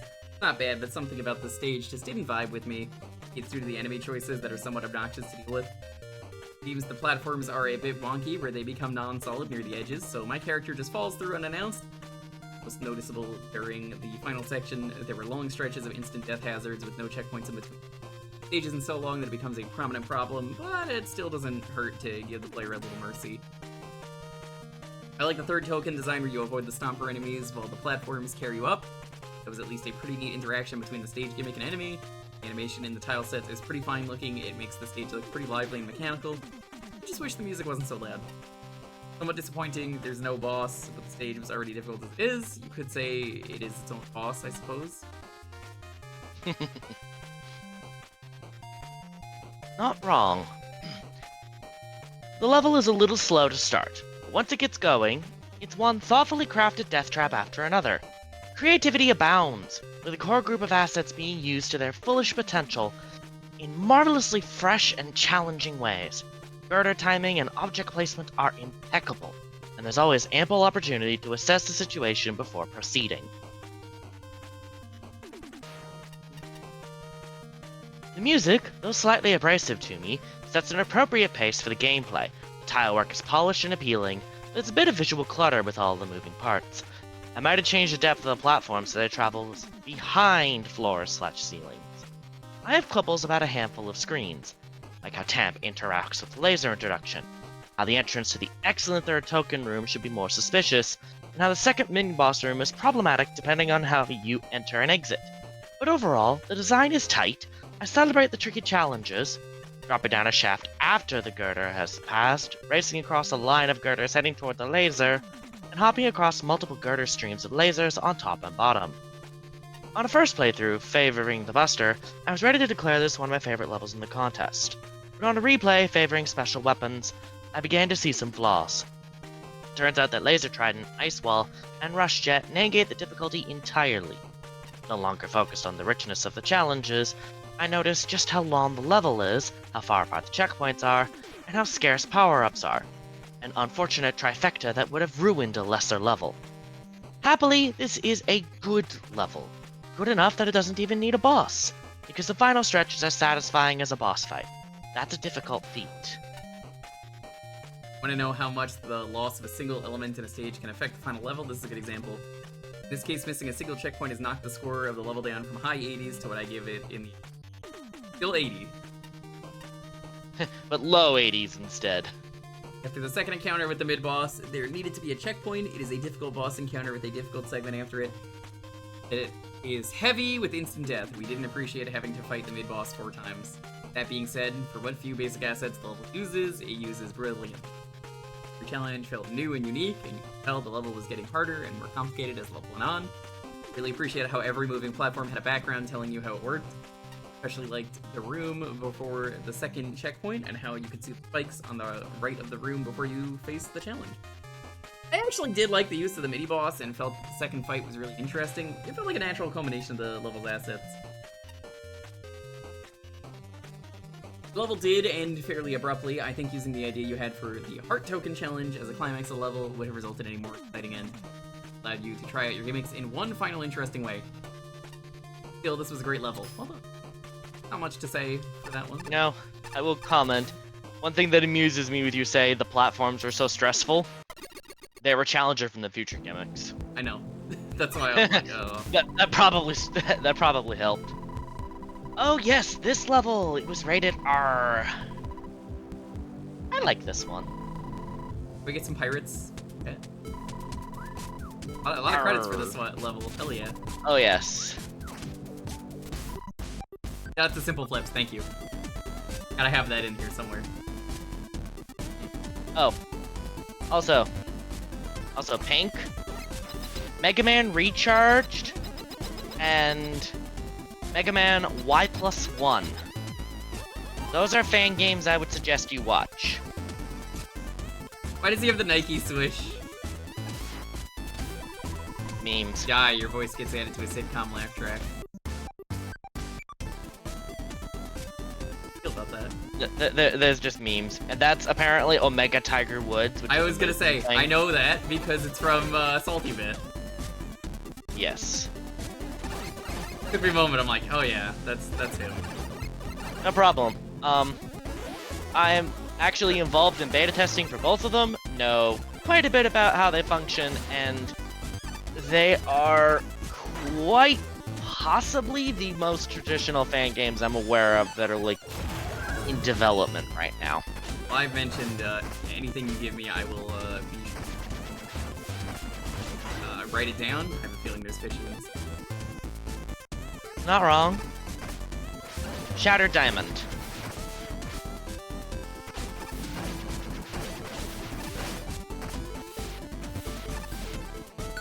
It is submarine, it is not fish.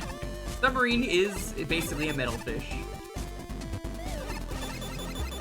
Yeah, as long as anything's written down, I'm happy to try it. During the Sonic Amateur Games Expo, I always find some cool Mega Man games in there. Melon Man is Y+1. I don't know how much of Sonic Amateur Games Expo you've, it's always a fun time. I mean, Y+1 attended one of Sage's things. That's cool. And Mega Man 4 Hounds attended twice. And I am involved in the development of both, and I'm involved in the development of Hounds. Okay. Yeah, let's use it. I haven't really got a chance to show this off yet. I like this weapon a lot. It's a good power weapon. You might say it's a power line. Yeah. Did you run later this or something by? I'm like, yeah.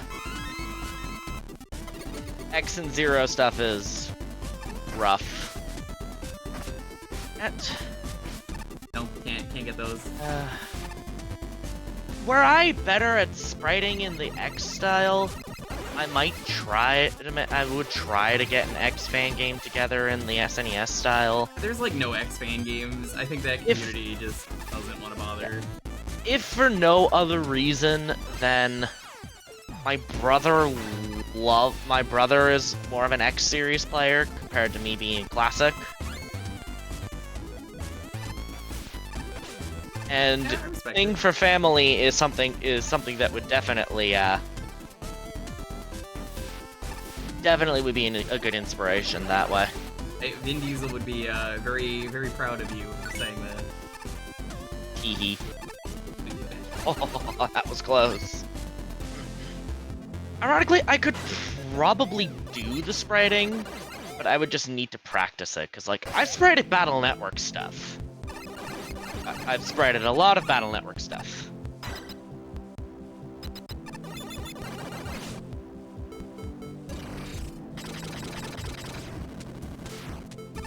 And I love this weapon. This is easily the best weapon. Power line is great. The new weapons. Well, admittedly, like, basically all of the altar weapons are great. Yeah. From what I very briefly used of them to get the Toadman stuff, I agree. But also, like, god damn, I don't know how they did it. The weapons of this game are just so good. They were good in 2 as well. Mostly because we just... The dev team just kind of made the weapons they wanted to. Amazing what happens when you just make the stuff you want to make.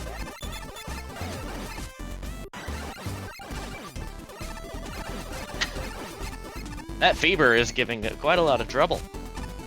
There was.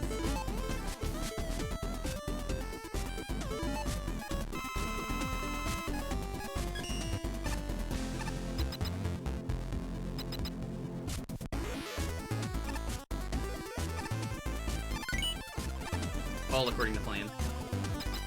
Kekakudori.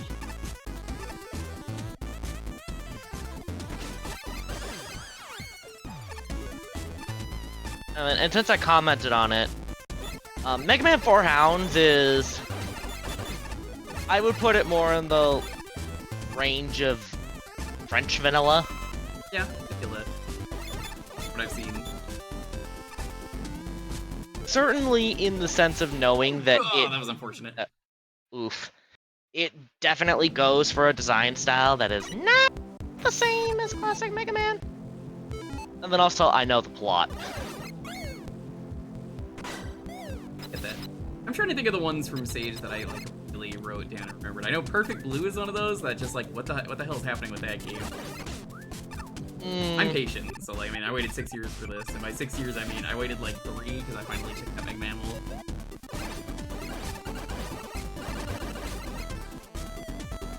Honestly, that's fair, Pink. I can only think of one Mega Man fan game where the plot of it's like I'm weird. I do care about plot. I don't mind it, but I'm of the sense that like in the way that the Doom devs are like story's expected to be there. It doesn't have to be good, much like a porno. It's just expected to be there. And like, hey, if it's good, that's an added bonus for me. But I would comment on the writing for Wily, but that would involve getting into spoilers. But that's my fault. Understandable. That the Wily writing was like literally one of the first concepts decided for Magmal 3 and survived to the end. And it was so very deliberate. I would love to hear, not now obviously, but much later, when we're done with the Wily Castle, stuff that was planned and didn't make it in. I think that'd be a fun thing to talk about. Honestly, at least in terms of like Wily, I legitimately don't remember anything that didn't make it. Like, Wily's stuff is intact from basically the first major draft. Hi, Eddie. And yes, Vanicky is right. It's like, I literally a thing in that Rockman-san manga that was being made. There was a bit of Wily's character that just matched Magmal 3 that I was just like, yes, yeah. Oh, and actually, fun fact about the Magmal 3 characterization. Did you know that it was supported by Twitter?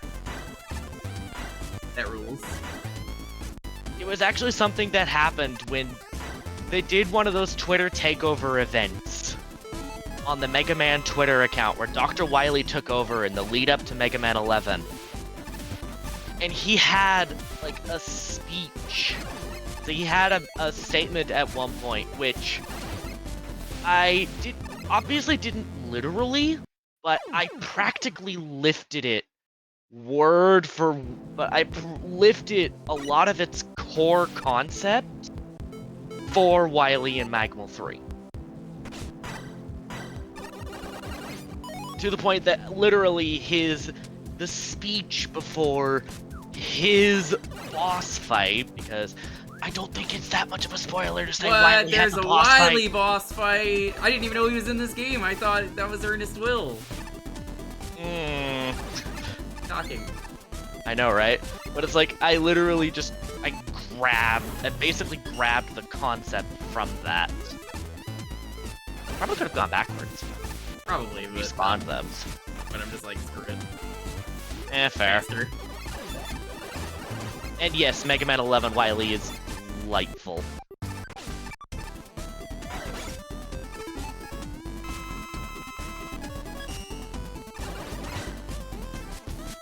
I want to comment on Wily always wins, but I can't do that right now because it would be spoilers for Magmal 3's plot.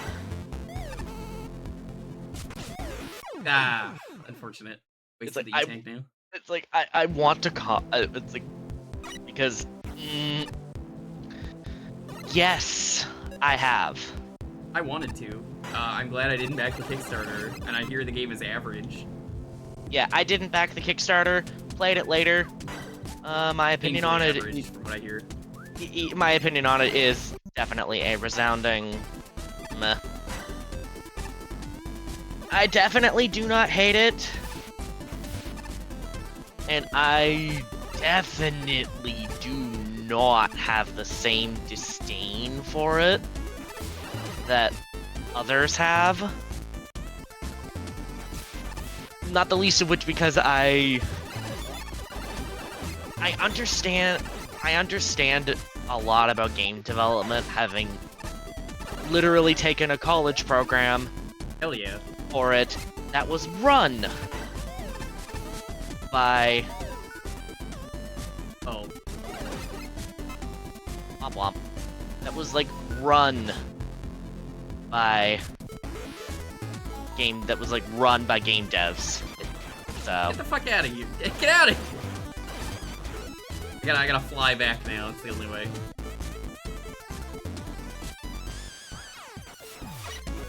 Oh, wrong side.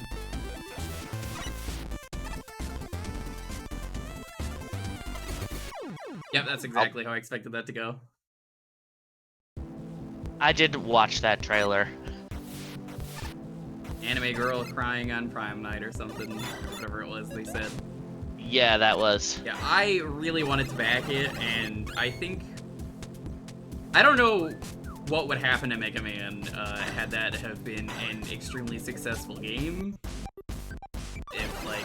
We probably, Capcom honestly... would've been like, oh geez, we're gonna do both of these, but like people are just gonna keep comparing us now. Honestly, Mega Man 11 probably still would have happened. I think so, yeah. If anything, in a weird way, I think the best thing to happen to Mighty Number 9 was that it failed. It meant, it led to new stuff, and people were like, well, people really want this, so... Yeah.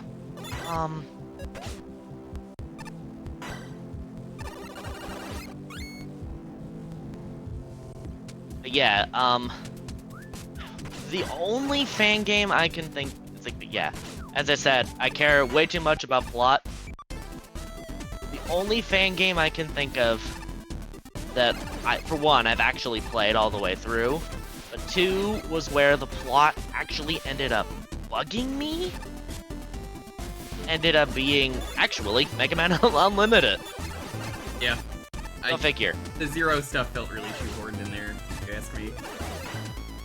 Yeah, I wasn't a fan of the Zero stuff. No, but I don't think anybody liked that stuff. Like, I've not met a single person Very that was few. like, that was good. It's just a sad way to end that game. That was otherwise pretty fine. The part that bugged me about it, actually, was Maverick Virus. Specifically, where it infects Proto Man, it infects Base, and then Mega Man is just magically immune to it? And I'm just sitting here, I'm seeing that, and I'm like, but why?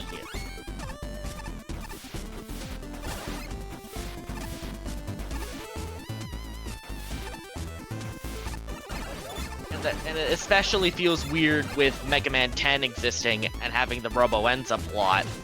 Yeah, agreed. Which, I mean, yeah, considering that was Mega Man 10 at one point, because he was like, they're never gonna make another Mega Man game.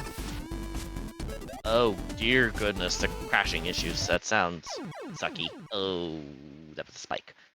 Yeah, this last section is rough. It is. I could get through it consistently, but I Pretty actually cool level have minus played the final this level. section. I've played this level a lot. And that is unfortunate to hear about. I am glad I played issues. Unlimited when I did, because I think a lot of stuff, when I played it on stream, fixed. And also, we got some new stuff that was kind of neat. Like, what was the water boss they added at some point randomly? Whirlpool Man. Yeah, Whirlpool Man was pretty neat.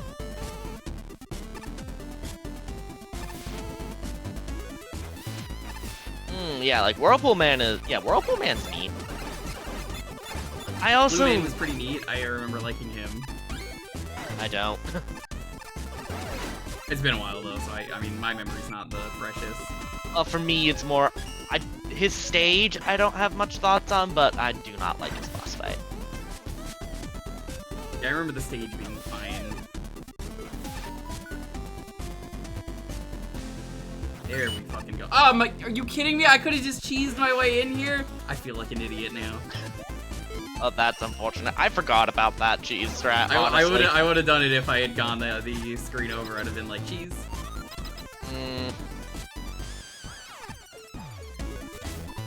Hey, can you take out Treasure Man and get me out of here? I've been stuck down here for 3 days.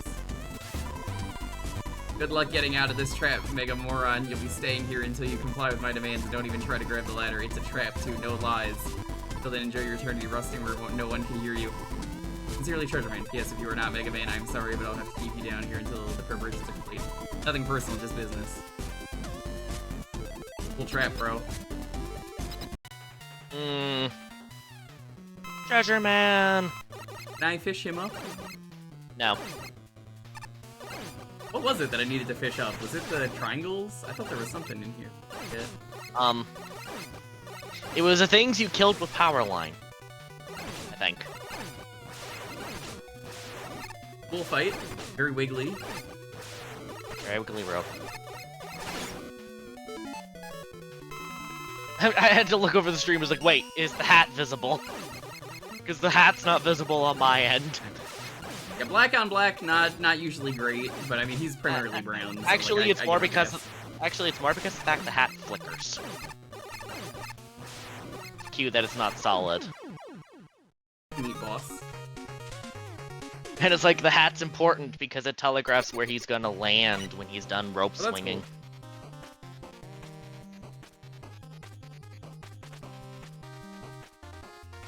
Yeah, Treasure Man is good. There's a reason why he got one of the parallel weapons. Of course.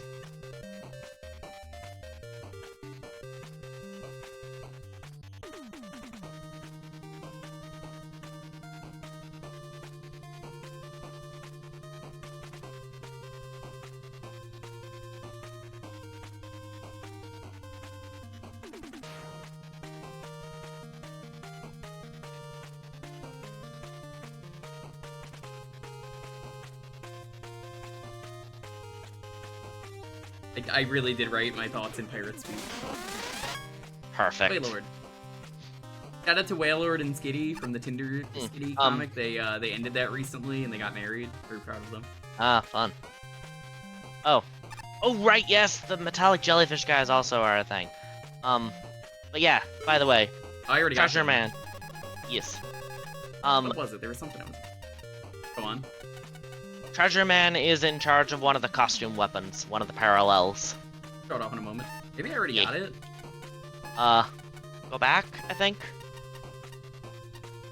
No, actually, Yeah. I guess I. Okay, never mind then. Yeah, it's gonna be one of the earlier ones because like he had no custom fish. Yeah, I must have had it then. What was it that we needed? We needed cracker. Yeah. You went the exact wrong way, considering Treasure Tracker is literally your first one. Pretty neat. I dig it.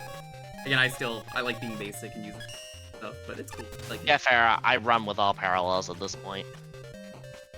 But then that's me. I also use a talking flower costume now because that exists, Cute.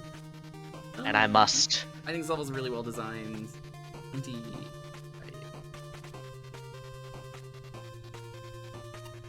Fun. I'm gonna give this a 17. Creativity.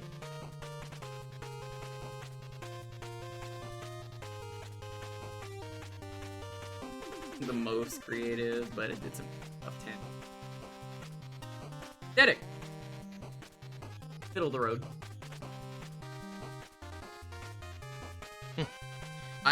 As far as I know, didn't run into any glitches. I love how it's a solid 9 Yeah. for all of us there. 25, 35, 45.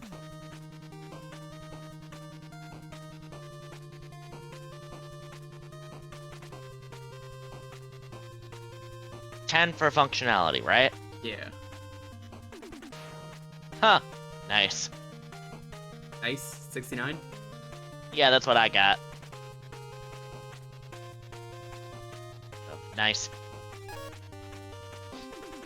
Which is funny because this one is a 69.8. Oh. At first glance, this doesn't seem like much. No thanks to the drab visual design. However, beneath the unimpressive aesthetic is a pretty entertaining level. From start to finish, everything's used well, with only a few real hiccups along the way. As a bonus, it feels creative. I can't think of very many levels where I'm racing a cyclone through a spike hall or riding pirate hooks over the abyss. As a whole, this was more fun than the first impressions implied. Enemy-wise, the majority of it is solid. The Mimic Mets and the M422As are a highlight. I am now distracted by the semicolon and colon put together. It's Oh, no. why did I do that? Mimic Mets are a highlight, and I appreciate it using Submarine Flyer as a turret. There's one screen around the middle that's remarkably frustrating if you're the type to play Buster only. No, Katara Man's parallel weapon was showed off. The rest of them aren't used badly. There's a few unnecessary time-wasting fevers that would have been better served with another enemy. They're just not threatening if they can't knock you into anything. The primary gimmicks are the level's strength, with enough clever platforming to keep a player interested. Their biggest boon is their variety. The pirate hooks are dangerous obstacles, but they're also platforms that you can use to cross spikes and pits of enemies. And the cyclones can be rising platforms, falling platforms, or something for the player to chase over an abyss. Unfortunately, the hooks have an awkwardly bulky hitbox, and the cyclones have some desync issues that make certain spots nastier than they need to be, but they're fun beyond the rough patches. As for the bosses, Octoboss is a good mini-boss, and I'm glad he shows up. Curiously enough, I found the dual Octos easier than the hook one? Not sure why, though. And yes, the parallel weapons, they have reskinned tutorials too, which is a delightful little extra detail. As for Treasure Man, I don't know if it was intentional, but this guy's surprisingly clever. His fight's fast and frantic, But if you read the room and keep your eyes open, he's completely fair. The rope attack in particular has a sneaky indicator that makes it a good deal easier to avoid, and I'm proud of myself for catching it. I suppose in that sense, Treasure Man's a lot like his level. Simple on the surface, definitely needs some polish, but more interesting than first impressions imply. And for the record, the indicator I'm referring to is not the hat in the rope attack, Okay. but actually the floor that he swings over top of for that attack is slightly different from the floor that's safe for you to stand on. It's like, it's sly. And because of the way it's sprayed, as I said, I don't even know if it's intentional, but it's like, whoa, that's Maybe. a thing. I'm a bit torn here. While I think this level is decent as a whole, there's still something about it that feels off, and I couldn't really put it into words at first. If anything, one of the level's biggest shortcomings is the aesthetics. I don't mind the music that much, but the overall lack of the stage, or look at the stage feels a bit lacking. Everything is very samey looking, aside from a few rooms near the start and the end. Concept background at the beginning stands out the most to me, since it's been reused throughout the level to give it some visual variety. That aside, I don't have too many complaints about the rest of the stage, other than minor difficult fluctuations, such as the second mini-boss encounter being easy first. The rest of the level followed a really good difficulty curve for the most part, presenting its gimmicks and building up challenges without going overboard. Health items placed after certain segments probably contributed quite a bit to that, not to mention that Eddie showing up multiple times, although there was that one part where he out an enemy, immediately flew up to the ceiling and slid off screen. The only time I'd argue where the stage can be a hassle is the optional room leading to the fourth token. Timing your movements to get on the hook while avoiding the bubble in the med shot can be a bit frustrating if you're going Buster only at least. Hi. As for the boss, I kind of like Treasure Man's design in a novelty sort of way. The actual fight is a bit on the easy side. His rope swing attacks did throw me off at first until I realized you're supposed to hang out in the corner of the room to avoid it. Well, even then, the occasional stray coin can still hit you. Overall, he serves as a decent end to the stage, but he does draw out the same feelings I had about the rest of the level. Not all that bad, but it does feel somewhat lacking. Here be our view. Not sure what the secret joke room is all about. In fact, the level doesn't shy away from silly humor at times. Kinda quite cute in that regard. Music is pretty jammin'. I do like me some funky chiptunes though. It is a bit louder than most other sounds in the level. It's an awkward loop. I really enjoy the assets being themed about ships and treasures, like the anchors that are shaped like a pirate's hook. Treasure chest enemies are very adorable. Overall, a pretty straightforward level with some neat layouts. Formed by the main stage gimmicks, the anchors are simple but also interesting. The sideway pressers, obstacles. Combining them with the bubble crabs, which can trap you in the path of the anchors, can make for some hectic but fun moments. Sure. So, one little nitpicky part about the crabs is that you can get trapped in their bubble even during iframes. I also really like the use of the submarine enemies combined with the tornado obstacles. It challenges your timing and maneuvering to avoid their lob shots, trying to get on the tornadoes at the right moment. Tornadoes can be kind of wonky at times, sometimes warping Mega Man up and even getting stuck in jumping state. Thankfully, it usually doesn't hinder things too much. The boss is simple, but also a fun one. The only real complaint I have with it is that there isn't enough head start for the player to be prepared for his swinging around the room in a rope attack. I like the little side gag put before his boss fight to establish a little more personality for Treasure Man. Yeah, Treasure Man is fun. Oh, I'm so Yar! upset. He's not gonna do it. Yar, avast, doubloons! Okay, I'll bury the pirate lingo, but I'd still like to discuss the pirate code. P is for pacing. Beware of wordy credits and a prolonged build-up to the first challenge. Nurture the budding challenge arcs. For instance, make the second mini-boss harder than the first, keeping special weapon use in mind. I is for intentionality. If a comedic element is irrelevant to the theme, cut it.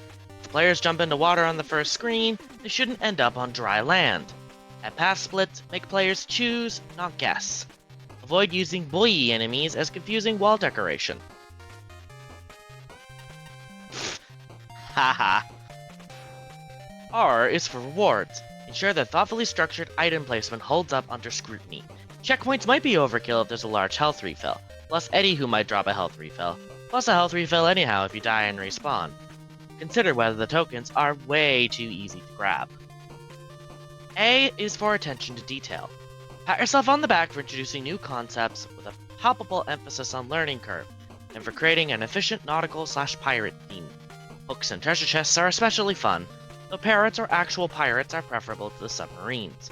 Look for tiny technical issues, e.g. hook hitbox size. Receive kudos for making water-adjacent foreground tiles a different color. T is for tile work. Simple, somewhat repetitive Mega Man 1 style graphics are fine. What's less fine are missed animation opportunities, inconsistently labeled bottomless pits, spikes that stand out poorly, obvious gaps in the background tiles, and the same repetitive background being used on almost every screen. E is for entertainment. Boss seemingly requires special weapons to emerge unscathed, he does not, but some creative ideas and cool moments make up for it. Music is rough in some regards, but is worth experiencing. Overall, this level is one I can enjoy despite the flaws. Entire level has an aura of unfinished about it. What? From the graphics, low quality of the music, to the weirdly implemented hook gimmick, a low graphic out of Quint's Revenge.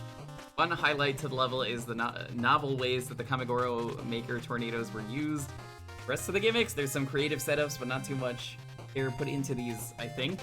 I was a fan of the Twin Octoboss fight, nor the room where you had to slide underneath the jellyfish enemy and a hook. Some of the unreachable enemies weren't exactly hindrance material, and the fevers seemed utterly pointless. There were also segments where if you failed the gimmick, you were forced to use weapons or suicide, which is always a no in my book.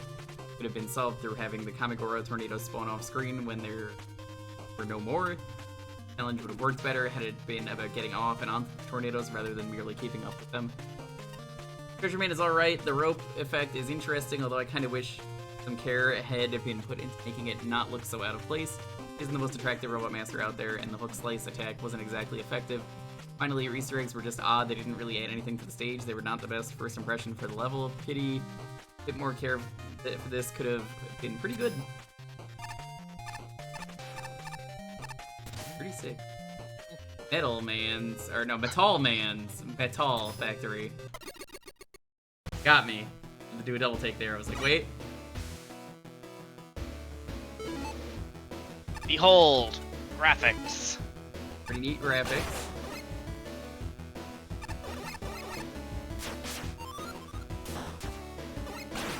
See the gimmick here. Break that box. Because if you do... Nope. Or break them anyway. Breaking is fun. Break them all, become ungovernable. Destroy the factory entirely.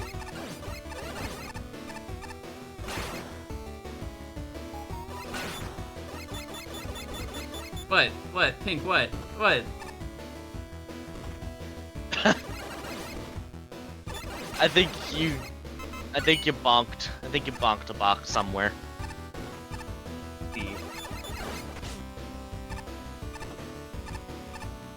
Oh no. I wasn't expecting the fast one on the right. Oof. That's unfortunate. I think they showed one of the fast ones earlier, but easy enough to not catch. Yeah, the factory workers here are getting in the way. Now I just realized that I have to wonder, are the red ones specifically 3 times faster than the blue ones? I wouldn't know. I don't know either, but that thought literally just came to me, and it's like, I have to wonder now. Oh no! My God, these are a little too fast. I don't mind them being fast, but I'm just like, come on. Get hit once and you're dead. Someone took gotta go fast a little too literally.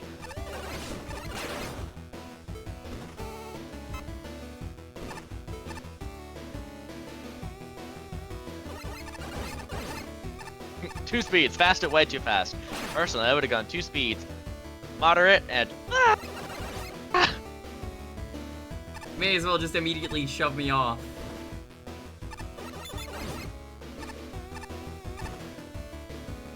Yeah, those, they are a bit, Get out of there. Cat being launched on the moving treadmill. Honestly, so true, Bessie. I'm picturing that now.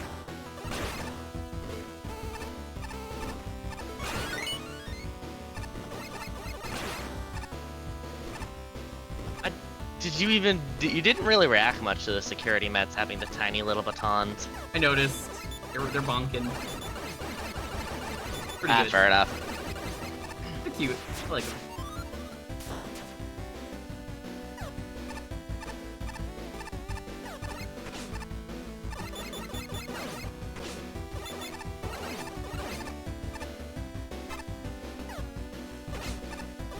You never saw me stand on these? I do that like every time they show up.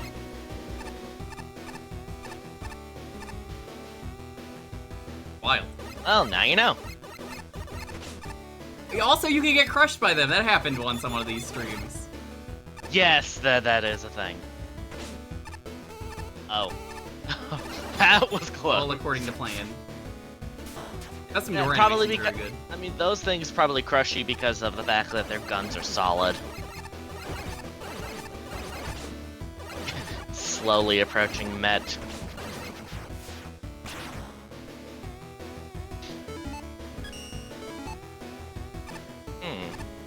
Once we're done this level, we should probably restock tanks. Ow. Bonk.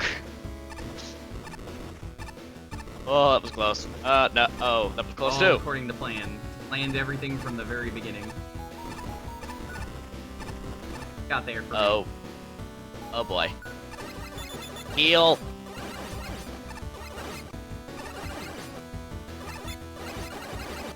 What do you mean that he keeps dying? I was like, what?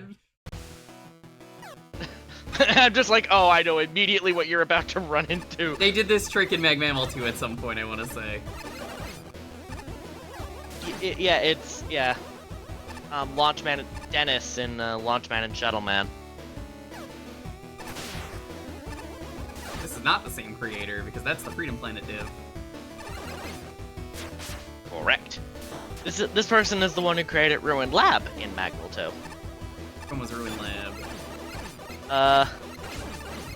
It was a Mega Man 3 Fortress remix stage, but was actually like generally better than that Fortress because that Fortress was That kind of Fortress boring. is non-existent.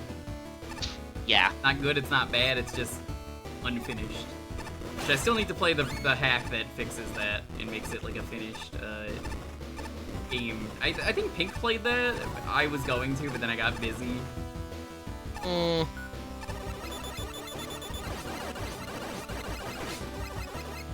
Oh no. Me. I guess that's some functionality.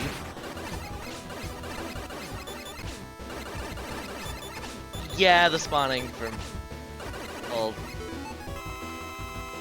God, what is going on here? This is a Yeah, the disaster. spawning from hey, this. Hey. Can't hit you. This is cheating. You can shoot through that just fine.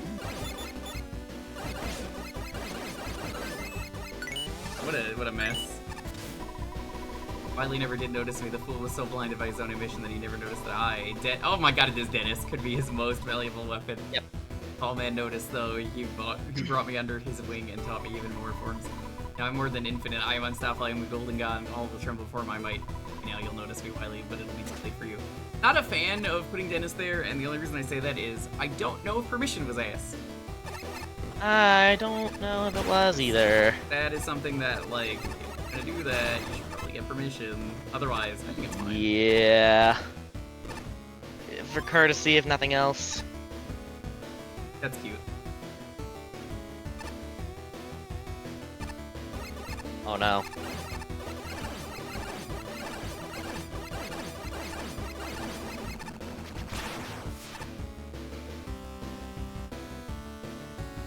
Desperate sliding to get out. It was worth it. It was funny. Yes.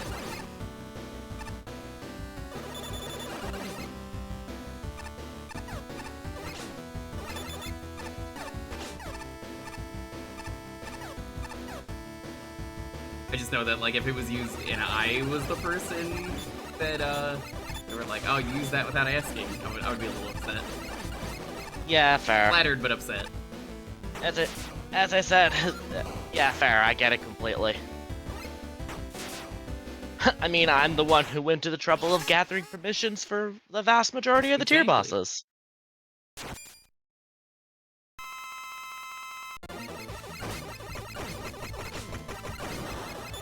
A lot of damage. Ow. Yep.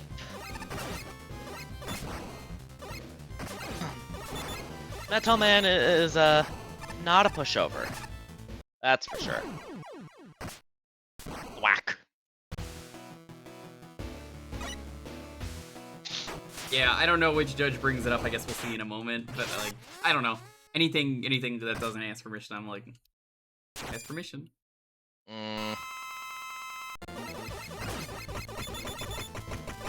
Yeah, he had to pickaxe you a question.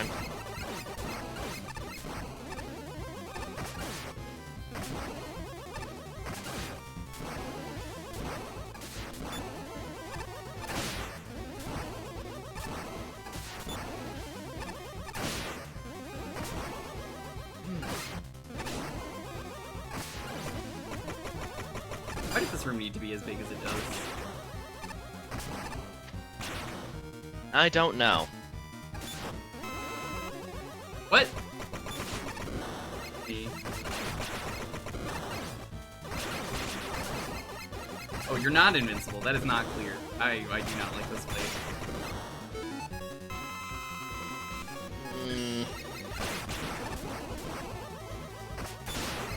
I think it says something, but I think the Toho fight with Solar Woman, or whatever her name is. Celestial Woman. Celestial Woman, was I mean, I can't disagree with you. Even as someone who thinks that she was too much for the context of when she appeared, but she was not a bad fight. Just wrong place. Really. That, on the other hand...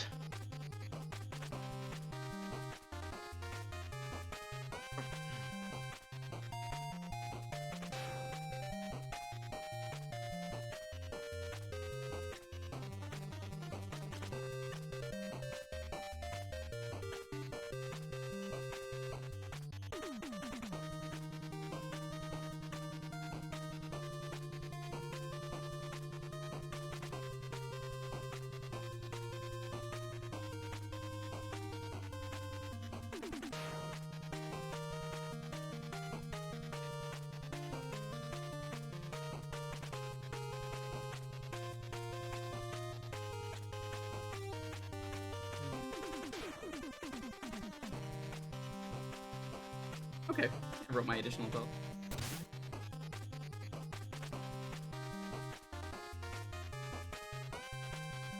I think this level is like a 23 for me. Fun, and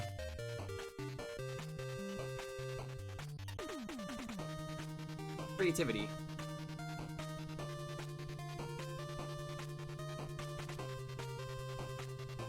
Not really. 6. Aesthetic. Yeah, I think it's a easy 15. It's great.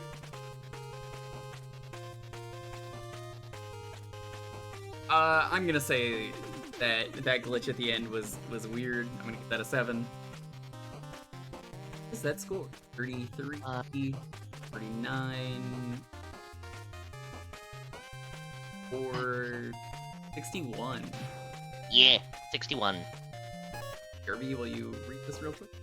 Alrighty.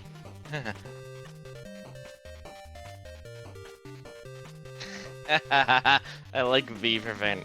I like that comment, V for Vanarchy. Skip teleporter lore and level lore. So. Huh. Mighty Gunvolt burst graphics. I didn't expect that. Of course, they do a fine job of sprucing up the place, giving the Metal Factory significant visual strength. The other strength here is the level's balanced design. It hits all the general notes it needs to, smooth introductions, a strong difficulty curve, and a good climax for its various assets.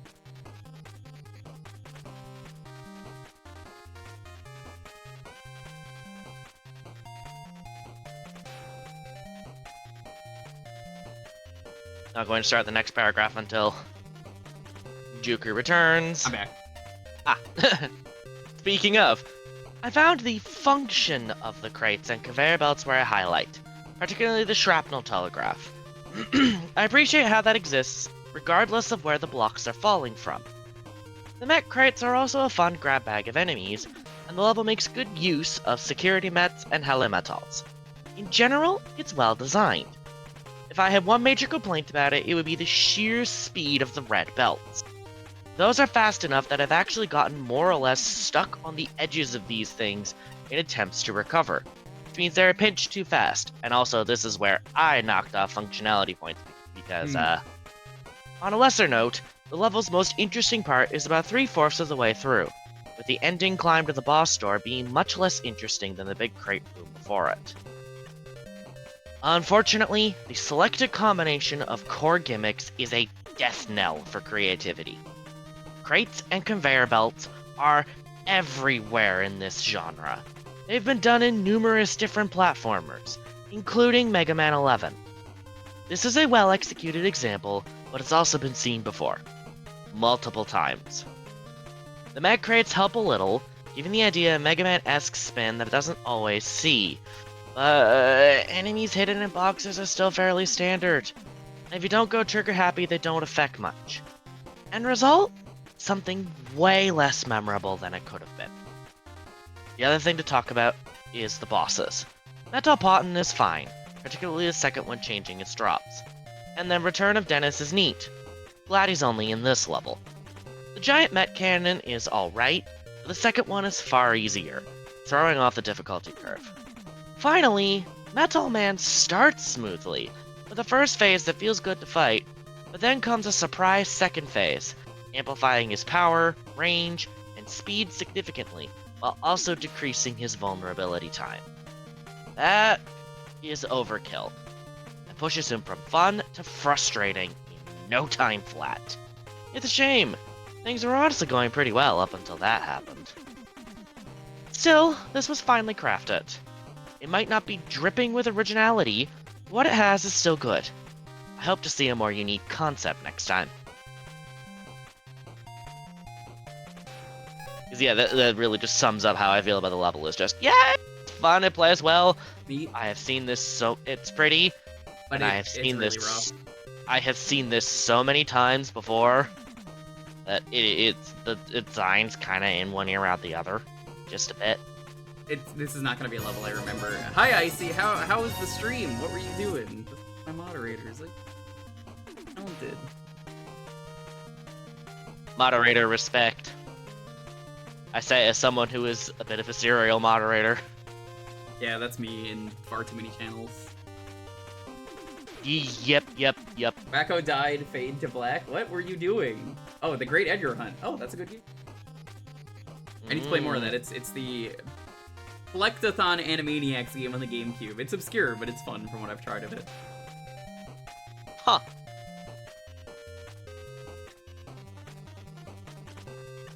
Alright, this is yet another level I'm somewhat torn on. I recognize there's a fair amount of good aspects to the stage, mainly when it comes to the visuals and the overall pacing. On the other hand, there's also a fair amount of questionable things here as well, to the point where I left the stage feeling a bit frustrated. Let's focus on the good aspects at first. As far as I'm concerned, the presentation here makes this one of the best looking and sounding levels in the entire contest. The music is fitting and the visuals are perfectly on point. Everything looks great and well detailed, but not to the point where it becomes distracting. Honestly, the only gripe I have with the aesthetics comes from certain aspects of the boss fight. I'll explain more of once we get to Metal Man himself. That aside, I have no real complaints about this level on a visual or audio basis. Fantastic work on those fronts. For the gameplay and level design, this is where things get a bit tricky. The overall structure of this stage is pretty well thought out in terms of pacing and difficulty curve. Things are introduced in a reasonable manner, and the challenge ramps up steadily from there. Tokens are an odd exception to this, as they aren't exactly well hidden or even remotely difficult to obtain. Barring that one little oddity, however, the rest of the levels should be fine based on what I said before, right? Well, I did enjoy the platforming at first. I have to admit, I steadily lost interest the more this level went on. Main reason is that as far as gimmicks go, conveyor belts and boxes just aren't that interesting. They're very plain in the sense that not a whole lot you can do with them without resorting to other mechanics or making puzzle segments. Break things up a bit, that's just my take on the whole thing though. The level did manage to grab my attention back a bit with that one large room towards the end, which had multiple chains of boxes falling down and traveling along conveyor belts. However, this is also the point where some frustration with the level started to surface, specifically with the red conveyor belt. Feels like they move a smidge too fast to the point where if you get hit on one of them, you're almost certainly going to fall off before you can recover. As a quick side note, for those of you playing with the Metal Helmet upgrade, keep in mind that us judges didn't have the benefit of using upgrades when we initially played these stages. Didn't matter, it still sucked. It really doesn't matter, because I'm using it and it still is like, oh, nope. It just sucks more. I encourage you to try disabling the Metal Helmet for yourself, then get hit while on one of those red conveyor belts. See what I mean? Getting past all of that, the last thing of note here is Metal Man. Like, really, you don't need to do that. It was just rough. I have mixed feelings about this fight. His design is great, and I really like his first phase. A lot of his attacks do shield him in some form or another. At the very least, it makes sense given the general theming here. His second phase, however, is where things start to fall apart. But I really don't like the choice of using the Dev Kit Glow effect on him, which is typically reserved for enemies that have been flagged as invincible. I honestly wasn't sure if I could even damage him at first because of this. It doesn't help by him briefly becoming invulnerable during his phase shift. The rest of this fight, his main issue is that he moves and jumps around way too much to look fast at that. The shielding on his moves becomes a lot less fun to play around with when he's zipping all over the place, and it's especially cumbersome to try to hit him clean attacks like his boulder. Speaking of which, I feel like there could have been a better indicator for when the boulders no longer deal damage to you. As the blinking effect is a bit distracting on such big sprites compared to the much smaller rocks from the first phase. Ultimately, it's like I said before, there's definitely a lot of thought and effort put into this stage. The quality and presentation are certainly there, but there's certain aspects on gimmick usage and a hectic second phase to the end boss that keeps this from being the best it could be. A factory full of adorable helmeted critters. I'm gonna be honest, this stage had a strong starting impression for me because I was very eager to see what a Metal-centered stage would be like. That impression just didn't hold up as I kept playing on, I'm afraid. Agreed. The custom assets are cool, the tile sets, the animated boss gate, the single new Metal of the whole stage. Seems the stage put more emphasis on the factory part more than the Metal part. The Metals just don't really get put into play that often, other than the propeller ments that get overused throughout and in predictable places. So it all ends up playing like any generic factory-themed level, conveyor belts, box dispensers, you know the drill. Kind of makes the stage uninspiring. The drill was much earlier level in the contest. Dare I say, disappointing even? Maybe because I knew from the title that the stage was going to be about cute Mets. I had way higher expectations than others would have, probably. The boss, I actually didn't mind it at first, but as the second phase got surprise revealed, gross. Let's see, huge rocks attack that you can't reasonably dodge without running all the way to the side, in which Metal Man immediately jumps to corner you and punish you with double the damage, taking the rocks otherwise. Metal Man also becomes either immune or takes no more damage from any special weapons. His dash attack has barely any wind-up animation for warning now, and no more dispensers on the ceiling to indicate where the blocks are going to land. Yeah, kind of a sour final impression on the otherwise fine boss fight in the first phase. I have to say, Patchy's review is interesting, all things considered. Oh, why is that? Call in 3. Factory is often an excuse to haphazardly toss enemies onto conveyors. Thanks to a carefully curated handful of assets and a distinct Mega Man Zero vibe in the aesthetics and challenge design, this level earns its name. It is unquestionably a genuine Metal factory. It's the cute little staircases. It's the Metal security guards of the defunct giant Metal. It's the way crates are deposited onto conveyors with a sense of purpose. This level is all about style, and yet it doesn't skimp on the substance. The player may not be required to demonstrate full understanding of a new hazard before proceeding, something I remember you encountering, and that Heli Metal with the first mini-boss would have been more appropriate for the second encounter. But every new element is introduced in a controlled environment. Conveyors are used to good effect, crates too, minus the easy tokens. Even when the level veers into familiar territory, hello Dennis, nice to see you improve, the worst part of Blockman's level, it never feels derivative. It It's a mixed bag though. Uneven, though not unfair, checkpoint distribution makes the level feel long and then rapidly shorter.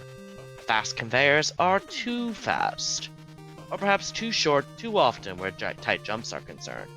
Outdoor sections start frantic and end with almost introductory level challenges, with distractingly dense background graphics and unlabeled bottomless pits along the way. The mixed baggery extends to Metal Man himself. Being frequently off-screen and frequently invulnerable is a rough combination.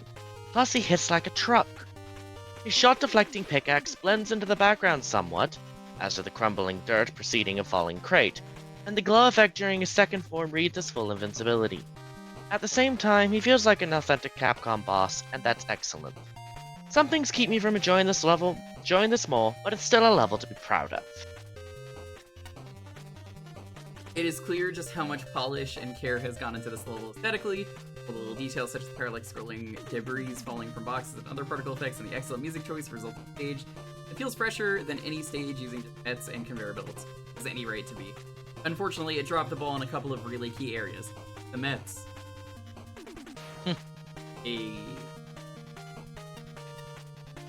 Checkpoint placement was overall pretty poor. The number and placement of mini-bosses combined with so much opportunity for instant death led to quite a bit of frustration. Repeating the same mini-boss encounter is not fun, especially when there are difficult platforming sections immediately afterwards where they are found partway through fairly long segments.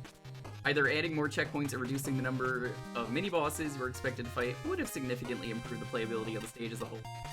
The biggest issue was Metal Man himself. Overall, the attack patterns were good, well thought out, and mostly fair. However, in the effort to make the boss fight more of a spectacle, damaged what could have been a fun and worthwhile cap to the stage. The size of the room leaves occasional tells impossible to see, given he has two forms. The damage output he takes and deals is completely inappropriate. The second form uses the dev kit invincibility effect to give a Dragon Ball effect. But because he also has built-in invincibility with pickaxe, Loyana and I thought he was completely immune, and it was a survival fight for quite a long time. Yeah, I thought that too. Then when trying to fight the second form, some of the attacks are so difficult to dodge that not see the tells, it becomes a damage race. The room after the first Metal Patan mini-boss seems to empty crates, as any enemy spawning in resulted in almost certain death. I knew you probably threw in the dentist mid-boss trying to kill me with a well-received reference from my favorite level from Magma 2, but it didn't work. Lightning does not strike twice, he brings nothing new to the table, you should just do your own thing. In spite of this, the rest of the level is genuinely fun, interesting, and provides a welcome challenge and certain one of, if not the best use of the metal enemy type in the contest. I need to leave and go get some stuff. Let's, buy some stuff. Healing.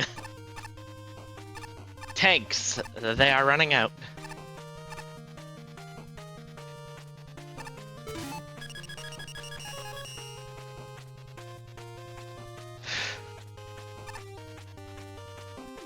And we do not want to be low on tanks. We are so back at Sojover. Yeah, that's what it is. Gravity Wumbo. Set the gravity to Wumbo. Oh boy, this level. Whoa! This is a VVVVV level.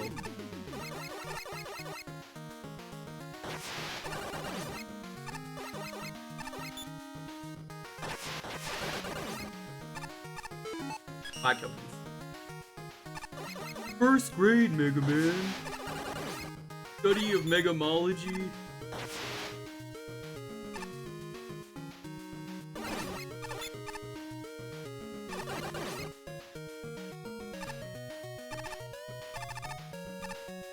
I don't see how you want me to get this.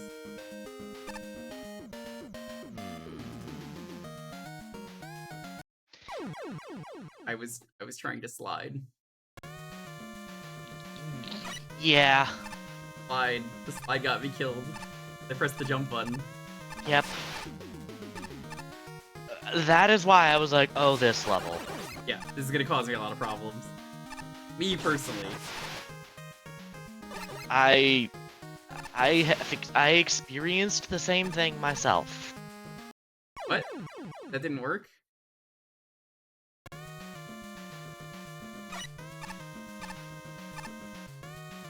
This... thinking about that. Yeah, trying to think about that token. It's, see a few possible ways to get it. That works. That's one. It's like, we'll do the easy method. All Honestly, I according to think plan. damage boosting is how I usually get that one myself.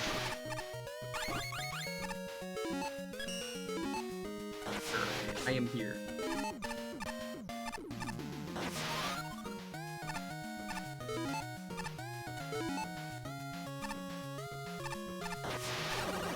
I'm going to assume going up kills you. That's why there's a sign that says don't go up. Oh, I didn't even see that.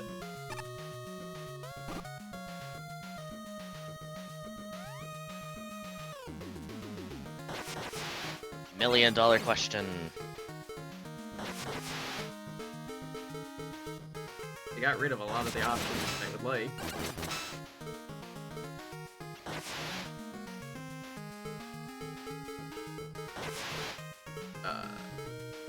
I think this will work. Yeah, that works.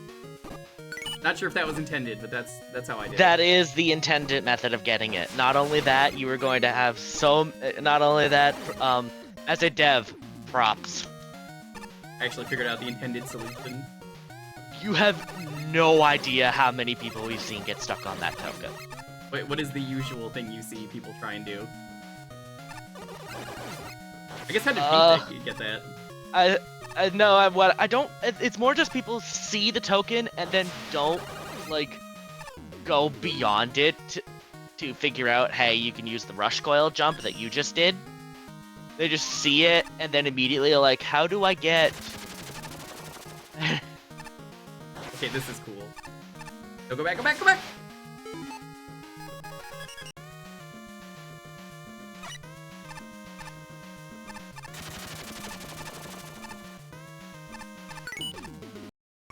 It's fine.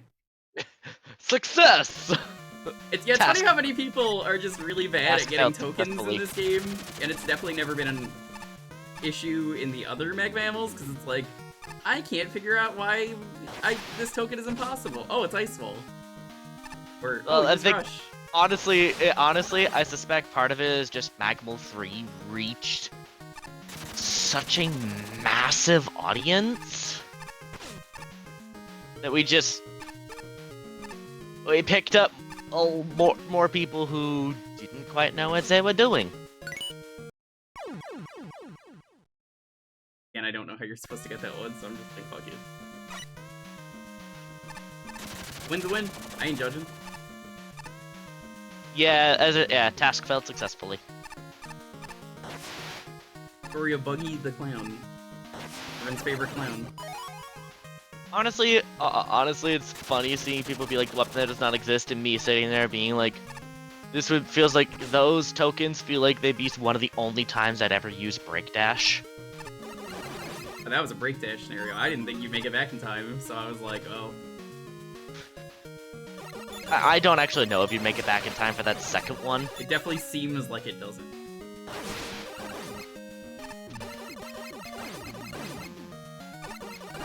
A fair decision. So I'm like, if I'm gonna die anyway, I'm gonna do it my way. Understandable. I did it my way. Teehee.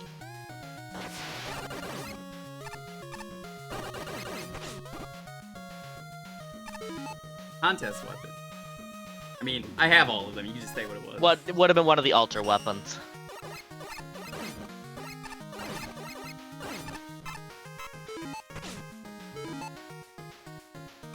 This level of memoir serves is fairly linear. Okay, screw you. I can't move. I'm gonna get hit no matter what.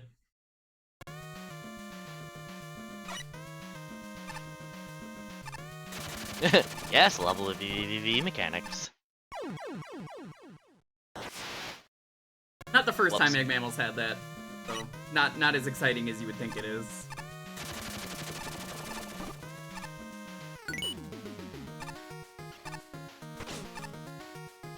Don't go up, you die. There's a path up there though, even though it says not to? What? It just leads to an extra boss that is not relevant. Yeah, I'm not gonna do it. I'm good. Understandable. I will be dubbing this level as the letter M 6 times. But what it makes you different? The fact that you swap the gravity yourself, and he has an attack where he does that.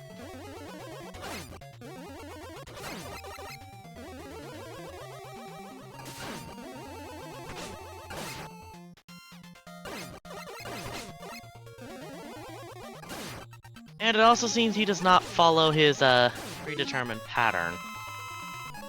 This is melting my brain. Like,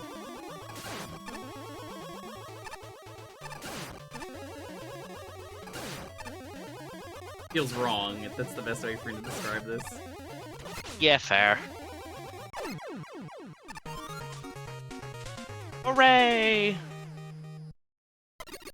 He did it.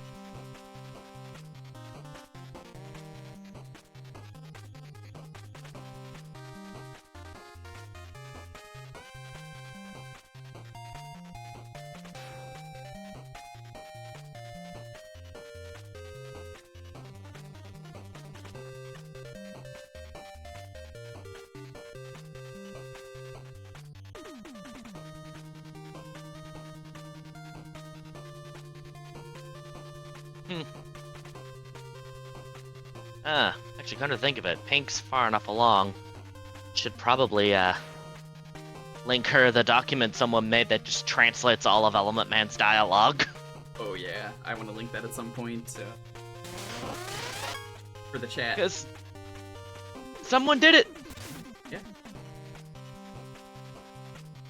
I'm sure he's just like, why the fuck does anyone ignore me? Wait, everyone ignores me. Who's ever so mean? Element Man is a blurbo. Scores are scores are all over the place for this one.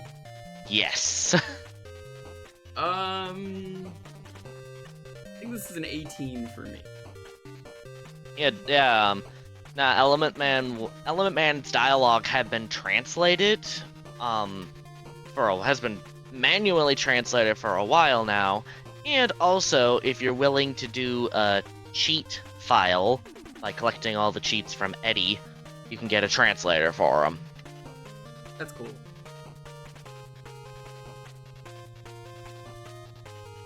He's fun. Speaking of fun, I had a lot of fun with this one. I would say this is a 20 for me for fun. Honestly, Silver Asius, I butchered that pronunciation. I think this level might have the largest point variation between the judges. I can. It is like the most contentious level. This is the level that everyone's gonna argue about for a long time. I can tell. Creativity, it's, again, not the most creative thing that's been done before. Aesthetic. 8, 7 for me. I didn't run into any glitches though. That is a, let's see, 8, 52, 62. Yes, Kingman has been encountered. Otter Slinger, the way I've been doing this, if you're not watching the VODs or any of this, is basically, I do everything in the hub, if it is in the hub. So, we have gone in order, we've seen everything. Anyone can tell me anything in a hub, because it's not really part of the game, if that makes sense. It's more just a hub, get to the game. So, if someone tells me something in the hub, and they're like, hey, you can do this, yeah, I'll do it, I don't mind. Alrighty. The experience for me is the levels themselves. The hub's just, you know, let's explore and have fun. And for that, you know, I don't mind. So Indeed. you can actually check, Otter, if you are curious.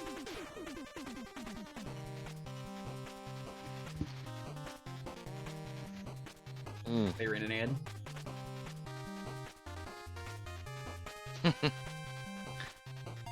The capsules are definitely spread around, and some of them you literally require the ultra weapons to get, so they're not necessary though.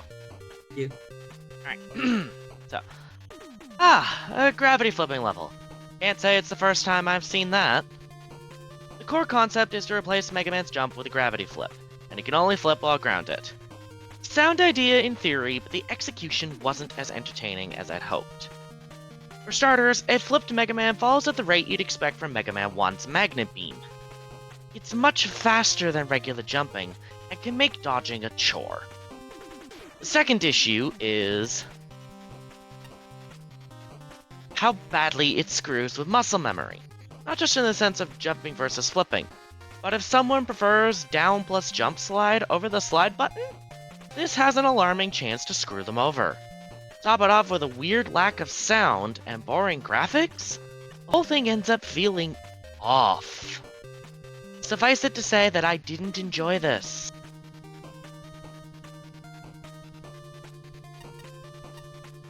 And since the core gimmick doesn't feel great, the level design suffers. While the design is technically sound, trying to learn a new gimmick and unlearn player muscle memory is a bad time to pepper things with instant death and powerful, tanky enemies. There's enough clever moments to mitigate my frustration, thankfully. The use of Rush Coil and the no jump hall for a token is brilliant. Shield Attacker makes a way better obstacle with gravity flips, and the Bumby Catchers were some of the most entertaining parts of the level. The difficulty in gimmick combination is a bit of a downer. There's enough good in here that I still consider it worth playing, regardless of the vexing core gimmick. The bosses were entertaining enough, or at least Gravity Man was. I do wish he looked a little different though. Better telegraph that you're not fighting regular old Gravity Man before he starts using new attacks. That's ultimately a minor issue. T-posing Melon Man though, that was several different flavors of boring. I had a hand in that game. Still do, even. I've heard the jokes, and that's not gonna impress me. Especially since he's basically just the Mega Man 2 alien, but pointless. What game is that supposed to be from Melon Man? Mega Man Y+1. The one that I have talked about, as the one of the most traditional fan games currently in progress, but also still cool looking, fun to play, and where it does innovate, it is literally a pioneer in the community. That is awesome. Alright. Gravity flipping stages are nothing new to this contest series, that said. This is the first one I've seen that actively replaces Mega Man's jump with the actual gravity flipping mechanic. It's a neat idea to be sure. Unfortunately, the way it was handled here left me a bit disappointed. The core issue lies in the sheer velocity of the player-controlled gravity flips. Mega Man rises and falls just fast enough to make it awkward, especially when you're trying to maneuver around stage hazards. Some enemies aren't too much of an issue, such as the solo O's and shield attackers, which in a creative way to complement the gravity flipping gimmick. Rather, it's enemies like Sacred and Big Stomper that can be the most awkward to deal with, given their placements and how they move. That's also not to mention the sheer number of death spikes on the floor and ceiling. Yeah, There's one aspect I did enjoy, though. It would be the methods for obtaining a few of the tokens. Special mention should go to the second token's rather interesting setup. You need to find a way to reach it and get through the rest of the room without hitting the jump button.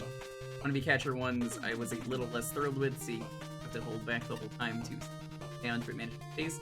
Otherwise, they move way too fast for you to reliably get any of the tokens, unless you've already memorized where they are at least. That just leaves us with the end bosses, one of which is a joke boss that's immune to uncharged shots for some reason. It's safe to say that T-posing Melon Man doesn't contribute much, as he's basically just a tankier version of the Mega Man 2 alien. Thankfully, Gravity Man ended up being a bit more interesting. He's still a relatively easy fight, but that new attack to play around for on the whim gravity flipping is at least a neat little twist on the otherwise vanilla boss fight. It's a decent end to a stage that, while I didn't enjoy it all that much, still has a solid idea behind it that could prove to be fun with a few adjustments. Obligatory reference, feel free to pronounce that how you will. Not in the stage itself, surprisingly. It is a stage where your jump button gets replaced by flipping the gravity instead. That was very cool with how the lamps are set up at the start. You need to flip in quick succession and take them down. However, those flower lamps do start to feel a bit overused as the stage goes on. Despite the rather abundant use of gravity gimmicks in the contest, there are definitely a few neat rooms that stand out here, such as the token where you need to stand on an ice wall to grab the token, essentially auto-scrolling section where the grabber enemy drags you along while you react to flipping at the right moment.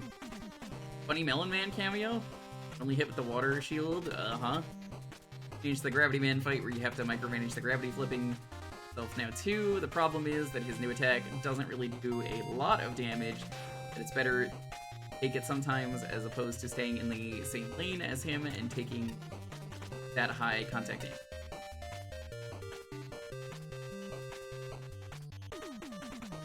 Starting to smell oniony in here. Is cooking. No? Oh, All man. right. Oh, I back have- just in time. Perfect. I know. Yeah, good timing. So, oh man, what a fun level.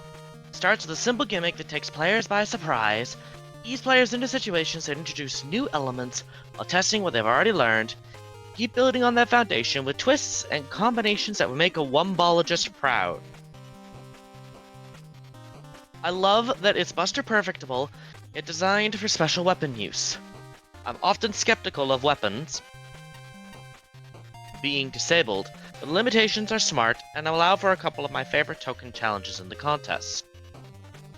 The pacing is just right. Checkpoints and power-ups are exactly where they need to be. Level flow and architecture are sensible and efficient. Nothing is wasted. The balance of different enemy types and distribution of instant death is spot on.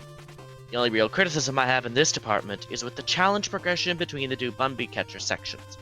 Straight up combat near death spikes is fun, but an evolution of the brilliant "don't jump" challenge from earlier might have fit better with the overall trajectory of the level. Speaking of the Bumby Catcher and don't jump sections, I appreciate that the background graphics wordlessly warn the player what's ahead. Graphics overall are pleasant and professional, and the relative minimalism keeps the focus on the unconventional gameplay. The music fits perfectly, imbuing the level with an exciting sense of pressure. One thing holds the level back. You can't press down plus jump, or up plus jump for that matter, to slide.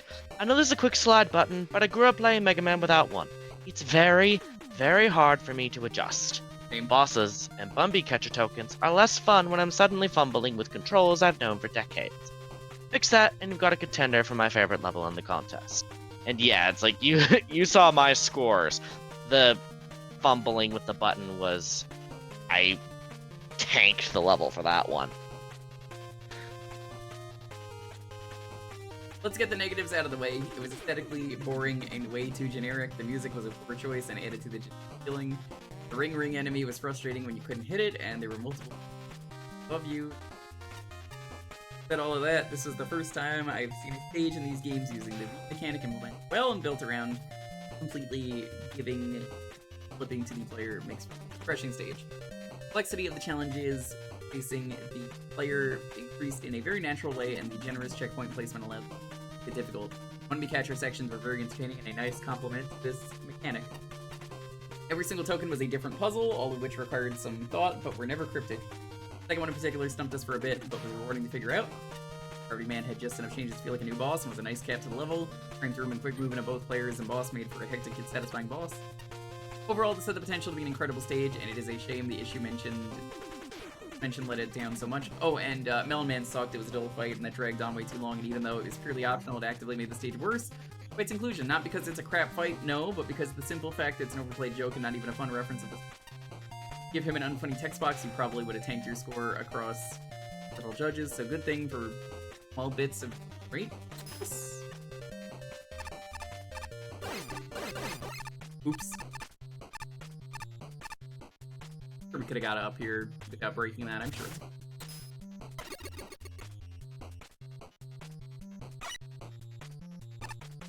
Actually, can you enter this fight without turning off the power?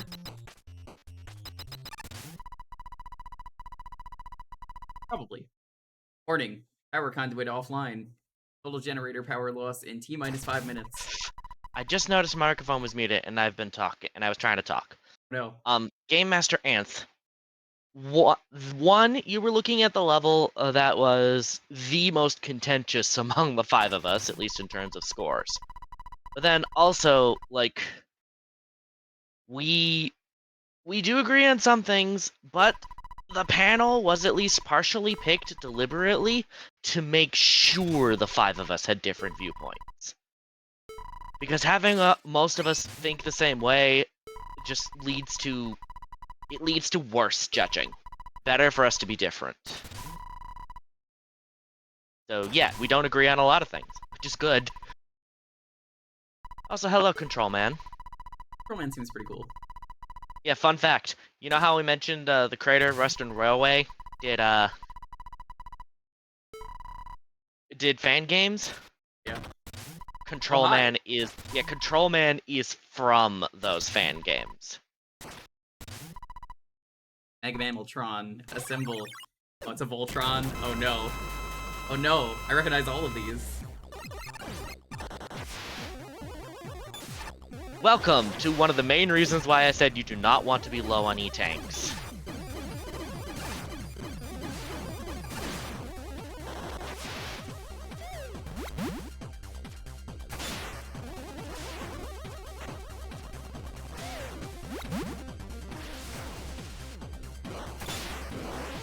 Is that the die sign? What is that? That was the Ripplings from Wily 3 and Magmal 2. It's a really cool boss fight. I like it. Oh yeah, Magmaltron is just packed full of Fortress references. So, was he put here because the creator was also in this tier? No, because he fit. Yeah, I can argue that. Like, originally it was going to be, actually, Ignorance. You know, the guy who was frozen in the Icebuster hallway. But Ace decided he didn't want to use Ignorance. So, we slotted Control Man in here instead. That's funny. And it helped, and getting permission was easy because we had regular contact with Spade Magnes. He was on the dev team.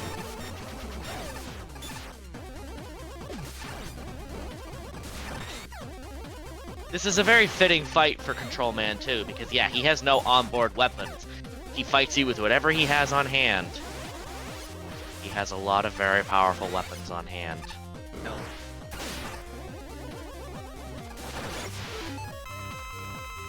Very fun fight, Like, though. I like it. I like it. I would- Like, Wizard Man, this guy, and one other tier boss that you haven't fought yet are like the contenders for the hardest ones.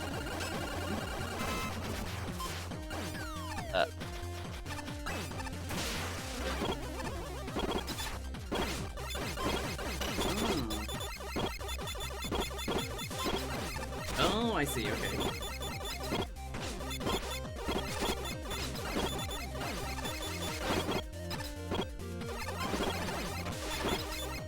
I can't believe the Shadow Robot made it into this fight. I assume, unlike Dennis earlier, everything was asked for permission. There was one tier boss where permission asking got missed, which was Muscle a Juggler. faux pas on our part. Oh, were you talking about this boss? Because I was asking about this boss. No, Control Man was with permission. The one No, that I we meant the ended. stuff he's using, specifically. Oh, they're Magmal Fortress bosses. Except that guy. I love it's like they're Magmal Fortress bosses. Immediately pulls out the one that isn't a Fortress boss.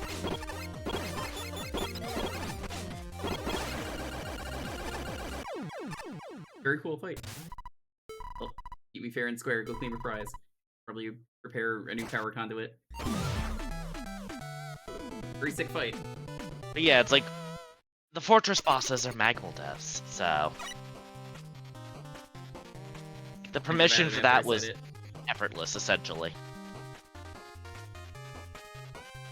Very inconsiderate, though, of you to not ask for permission to use Muscle Juggler, the bootleg character. How dare you? No, it wasn't that one actually. The one that you ended actually up get permission somehow. the one.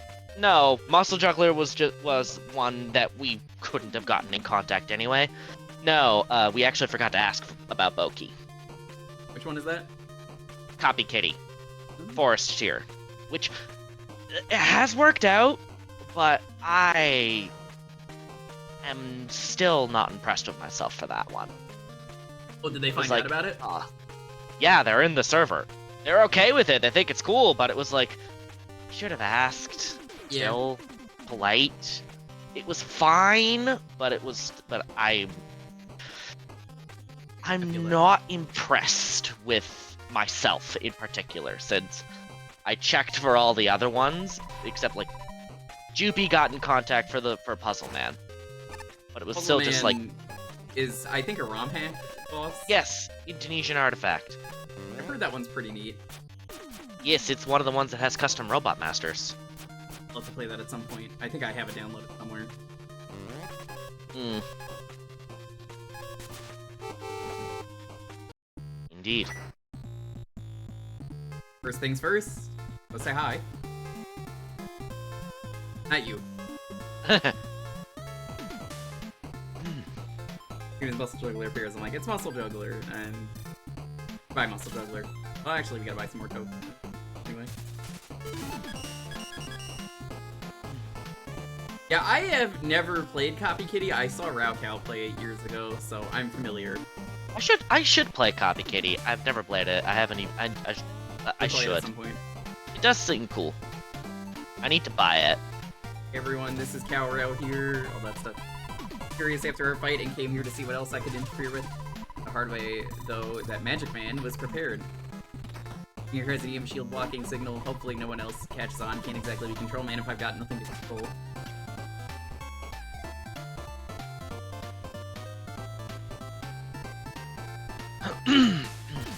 Hello, Bondman. Just between you and me, I'm on a secret mission. Establishment down. Endured here in Whispers a high place, but once I make my move, you'd be... Just get out of here. It might get violent in all that Casino Royale. I get the joke. I understood the reference.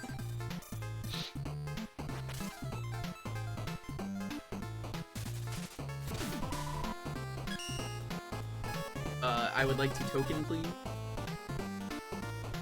Hmm. 52. So that's a 30 and a 20, or two 20s. This one.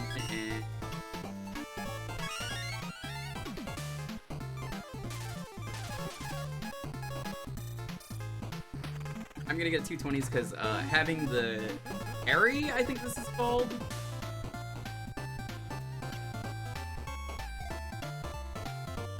Sounds really useful.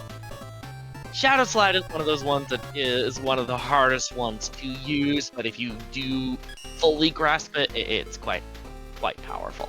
I think you get a costume from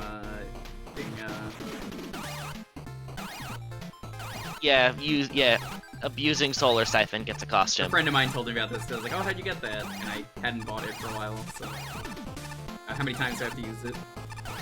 Well, yeah, you'll know. You just have to keep using it. Solar Siphon won't activate until you run out of weapon energy. I figured as much.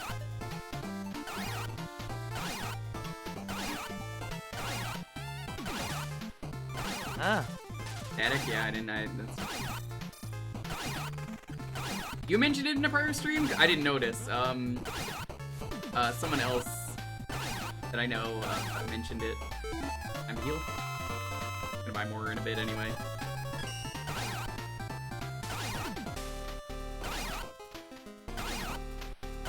But yeah, you'll know because the costume unlock will pop up.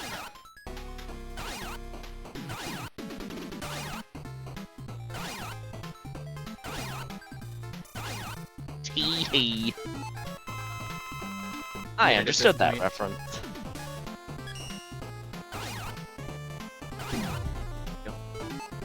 Now it's time for me to show off two costumes. And before we do that, we're gonna buy some more tokens. Nah, buying tokens is a different level.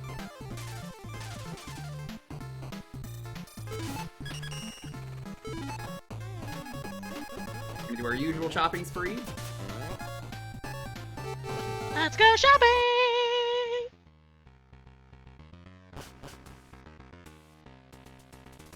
One shopping, please. Got two things to show off. Magical Dodo Key. My friend was using this when I popped into her stream. Okay, and the other one is Karakato. I saw them in a level. Carrot Man. From Magical Dodopi, a game that I've never beaten, but the English version is really hard and the Japanese version is better. Oh, that's cool. I recognize this from the game. This is the Wizard of Oz Mega Man game. I didn't make that up, that's a real sentence. Very difficult. Oh, that's cute. I like that.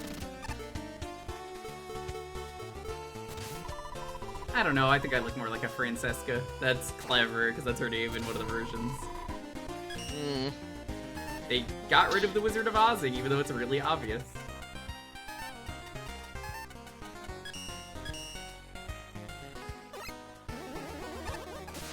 This guy must know Monster Carrot. Caricato has done so much art to the game. It is so cute. Look at the impressive. animation on it. And also, he was the leader.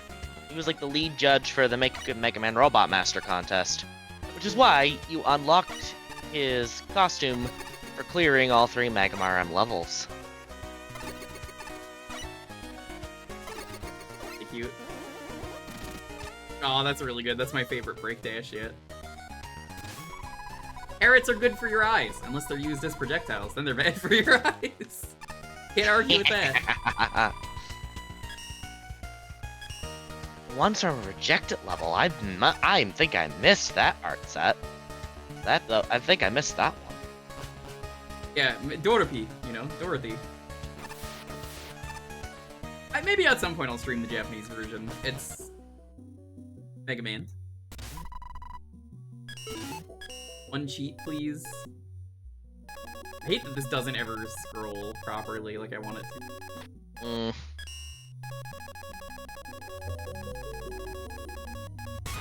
Wacko Chaser. Oh, hey, Icy. Hey, look.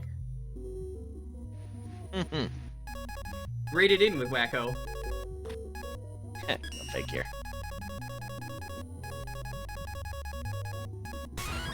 Shadow Slide.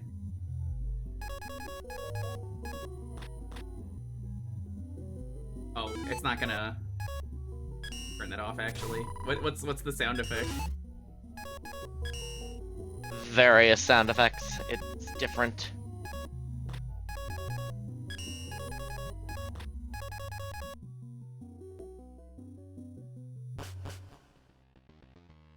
Oh, Gariri had a rejected level in this? Because he was one of the judges in the other game. He was pretty good. Oh, yes.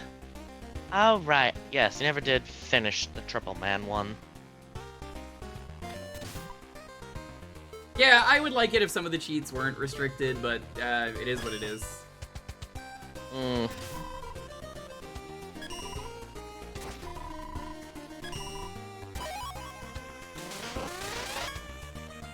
Oh no. And yes, Gariri did have a level that got Thanos. What level was that? Turbo Trickery Tower. Which, as Vanarchy just said, some of the judges thought it was a dig at Gariri. Because it used the tile set from his Wily level, but recolored. And was just... oh, that's so unfortunate. And felt like his... It was basically his... And it was ridiculously precise everywhere. That's so sad. I actually realized it was his level because I'm just like... I didn't expect him to learn the lessons from that level, basically. So, I put this in my spreadsheet. But I have worked at a movie theater before. I have many things to say if you ever ask me a question about a movie theater. To answer your question, Dr. Zoc, it was cut because all 5 of us voted, for various reasons, to cut it. Speaking for myself, I was against it because the level... put it this way. You know how X6 meme was nasty? No. Turbo Trickery Tower was nastier. To the point that my disabled behind, despite the fact that I am definitely good at these games, could not beat the level without cheating. That's really Just point blank, it was like, if I do beat this, it would be like the stars aligned on a blue moon and the planets are probably also in alignment. So it's just like, No, too hard. Ah, welcome to the movie theater. It's been a while, hasn't it, Mega Man? Usually I'd ask you for it, but tournament contestants have free entry. Goes. I hate being the guy asking for tickets. Personally, I don't care about the tournament. I'm actually waiting for the inevitable movie adaptation of it instead. I can just see the whole thing on the big screen while chilling in a big comfy chair. And I can get angry when they butcher something about the tournament, though I didn't watch it. Boy, I'm far too familiar with that. Ava reference on the poster? Woohoo! The best part of any premiere is definitely the roll across the red carpet. I don't mean that metaphorically. Not lame like everyone else. I drive across that carpet, hopping wheelies. Sometimes I slip up and someone gets hurt, but it's okay because I always look extremely cool when I do it. Oh, the Mega Man movie design is amazing. See some pain for the Mega Man movie. Yeah, no, it's like, no, the level, as I said, we all voted for different reasons against it. World famous Canadian actor Lucas Lee, what a man. You know, you boys were subcontracted to build some sets for this movie. I could tell that Mucker was crazy for me. Can't blame him. If I were any hotter, a safety hazard. It wasn't the best, but I did get to take a sign just like this back home.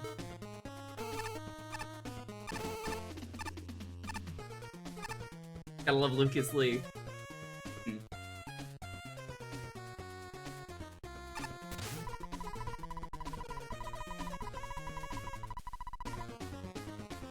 This is outrageous. A handsome movie star such as I should be getting a discount on the food and drink, don't you think?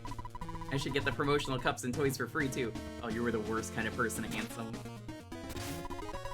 What's with this slow-ass as molasses way of popping popcorn in this place? I've got a way better idea that would cook it all in an instant. Explosions!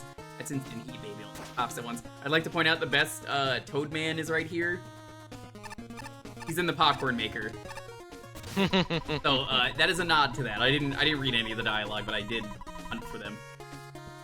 Why do I have to both work the cash register and be the popcorn machine at the same time? They aren't paying me enough for this. Yep, I've done that. Boy, it sucks. No way. Is that the Mega Man at my concession stand? This is the best day of my life. But you're participating in the tournament, right? I've been too busy serving slushies to compete, but since you're here, can we please have a friendly battle together? Sure. Oh, no, I meant yes. And even if I offer you a free drink?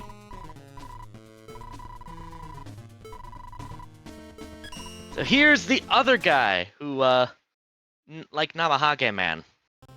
Oh, that's Runner-up. so cool. Yeah, Namahage and Slush were runner-ups in the same category as Slush Man. And when I say runner-ups, I mean they tied with each other and were 1 point behind him. So they get boss fights. That's cool. I respect it. Glad you put them in high tiers. This boss fight bothers me, and not because the boss fight is bad, but guy who worked at movie theater seeing slushy spilled everywhere bothers me because it was so sticky. You're causing me psychic damage. I don't like that. Honestly, he is a fairly. You handled him really well. Whoa! Normally when I go into this fight, he kicks my teeth in at least once or twice. Because I know how to clean up all the disgusting slushy spills. I've did that for like 4 years of my life. And do you truly live up to everything I've heard about you, Mega Man? Promise this would be worth the time. So take this energy element. Someone tried to pay for a slush with it. Your Riley prize. Hey.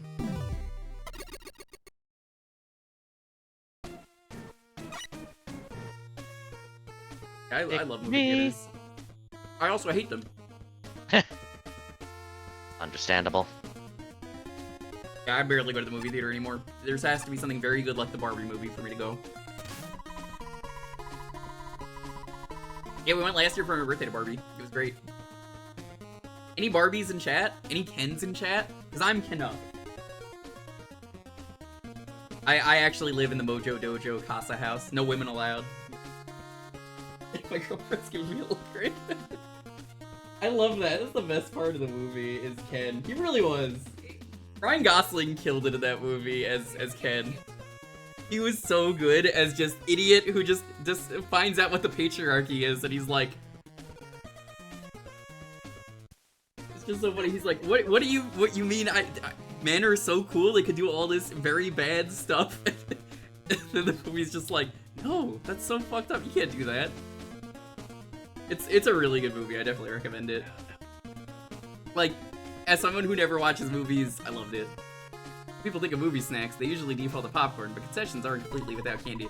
Why I'm here as a vendor, my official Saturn-branded Astral Gummy Rings. Trademark pending. I would offer you a free sample and ask for a sponsorship, but the only flavors I have left are uranium and plutonium. Ask Radium Man. Huh. Movie theater is an inspiring place, isn't it? It's reminding me to get back into stunt racing. That gets the adrenaline pumping. I gotta keep myself on my toes, you know? Dangerous the stunt, the better. More dangerous the stunt, the more likely they are to make a movie about it. Yeah, I brought it back around. I'm a big film fan, and thankfully my job means that I get to come here very often and see plenty of movies. Huh? No, I don't work here. My actual job is following this one specific person around into theaters and making annoying ring sound every time they point out something in a movie that mildly irritates them. Yep, I do that too. I had to do that. Where someone's being loud and annoying, and you're like, hey, shut up. If I found the, I don't remember.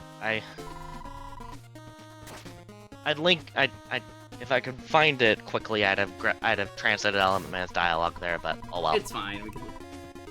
Welcome. The theaters are just up ahead. Enjoy the movie, and make sure to subscribe to the 5 different overpriced streaming services to watch the follow-up material. I wouldn't watch the Proto Man, that doesn't... don't mind me, just taking a break in between screenings on the stereo system in these theaters. You know when they say a theater has surround sound? What they actually mean by that is that I literally walk up to the patrons and blast them with audio. Fun job. Yeah. Me and me chums rented out a theater today to watch some classic black and white movies from our childhoods. So that we tried to settle the age-old debate if the characters had a fist fight, one would win. Popeye with spinach is a formidable opponent. Charlie Chaplin has the power of the Toon Force on his side. If you ask me, Laurel and Hardy's special teamwork combo can't be beat. Fred is from Christmas Carol 3. I recognized him. I know what you're thinking, but don't worry, the only reason there's a mech here is because it's a promotion. It's for the brand new hit flick Great Metonger vs. Meta Robo. Clever. Which, if you can believe it, I am starring in. Fights, drama, explosions, gruesome, gratuitous, and gory injuries, yet somehow PG-13 12A rating. By the way, can you help me out of here at some point? I think blue on the scene. Whoops. Dork, man. Oh, that is actually the name of the level. Wily Fu Hustle. Oh my god, the split. Oh gosh, the Mega Man 42 split legs. I Blade Van Doss. I may be seen as a cheap copy of a certain other robot master due to my name, despite our tenuous legal resemblance. That has at least landed me plenty of work as a stunt double in samurai movies. Funny how that works out. Good for you. Films nowadays may be able to use robotic illusions or other trickery to get the job done, but where's the fun and magic in that? Gridman was pretty cool. I liked him. That we should put more focus on spectacular actors such as myself. In fact, I think I should star in every movie. Yuri. A fun fact, at one point, Charade Man was actively considered as a tier boss. Had a feeling. Did not happen, in part because of development concerns, and also I had replayed Rock Force, and at least in my opinion, while I absolutely adore his concept, particularly as someone who's taken theater classes, I don't like his boss fight in Rock Force at all. I don't remember much of it, but so I'll have to agree. You never believe how much footage we editors leave on the cutting room floor. Appreciate our work. Fun fact, one time I snuck some hilarious footage of an actor slipping on a banana peel into the final cut of a movie. Which movie? Have to wait and find out. It'll strike you when you least expect it.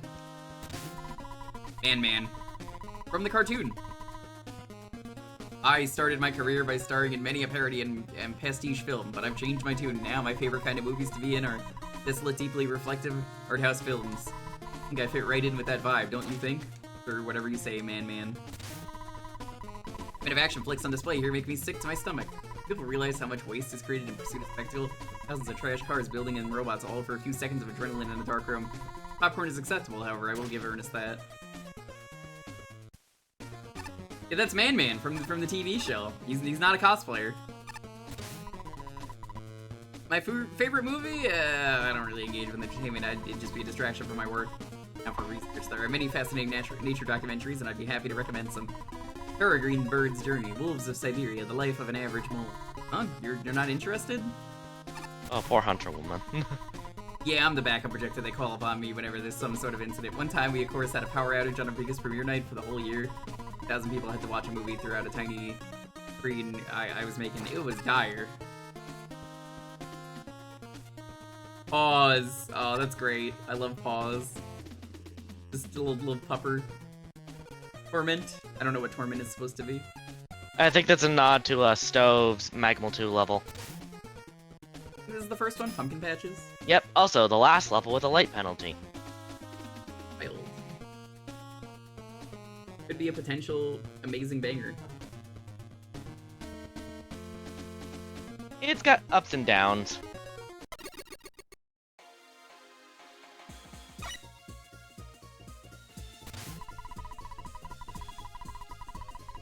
Are you going to that mansion on the other side of the forest? I'd be careful if I were you. I think I saw a bunch of robots skulking about around this place. Bummer. And here I thought I can go trick-or-treating there. I guess you find out who that is later?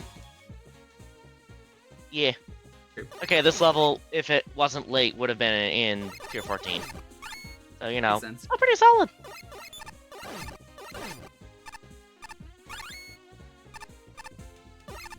Also, Dr. Zoc, the posters randomize. I had a feeling like they were random. What's your favorite? Oh gosh, I don't remember. Oh, I got the timing of that slide. Hell yeah. Shadow feels slide great. successful. I wanted to get that sooner, but there were so many other items I wanted to get that I was like, oh, I can't. I would have honestly made that base kit. Cool parry system has a lot of potential use. Well done. Don't worry, there's plenty of potential for us to see it, either this stream or the next one. The history repeating poster. It'll be interesting to see how far we get into this tier. We got through really fast for tier 12 today. Yes. We'll see where we are did. at midnight my time. It's currently 10:45. Hop around then. Understood.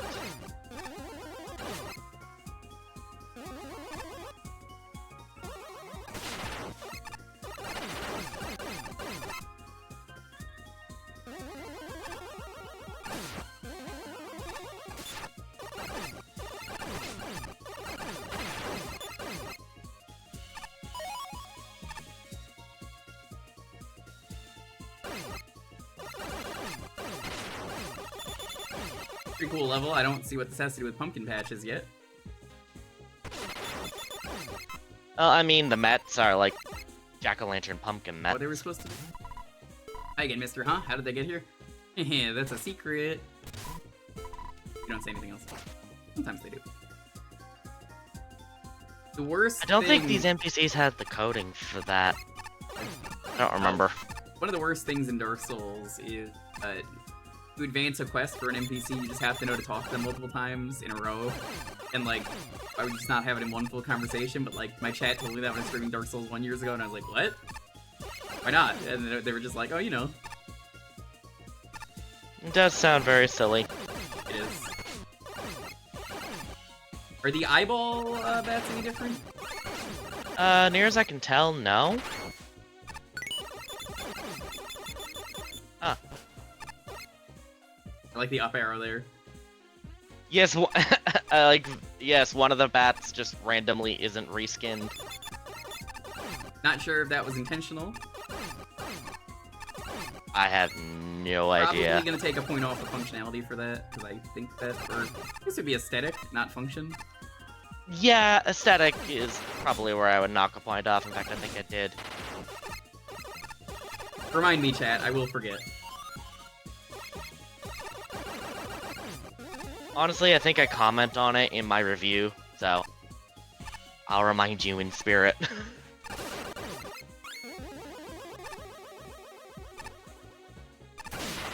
Ow. Admittedly, another way this place is like patches is all the all of the burning grass. Well, rather, all the grass that burns. I think these are better fire enemies than the normal hothead enemies, or whatever they're called.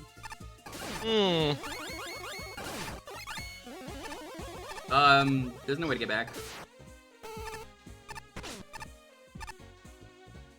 All hail the magnet team.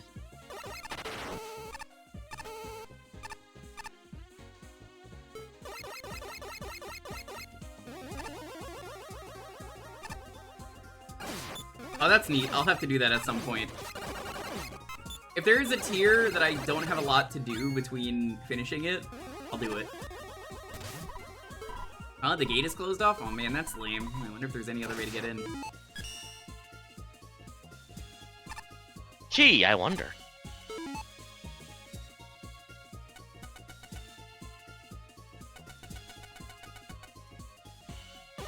Right. Yeah, nah, the tokens here, if memory serves, are... Finding them is not usually the hard part. Place is so wet. No, it's not. We played that level the other day. You know, with how many of those fire robots are here. Wonder if there's a quicker way to take care of them. Gee, I wonder. Anyway, Delta Rune jump scare.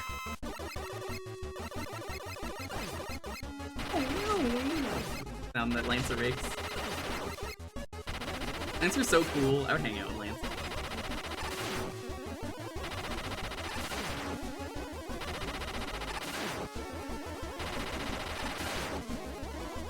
I think there was just a Deltarune update the other day.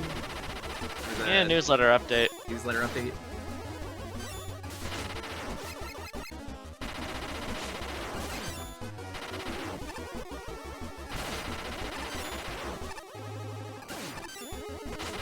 I actually think this fight is really well made because using the charge shot, it'll hit the boss. Not sure if that's intentional, but it works. I'm pretty sure it's intended, yeah. Because Parry is real fun. It would not have been difficult to code it so that the charge shot didn't instantly destroy the fireballs. Hell Satan. Randomly was like, finally I can make Satan. She's playing Persona. Ah.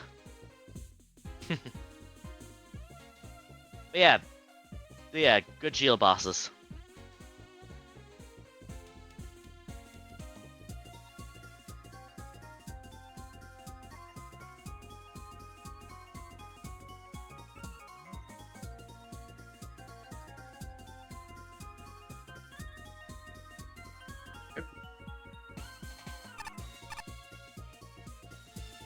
Yeah, again, I wanted to get the parry from the start. As soon as I heard there was a parry, I was like, hold up, parry mentioned? Oh, is this one of the Magmammal weapon levels? Because I recognize the lantern. Yes, this has one of the altars.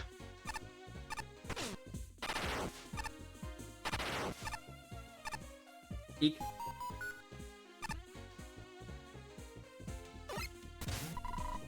And look at all those bottomless pits. Hey, mister, I don't think you can get through this the old-fashioned way. Make on air, huh? Or I could just do it. If that's Oh what she's hell, telling the me. magnet beam. And yes, that was the hint.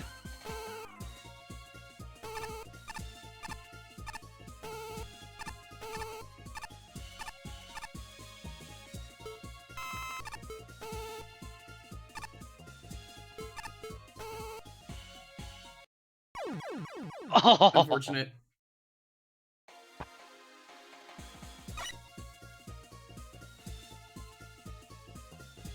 Owned? Bro, who says owned in 2024? that one apparently.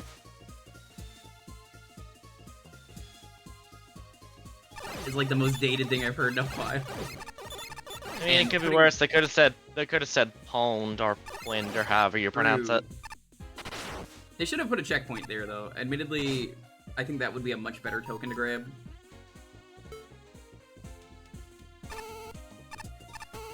Yeah, I would definitely say that, just as a general thing, the tokens in this level are its weak point.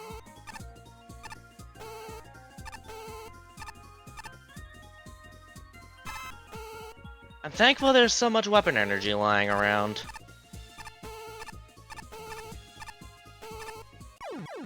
Yeah, like, they really... This wouldn't be bad if there was a easy access, checkpoint. Thankfully, it's not super far away. Not super far, but it's still like, come on. Yeah, no. Yeah, it's super far. Not being super far doesn't mean it's still not far away.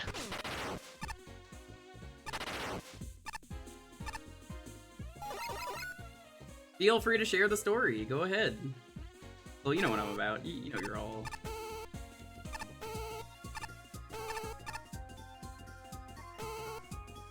I fucked up. Oh.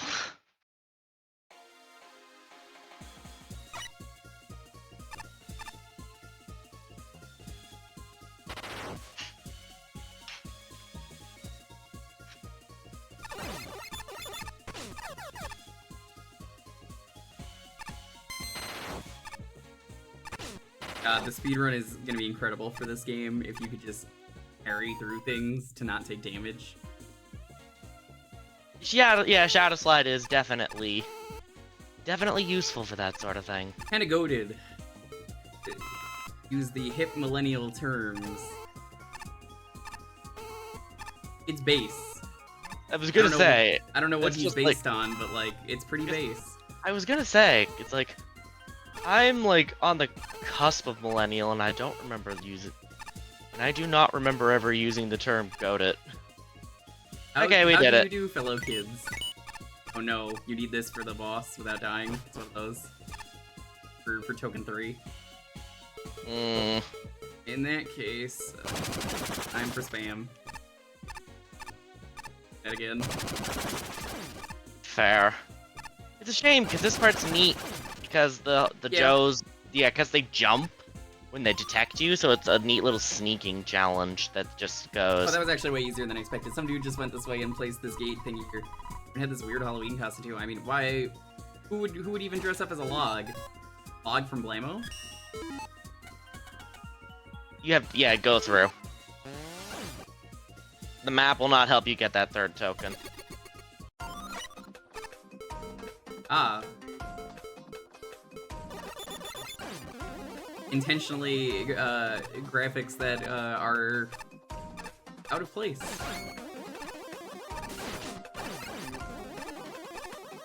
I respect it. At least I assume it's intentional here. I believe so, yes. Oh.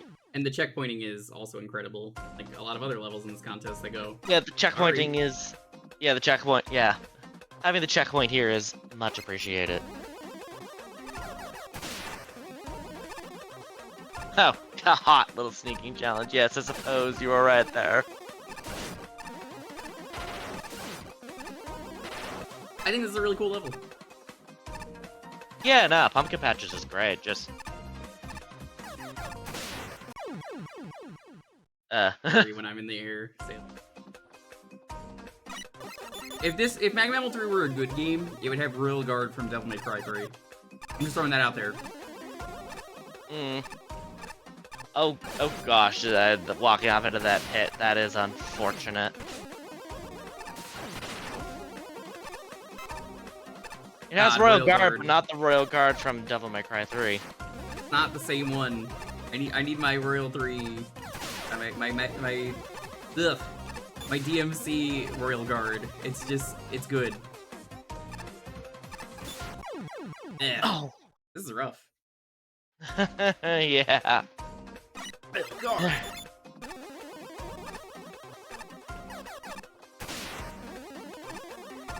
Huh. You know, I've never actually tried to knock their shields off before.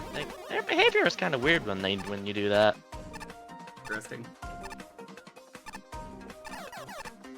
Admittedly, mostly because they're just like, hey, I'm just gonna jump out of the way. Oh. Alright, I'm gonna bring out the, getting out the weapons for this. Yeah, no, understandable. It's a fun section. It is... a lot. How did you not die? I think it only took 1 hit instead of 2.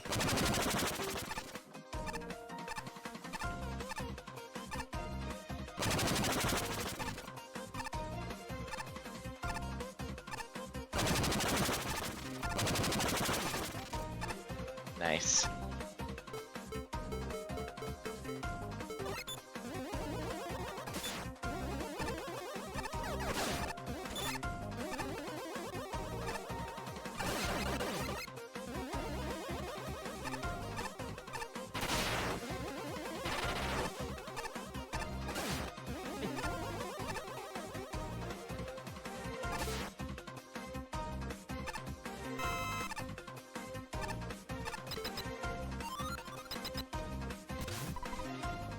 Oh, this is dated. This is 6 years ago. Ooh.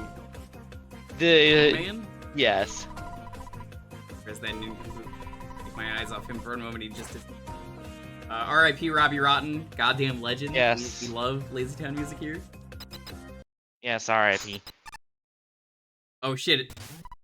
This makes sense. Can we get some nices in the chat? Nice.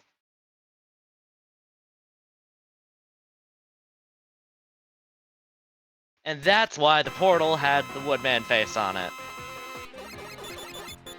Alright, I'm sorry, but as good as this music is, because it's We Are Number One, we gotta put on the stanky Woodman music if you're gonna throw this at me.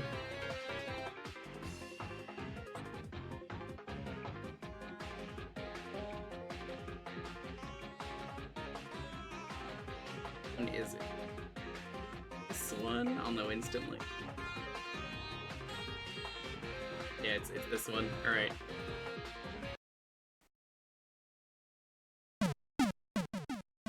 We're getting real stanky here.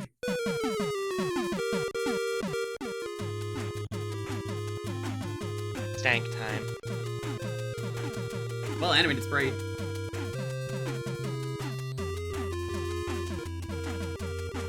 Hey, this is just Woodman, so what was he weak to? I guess Ice Ball. This is just Woodman for the moment.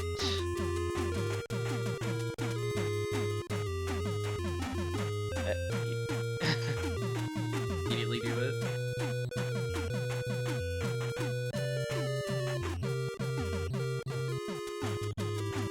Now he has some new tricks up his sleeve. Oh, he's Woodman EXE. Neat. Hopefully he doesn't crash my game like the GBA version of Blue. Yeah, Blue Moon. Wrecked. Beat him faster than I expected, so we're just gonna sit here and listen. Here to have an addiction, I can stop anytime I want.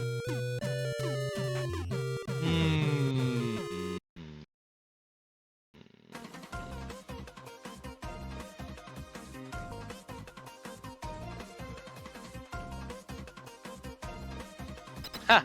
Oh, the We Are Number One remix had MM Wood in it as well. Gotta put on the classic, not nice.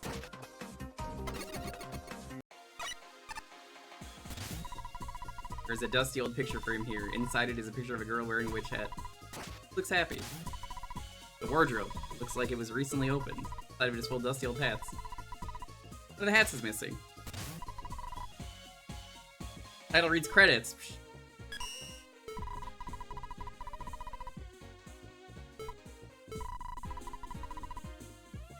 Years for breakfast. Movie Fox, hell yeah.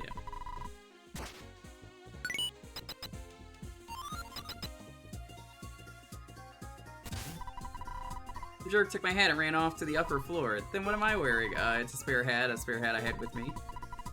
Go and beat him up for me, will ya? And be careful, he looks really strong and spooky.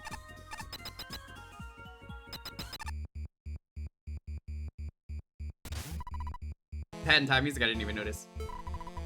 Welcome, Mega Man. Welcome to my lair. The name's Lantern Man, the boss of this old mansion. Watching you go on a rampage in this place, and I must say, I'm impressed with how well you did. Your reputation really does precede you. I found it in one of the rooms in the mansion. Little girl, I have no idea what you're talking about. The only outsider here as far as I am aware of. But enough of that. It's time for the finale of today's Halloween event. Real quickly, let me just write some comments. It is a very smooth blink animation, yes. Yeah, how many frames is that? Really smooth. Like a lot. 5 frames, 10 frames. Also, here's your pumpkin. Yeah.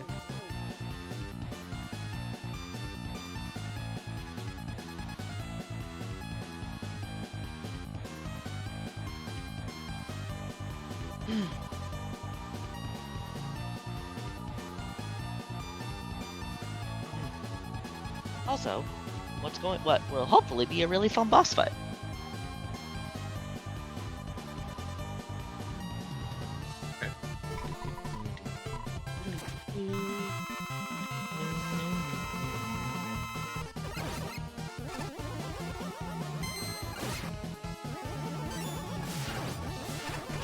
Field boss. Guess that makes sense. But the charge shot still works, like on Oh, yeah, the no. mini boss. Figured that out earlier, so I'm like, okay. I wasn't gonna expect that considering Royal Man had the shield weapon.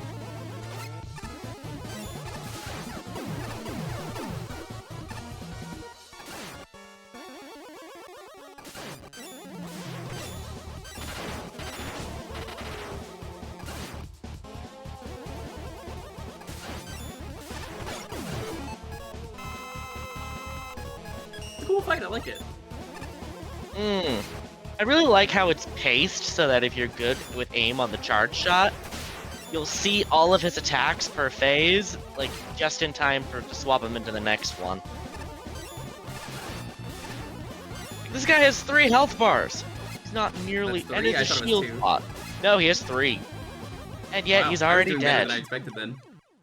Yeah, no, Lantern Man is extraordinarily well paced.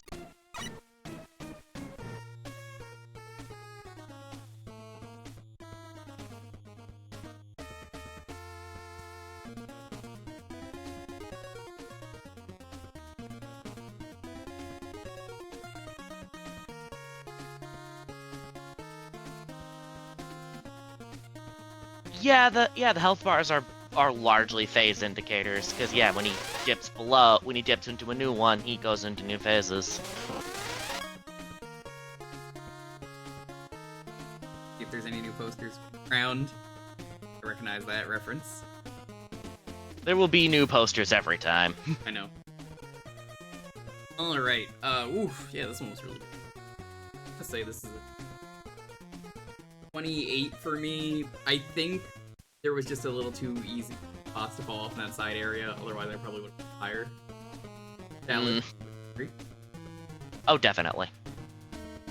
So, I think that's a fair score. 28 is 1 point off of my design score, so...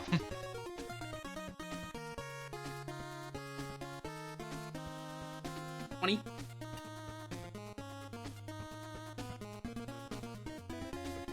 Well.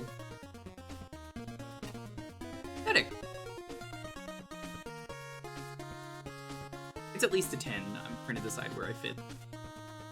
I think I'm gonna say 11. I'm leaning towards. Fair enough. Because they still use default tiles, and I think it's intentional, but even so, I'm like, Yeah, fair. At least I'm pretty sure it's intentional. Oh, it being different visually is definitely intentional. Like, Nitro Striker does a lot of graphics stuff, so... I believe it. Actually, I said I was going to take a point off. Pathetic for the one error, so that's a 10. I remembered. Nobody reminded me. I remembered myself. Congratulations! And I didn't run into any glitches, so... 10. What is that score? Let's see. 22, 42, 70.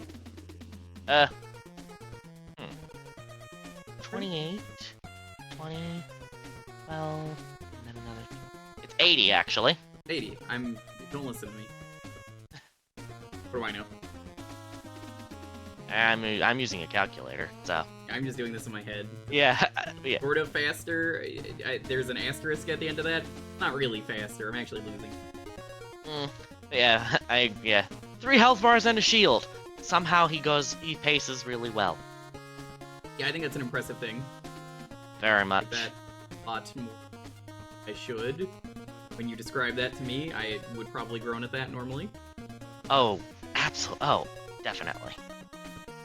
It's such an easy boss to mess up, and they did it really well. I use the sum function on my spreadsheet. Not my spreadsheet, though, so. I don't even know what the sum function is because I've never made a spreadsheet before. Cut me some slack. Fair enough. Humor program. Let me put that on real quick, as I will forget. And I will also show off.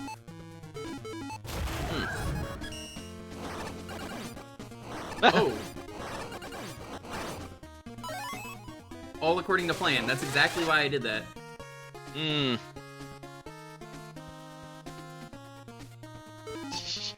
Yeah, we Weapon. didn't give. But yeah, no, we gave him a homing weapon because of the fact that he has the homing fists.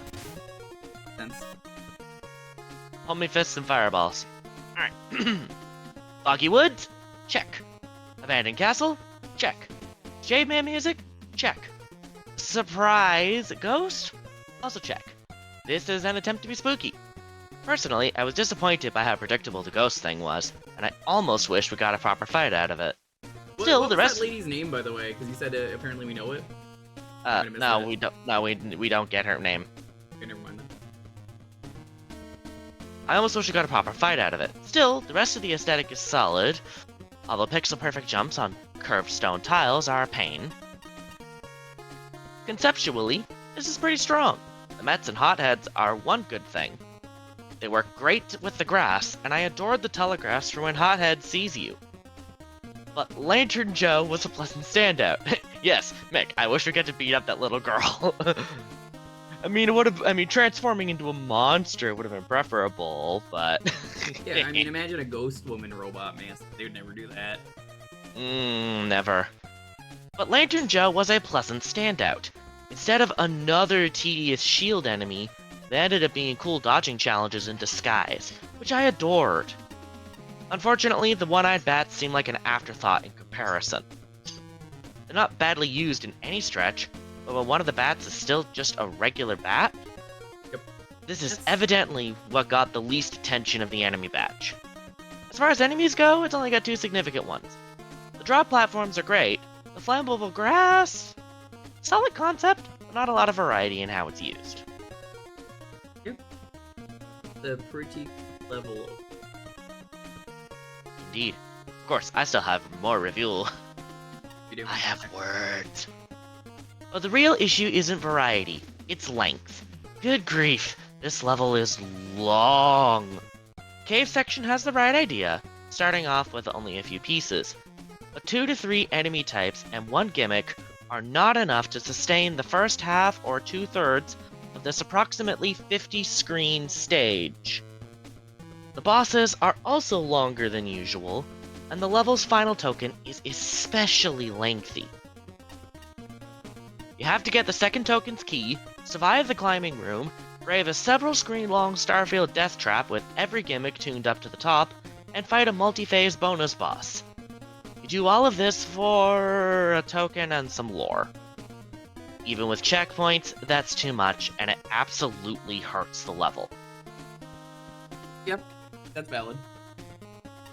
But despite that mess of a token, I ultimately enjoyed this.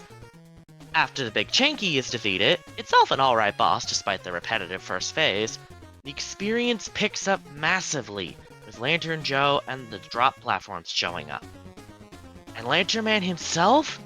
He's such an excellent boss fight that it makes up for the ghost story being kind of a letdown.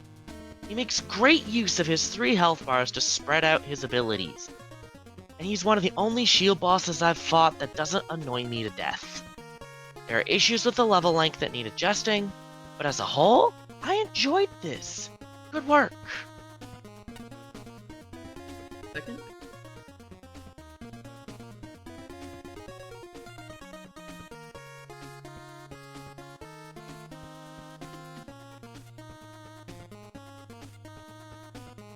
I would have never guessed Shinryu had a soft spot for Spooky Love Dragon. I mean, he is a super boss after all. I'd always felt like a theme in the official series sorely overlooked, with Shade Man being the exception, so I'm happy to see a stage try to do something along those lines. The aesthetics are certainly on point for this type of theming as well, from the overall look of the level to the sound and the enemies. It's all done up rather nicely, speaking of which, the enemies are another point of interest here. Like the general idea behind most of them, especially with how they can set the grass on fire. That said, it's also very easy for these sections to get out of hand. Mostly thanks to the jumping fire tackles that the hotheads produce. They're not impossible to deal with by any means, but the sheer rate at which the hothead can throw them out, coupled with the hothead himself being a somewhat tanky enemy, makes them more annoying than not. Yeah, Shinryu does some really good reviews. Like, Flashman easily has the best, because, I mean, his writing is just... It's the writing. Like, it doesn't matter what the level has about it, he's just so eloquent And everybody else has some really good reviews too. Like, there's not a judge that I've been like, I don't agree with this at all. Like, please stop. So I think that's important. I think I had the opposite reaction in Meg Mammal 2, where I was not the biggest fan of the Jewker reviews, to be honest. But that's just me. I think those enemies being mostly absent for the second half of the level is why I ended up enjoying that part a bit more. That's also not to mention Lantern Joe, who is probably the most unique enemy here. I'm having a lot of fun trying to play around him on the Shadow Main platforms, which is actually a little surprising to me in hindsight. I usually hate gimmicks that more or less reset your progress while going up big vertical rooms. Thankfully, that wasn't the case here. That's probably thanks to how manageable Lantern Joe ends up being, even with the other gimmicks and enemies at play here. So long as you take your time and don't rush things where it's not necessary.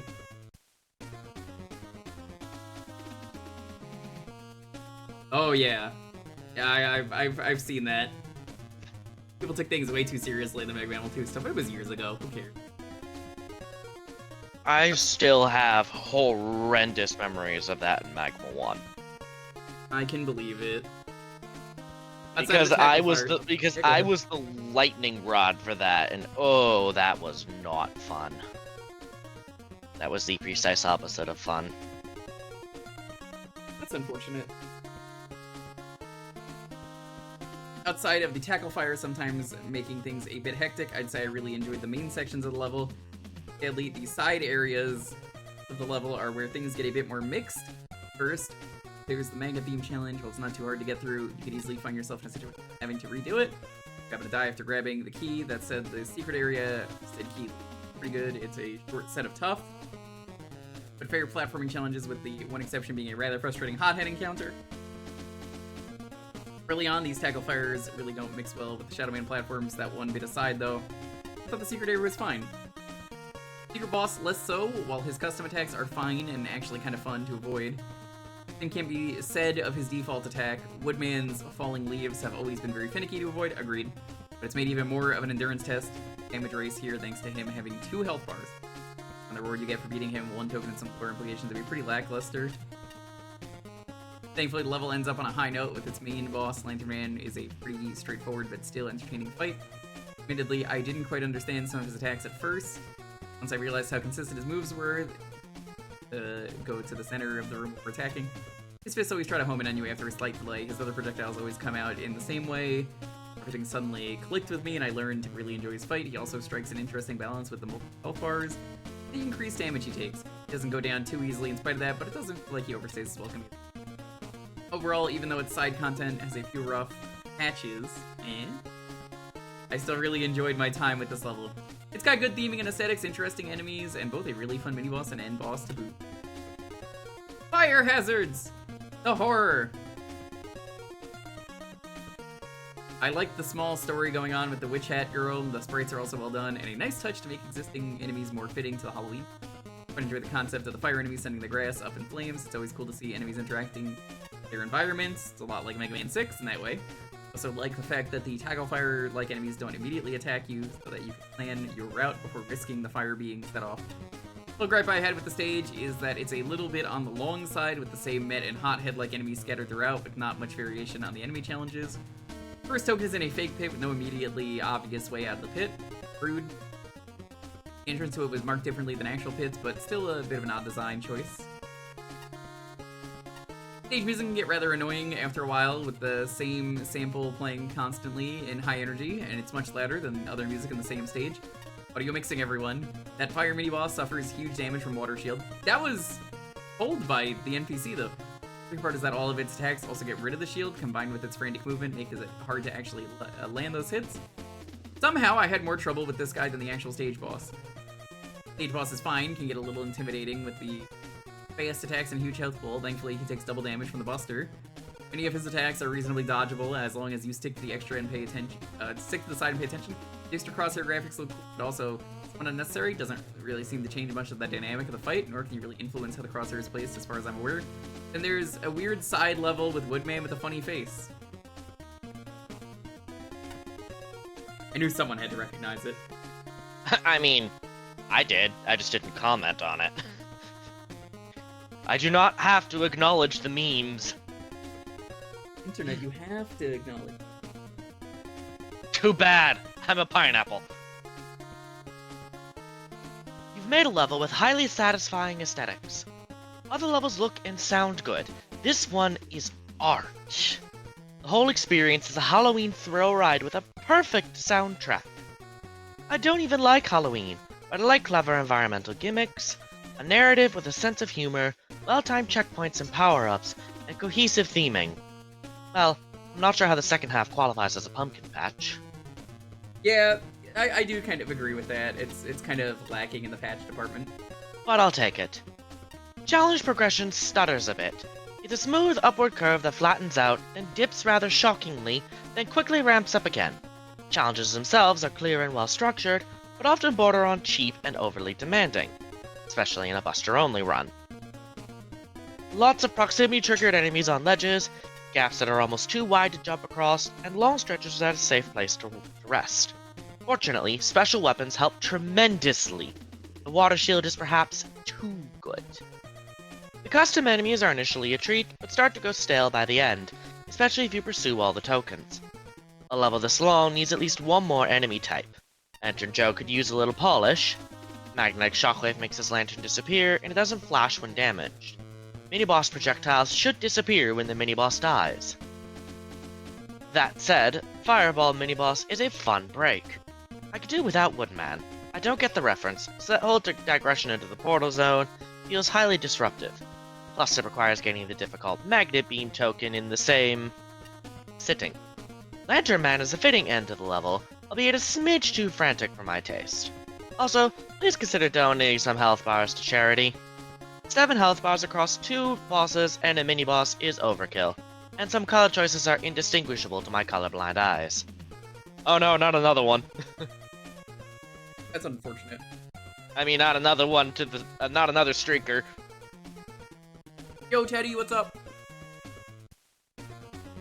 We're in the really good level areas. These are pretty much all good levels at this point. Fun fact, this is the first stage in the Judge EXE. Yeah, literally this is ranked, this, in our random Judge EXE numbers, this was number 1. That's cool. How did you play them? Did you have like an RNG machine that like picks a number? Yeah, RNG machine, yeah, we had an RNG'd list, and they were split into 6 batches. But yeah, this was... Which list, or was it just you're getting this one? We were given the lists. Whoever did that is getting fired. I know some sticklers might be off about the mix of Red Book audio, transparency, etc. No gosh, this is such an atmospheric level. Excellent choice of an excellent remix from the arcade games, and I do appreciate the little touches, such as fog creeping across the field in variety and settings, and thematically appropriate. I think my absolute favorite thing about this stage is that this has what is probably the best Joe variant I've come across. The pattern is based on the player's actions rather than a timer, which makes them a more satisfying enemy to encounter. I agree. The fact they usually bugger off once they've done their thing makes them feel more like a gimmick. Not the usual irritant time sink. I'm always a fan of tokens that reward the player for paying attention, and that's how I think tokens should be handled. I did like the Magnet Beam challenge, it felt fair, but the first token uses was particularly hazardous. Deadly enemy placement and even being really easy to fall into one of the mini pits. Just by going into the screen transition wrong, like Dan just did. Dan, how's it going? Out of context Matic phrases. You foolish fool! Yo, Magus, what's up? Hey, Dan. Hey, Dyer. The Blade Storm, welcome on in. Red Cinder, Yoshi. Hey, Chaos. Hey, dude. We're doing more Make a Good Mega Man level 3. We're in the really good levels now. Not the best levels, but we're in the really good levels. We're in tier 13 of 15. So, we're seeing some amazing levels. We're just reading this judge review, and then we're gonna move on to the next level. Hope we're doing well. Holy shit, you're still not done. Bro, there's 176 levels.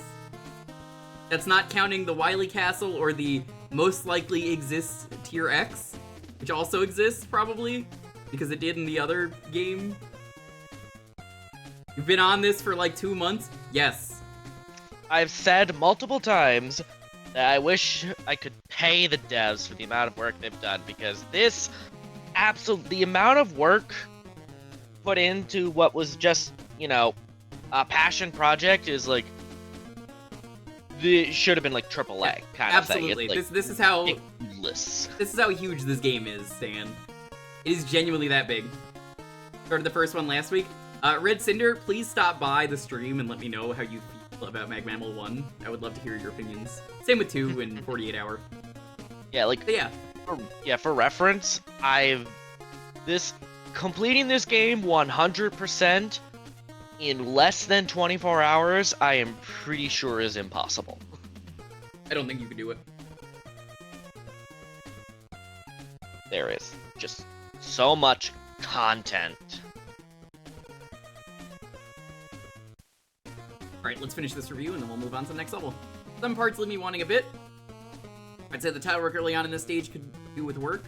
Thankfully, it gets much better later in. But the first area is rough. The fact that foreground grass and background grass looks way too similar makes parsing early parts of the level difficult, and this meant the fire head was very poorly introduced.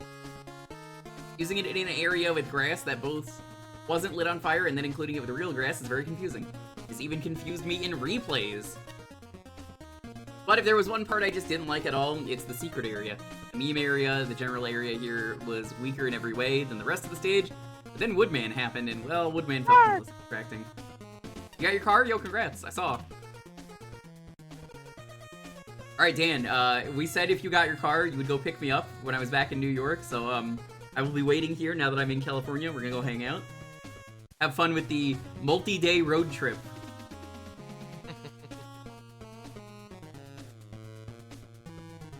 The fight's first phase caused its drag. It's literally just the stock Woodman fight. Better health management might have helped lessen the feeling if you just wanted to do the fake out. Like the second phase leaned super heavy into the arcade games, but this entire area fell flat. I miss Stefan too, but I would have preferred a less jank tribute to the #1 villain. But this aside area cuts off a segment of the stage I just found more fun is also, yeah, not a fan. That all said, my second favorite thing about this stage, the other bosses, the mid-boss might be a bit hard for a mid-boss personally, but he's enjoyable. See, I didn't have any problem with that, while it seems like a lot of the judges did. It's like the charge shot's just that good. I mean, yeah, as I said, my problem is just, his first phase is just jump above you, slam the ground, jump above you, slam the ground. I have His perfect first phase brain is him. competitive. It was not egregiously super hard or anything. The Lantern Man, perfect cap to the stage, pattern, diversity, and obvious phase changes.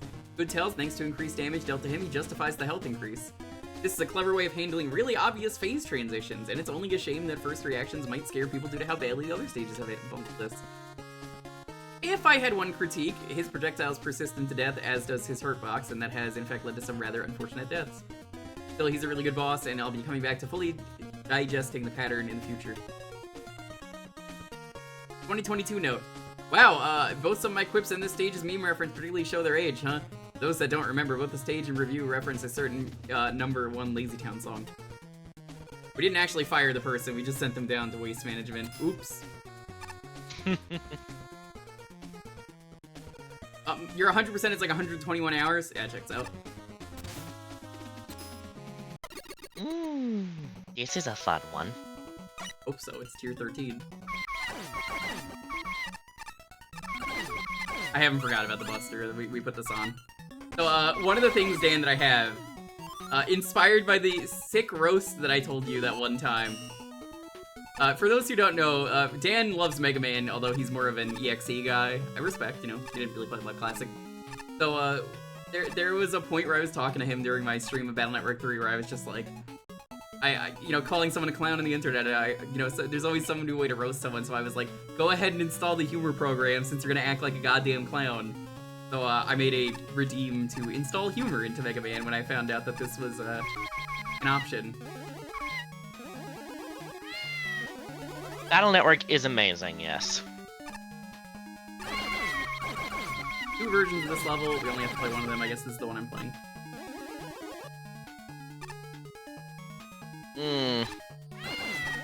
Well, 2 versions in a sense.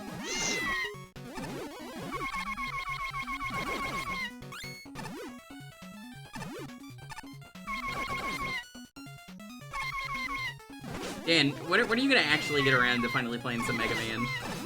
We'll have fun.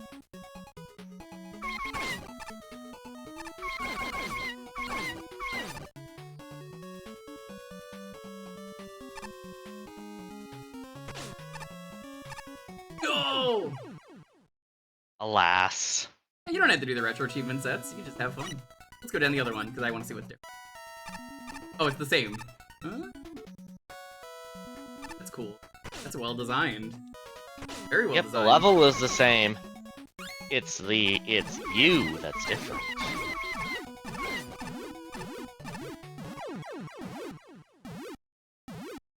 Mega Man 1 is still rough. Nobody actually likes Mega Man 1, except for, like, sickos. I'm just saying, if there are people out there who like Mega Man 1, and I know there's some people watching that definitely do, that's fine. But they're sickos.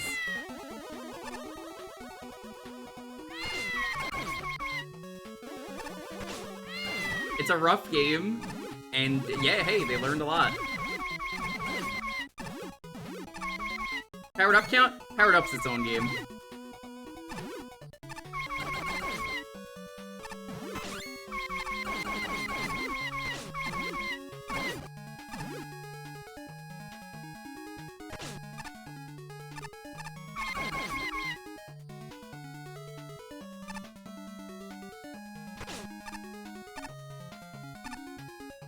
There we go. The reason I say 1 and not Powered Up is because they're different games. They play differently, they have a different weakness order.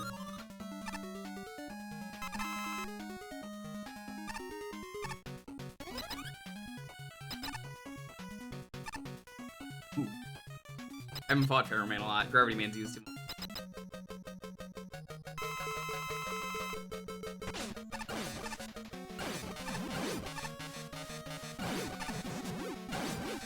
So I have a question to ask you that you probably have an answer for.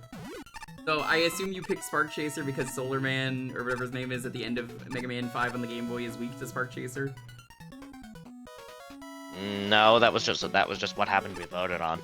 Oh, that works out. It fits. I don't even remember what I voted on. I don't even remember what I voted on. Interesting. So heavy gravity.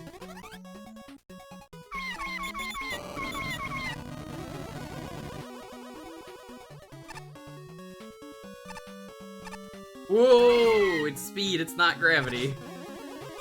Gotta go fast.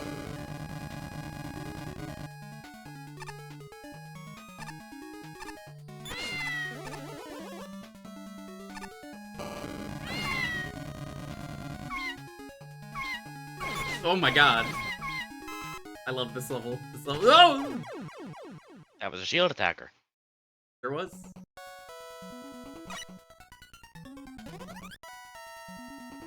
Why would you ever pick slow? More controllable. Also, I have a parry. They added a parry to this game, Dan. It's great. I unlocked it.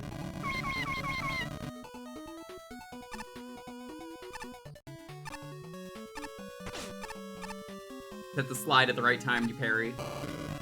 All games, better with parry. Yu-Gi-Oh! Kinda sucks. Terrible game. Doesn't have parry. Unless you count trap cards. Do trap cards count as parry? Eh.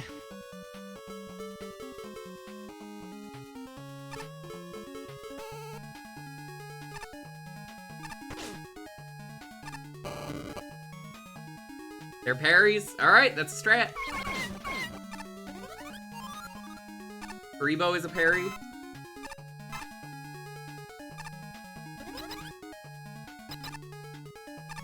Yeah, let's go Toad Man. Slow Man, Toad Man. Oh. Might have actually made it a pretty difficult Toad Man fight. Well done. Yeah, I do not have good feeling about this. Well done, I'm actually using an E-Tank on Toad Man. This is actually like a bullshit Toad Man fight.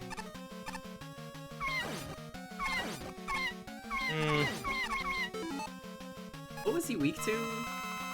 I don't remember. Well, you have the radar, you can ping that.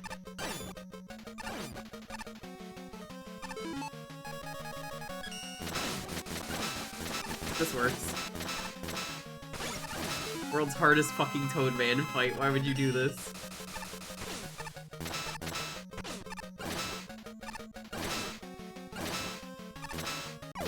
Oh, that was so unfair. Honestly, I would have just died and done like a different... Oh, so Pink, you went the other path. It's because, like, the whole point, just pick your poison. If you don't like the poison you picked, you can always just pick another. Low gravity and speed, or high gravity and double... High gravity double speed is very Yes. Yes, yes. If you... Like, the quick item menu that can be used to get E-tanks can also be used to ping the weakness radar and, like, pop it up again. Look, Pink, I'm just saying you have emotes of both of them, so the answer is yes. You could go for both of them.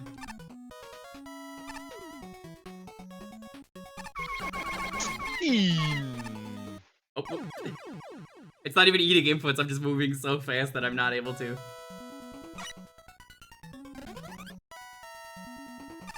Power of zoomies. Mega Man's going so fast, I could tell he really hungry for them chicken tendies.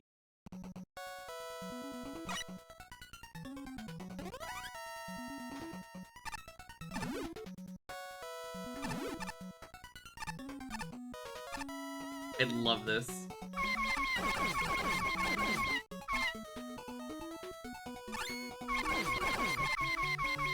Jump's actually pretty good, all things considered.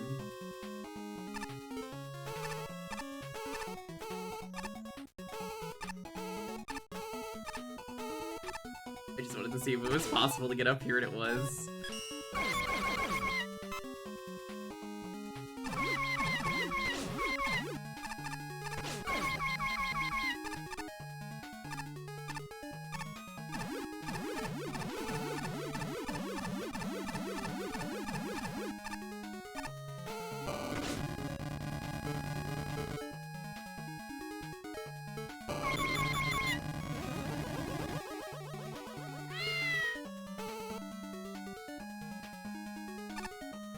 Two times gravity on Rush Spike, yeah. That is a spooky and mental image. You say not to use Rush Spike? Yeah, well, now we have to.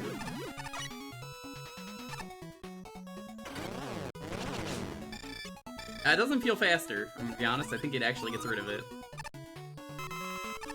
Huh. Go figure. Have a slow.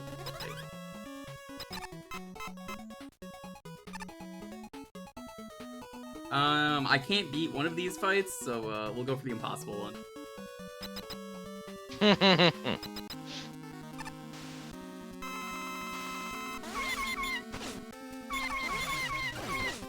Alright, this.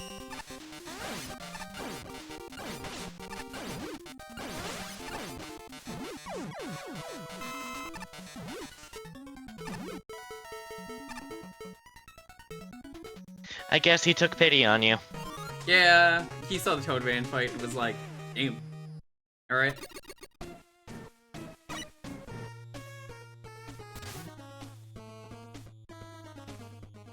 I think this level is extremely well designed to the point that how could I not at least give it a 25? That was so good. Fair. I think this is a 19 for me on the fun. Creativity, this like that level has so much replay value. I'm gonna give that a 12.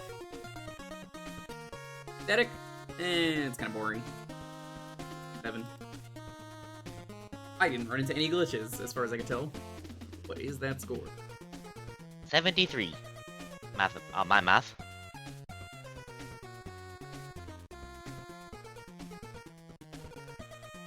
I'll answer questions after the reviews. Yeah. So, I really like this premise. The individual level pieces in any other stage would be boring and uninspired. It's all standard gimmicks and enemies, no real semblance of theme, and it's all stuff we've seen before. However, the ability to pick and choose your gravity/speed parameters creates something completely new, on top of having a ton of natural replay value. With these assets, how you play becomes a distinct, unique choice, and every playthrough can be a little different. And should your choice not be working out, you can change your mind. Sadly, this doesn't always work. The individual paths are generally fine, generic theming aside. It starts out with gravity mods, which many players will be used to, and then goes for speed mods before ultimately combining. Writing my thoughts on this one. Before ultimately combining everything. The only real problem spot is in the second one, as Gutsless can be surprisingly irritating with speed mods. The problem is more the bosses, which can get unfortunately dicey. Having poked through every possible combination, there's a few bosses that are close to impossible if you pick the wrong choice. Oh man. Yeah. Cutting your horizontal movement in general is a bad idea. I love it. Honestly, I'm a sicko. Bad idea. And between the two final bosses, Dustman seems to be noticeably easier. The feeling of only one valid solution kinda defeats the point of this place, which is a touch awkward after the level itself handles so smoothly. Pink, what is the top man fight? Also, Doc, you should probably ask your question, like, ahead of time so that I can answer when reviews are done. Just curious what the top man fight is. I'm not gonna go back in on stream to do that, because there's only so much we can play. I will go back and see the other paths. The middle platform you were stuck on and have to dodge Weaver. I would have loved that. Instead, I chose poorly. I'm like the guy in Indiana Jones. You know, you have chosen. That was me. Toadman ain't fucking around anymore in that fight. Good luck trying to do that fight without getting hit. Or thrown into spikes, or contact damage. Probably my favorite usage of split paths out of any level in this contest. Even though you're ultimately going through the same segment no matter what you pick, the way you altered speed, jump height, influences said segments makes for a really interesting stage premise.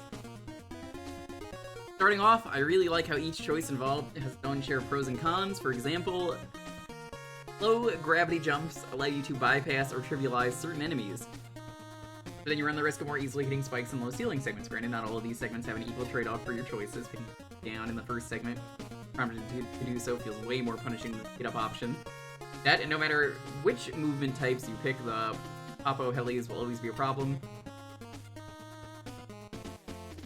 Special mention goes for the one in the final stretch, which constantly respawns unless you jump over it a certain way. Or just get rid of it with Laser Trident. Even with that in mind, each section still feels like it had a lot of thought put into it, based around the available choices. And on that note, thank you so much for not putting tokens in this stage. I agree, that could have been really bad. Having to rely on one movement option or the other for them could have easily been disastrous, so it was a good call not to use them here.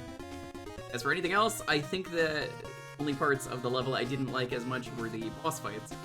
Some of them are fine no matter which movement option you pick, while others with more gimmick rooms feel near insurmountable if you pick certain combinations.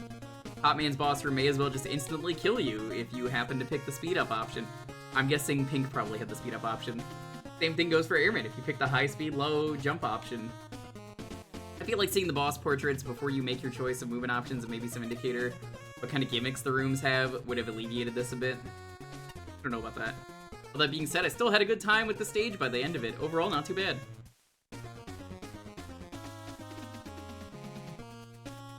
The illusion of choice. There's that meme of the cow standing. I think this is a very neat idea. Picking your own modifications to change the dynamic of the section you're going through, and you could change it up on later playthroughs. I think this might be the most talked about Magmammal level, because anyone who's played it, you could talk to and be like, how did you experience this? Which is really fascinating. If you want a different experience, it reminds me a bit of a roguelite game. The problem is, low gravity and high speed are pretty much always the easier options. Players can overcome their problems by simply not jumping as high or moving so hastily, whereas for the opposite, they have effectively no control outside of the restriction. Therefore, high speed and low gravity pretty much always dominate, unless there is like an extension shortcut that you can only really go through with the inferior options. To the stage's credit, it does offer a few of those instances, for example, low ceiling spikes to counter low gravity, and platforming against higher speeds, but the rest of the section are still pretty much hamstrung. It's interesting at the end where it starts mixing it up in the final sessions. You get 1 merit, but a demerit to go along with. But the same problem arises where faster speed makes for an easier time. Movement just dominates, as demonstrated in the top or Toadman fights, where mobility is essentially crucial. And the compensation for picking the low speed is for more weapon energy, which kind of gets nullified by the fact you get practically infinite amounts of it, regardless due to the infinite lives you have in this game. That would have been a pretty stellar stage with the balancing been adjusted more. Oh no. Oh no. This is a great review. Just give me a moment, I'm answering Zock's question. Take time.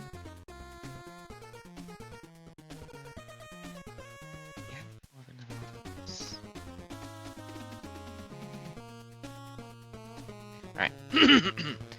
Pick your review. The whiny one / the happy one. The whiny one. Good luck on a no damage buster only run. Most of the challenges are reasonably perfectable, barring some demanding ones involving heavy gravity, gutsless, and unexpected shielded enemies. But not the last 4 bosses. The combination of altered movement and physics, limited room to maneuver, depth spikes, and or questionably implemented gimmicks is just too much, requiring special weapons or excessive precision to survive. The only strategy that seems to work against Airman is don't fight Airman. The rapid learning curve gives the level a nice pace, but at the expense of player mastery. More practice of basic platforming after each movement change would be beneficial, especially after the speed change. Hobo Heli plus conveyors is not a good way to learn. As a matter of personal preference, any part with slow movement is too restricted for me to fully enjoy. Also, I'm kinda disappointed that Toadman doesn't comically explode on the spikes when he appears. The happy one. Movement gimmicks are a tricky proposition when the same stretch of level needs to accommodate 2 different possibilities. This level does an admirable job of crafting nicely replayable challenge arcs that balance fast, slow, high, and low.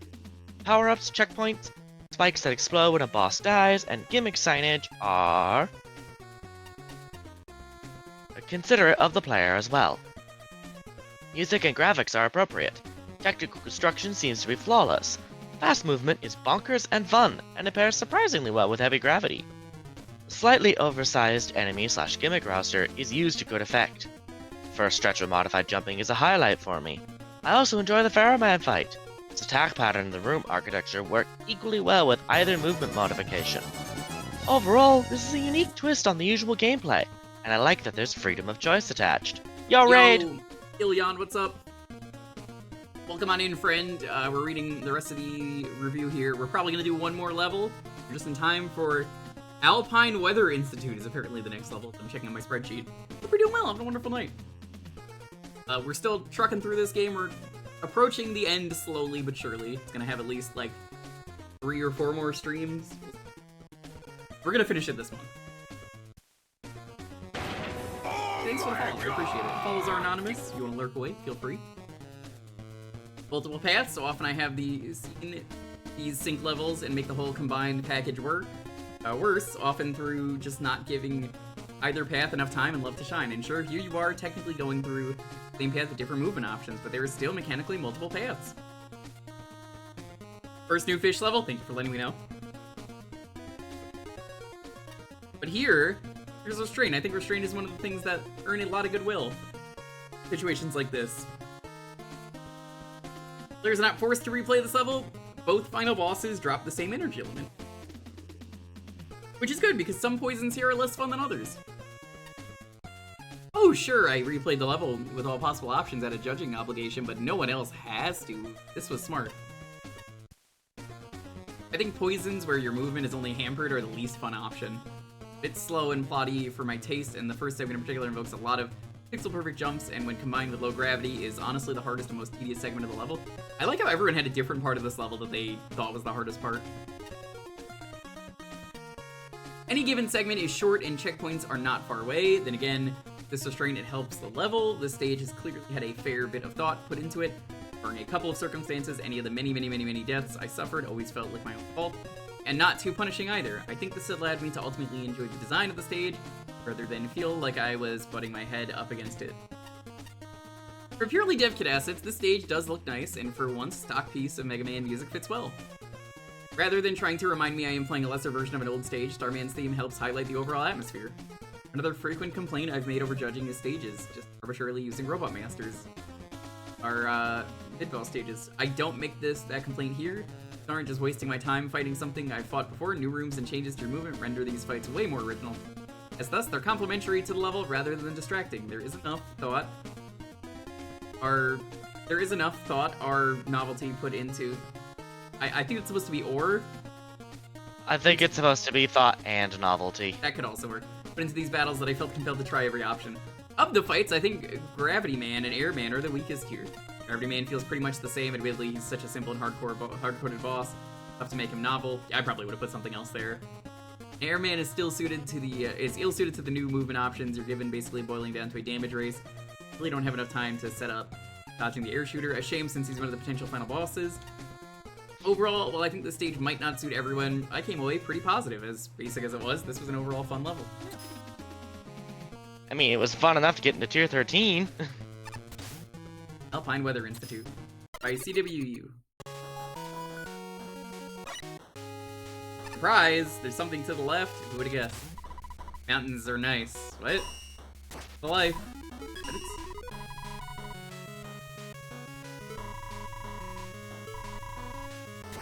Okay.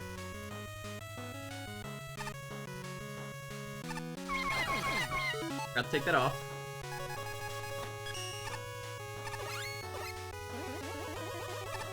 Weird seeing almost stationary platforms for that. Whoa!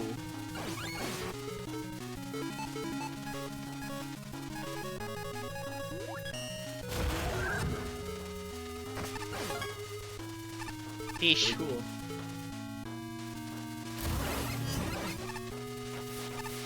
I love the gimmick.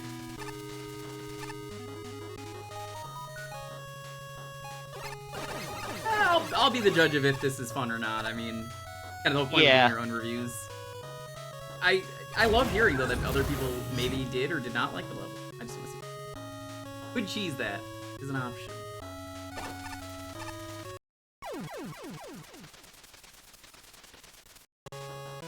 Well, that didn't work. That why the token skip is there, or is it another one? Another one. One of the tokens is a bit on the glitchy side. Fortunate. It fixed? I guess not. No. It's like, it was... It's like, yeah, the tokens in here are not the best as well, but then being glitchy on top, it was... It's like, the judges very quickly was like, yeah, no, token skip. Oh! Yeah, that's really tight. Yeah, I think this is a good one to end on, though, for sure. Unless you think the next one is even better, but that could be a good one to start. Yeah, the next one's probably a better one to start on. Here's the double speed from the previous level. That would be really nice right about now. Got it. Victory!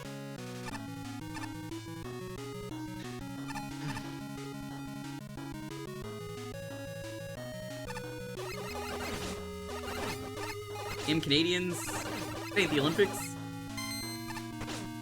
I parried it by accident. Nicely done. Surprise new enemy? It is Olympics? No, this isn't the Olympics. As in, like, what we're doing right now isn't the Olympics. And I love the guy with the gun. I'm sure you've seen that picture, chat. Oh, yes. There's been some other people that have been holding guns that have been real funny in the Olympics. One of them is basically a JoJo. There's some other crazy ones. Yeah, the Turkish shooter. I think I actually did see somebody, like, do a JoJo meme version of the Turkish shooter. I had seen that as well. I think it was posted in my Discord, probably why. Actually, that's probably exactly where I saw it. Yep, that would do it.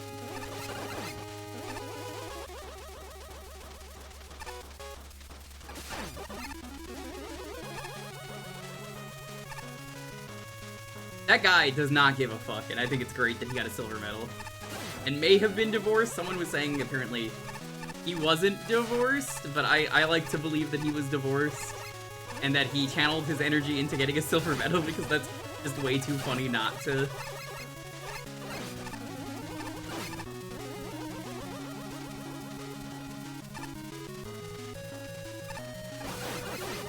Oh!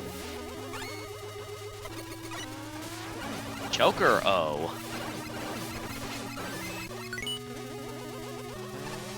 That thing was more parody.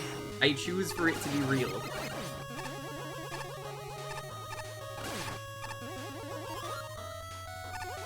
That bright Can't tell flash me what is and kinda isn't hard on real. the eyes. How do I break this? I have to hit this. Okay. A good guess.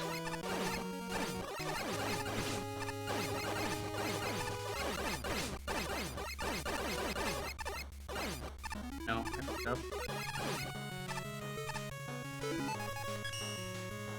Win that by accident. Or that works. Ha, denied.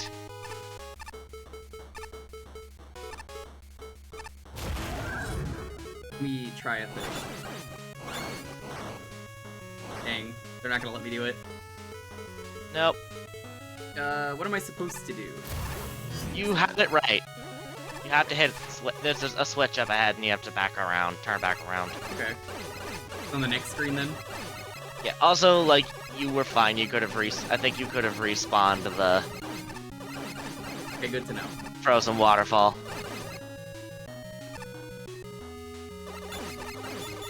Yeah, as you can see, like that frozen ladder there, you can definitely come back around.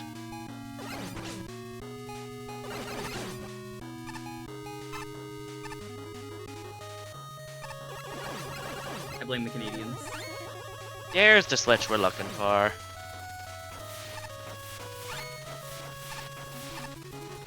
Me and my brother, despite not being Canadian, did love curling. We always thought it was cool. Shout out to Canada. Yeah, curling's cool.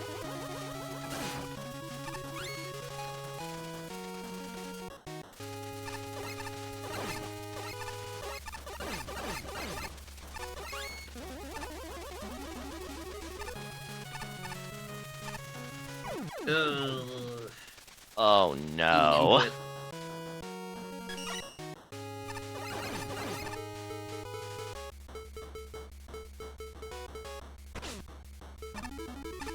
Yeah, like of the token skips, I think this one is like the least egregious.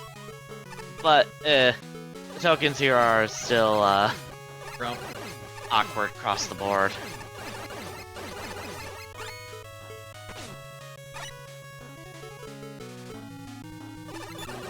Like, the main thing was that the last one was a bit on the glitchy side, which you may or may not encounter. The judges encountered it a lot, but then lots of players haven't encountered it. I appreciate that the token skip is there for a reason. Yeah. I also think it's like the last skip you'll run into in the game at all. I was about to ask about that. I'd have to double check, but like I am This is 95% the safe sure. way to go back, so... Yeah, understandable. Yes, it's the very last skip. I'm sorry. I was about to say, you have to die to get that? Nope. Nah, you get a shortcut. And yeah, that shortcuts you back to where you would have gone had you not gotten that token.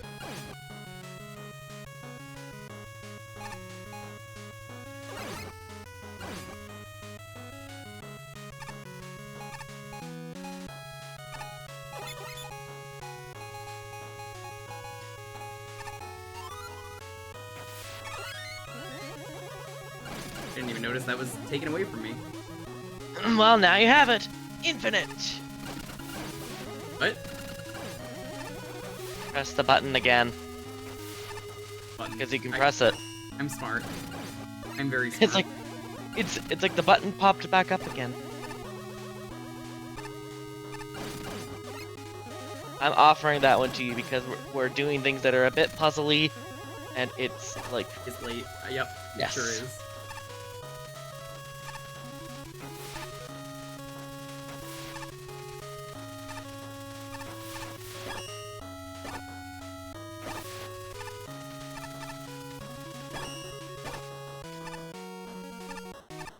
I think I understand what they want me to do.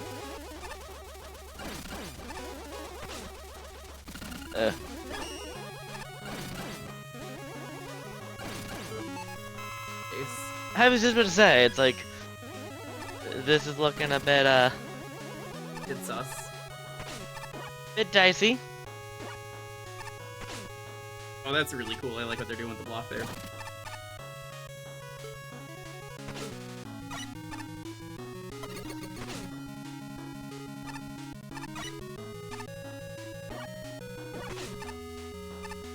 Interesting tactic. Hey, as long as it works.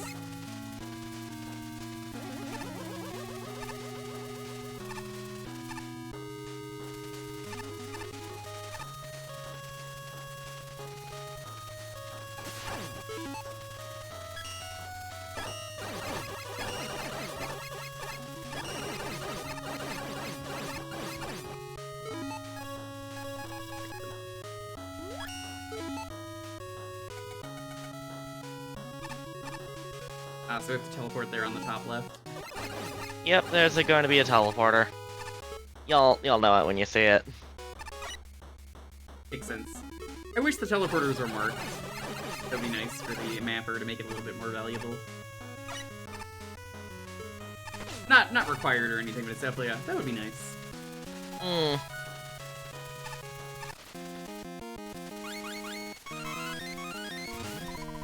Hi, I was pulled across space, time, and dimensions and stuck here to give dev commentary. Jokero? Doesn't for love. Degenerate. Someone's hard to lanes it will. Click block interactions. Okay. Why Flame Man? Because I am everywhere. Are you? I don't feel like you are. Actually made by repurposing other aspects of the dev kit. Oh, neat.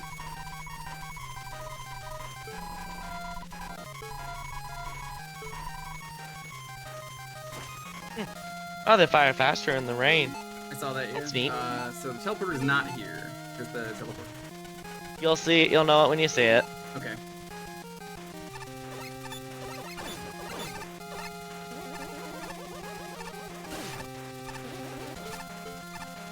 Interesting that it changes the music.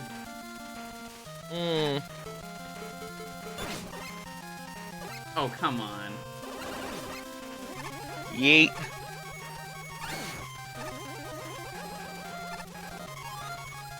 Oh, there it is.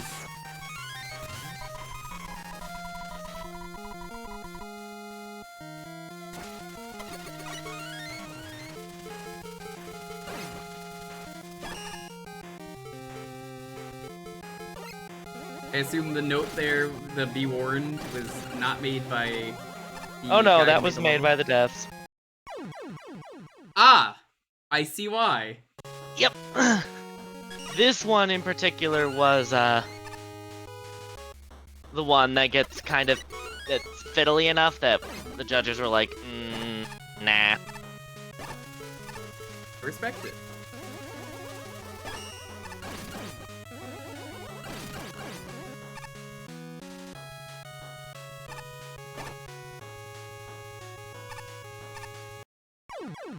Ah.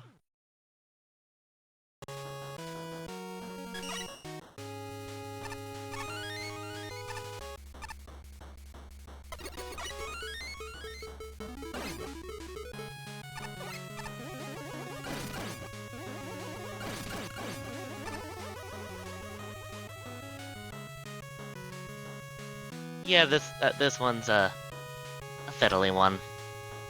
Perfect.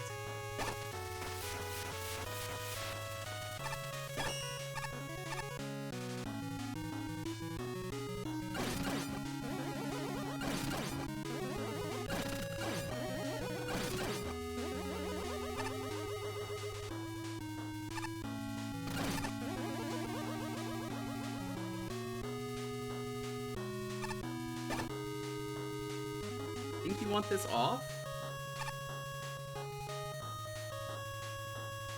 Yeah, that looks like...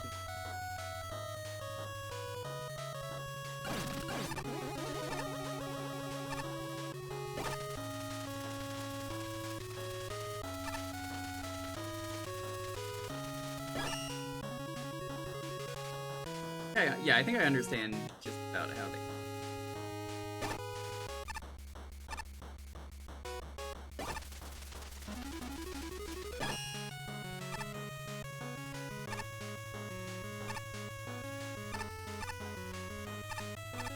God, that is tight. Whatever they want you to do. Yeah, it's not exactly easy. Ah. So, what am I supposed to do there for that one? It's, get it when it's I up. do not fully recall, to be completely honest. Hey, at least this is the last skip in the game. So, my credo of no skips, has continued. I did one skip, and it was for seizure reasons, and then went back for it on my own time off stream. I'd say that's still good. That's too early.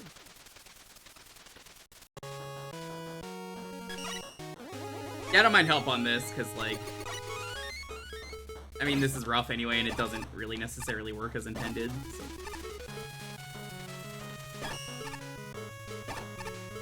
That was an accident.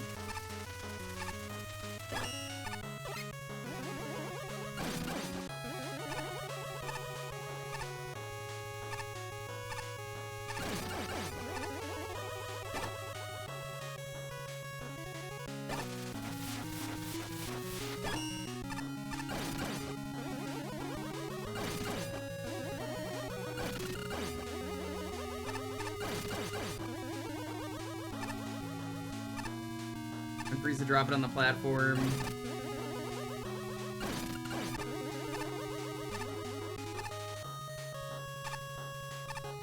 I think I understand what you want me to do? Okay. Nope, I mistimed it. Oof. I understood, and I'm like, okay. I guess I don't have to push it down immediately, but yeah.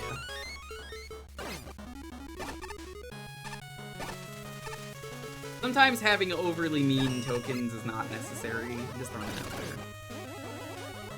Yeah. I otherwise really like the gimmick of this level. Yeah, no, I'm with you on that.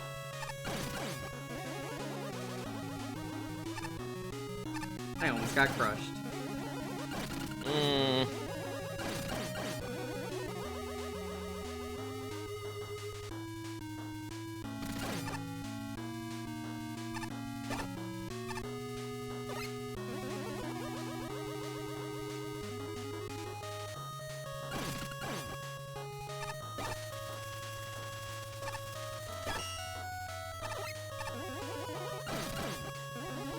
That worked.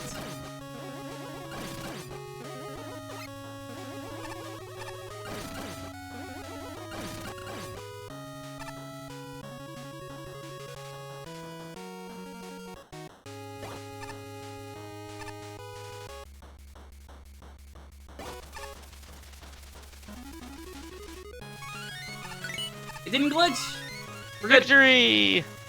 Have an ice wall. I don't know why ice wall was even out. So how does that glitch out? Does the block glitch out? I do not remember.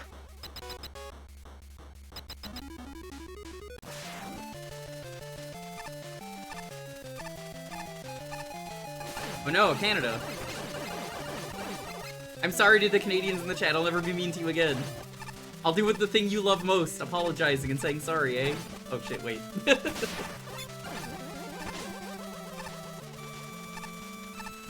It's fine. I'll get my revenge on you later. No, Nick's gonna put me in a bag of milk. I have a friend who's in Newfie territory, and I make fun of him for that all the time. He's like, we don't even do that here. No, Ontario, where I'm at, is where that's done. Oh, nice. I actually have been to Ontario quite a bit. I used to go to Con Bravo, which used to be in the area. I don't know if you're familiar with the con or not. Not really.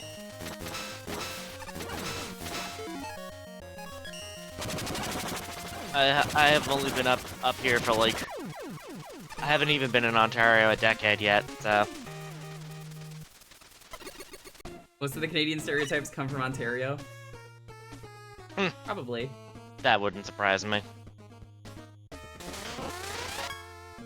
Well, Quebec is different. That's French Canada.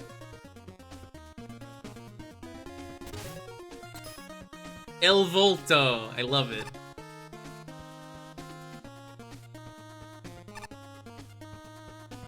Let's see if there's any other... The worst movie to ever be made.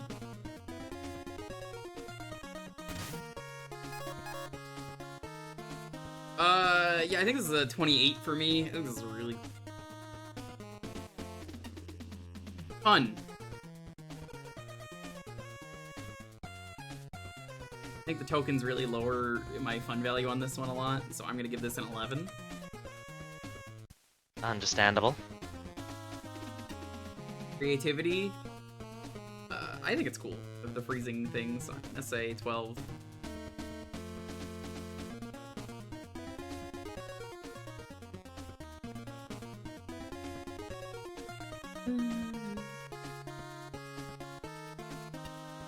Aesthetics.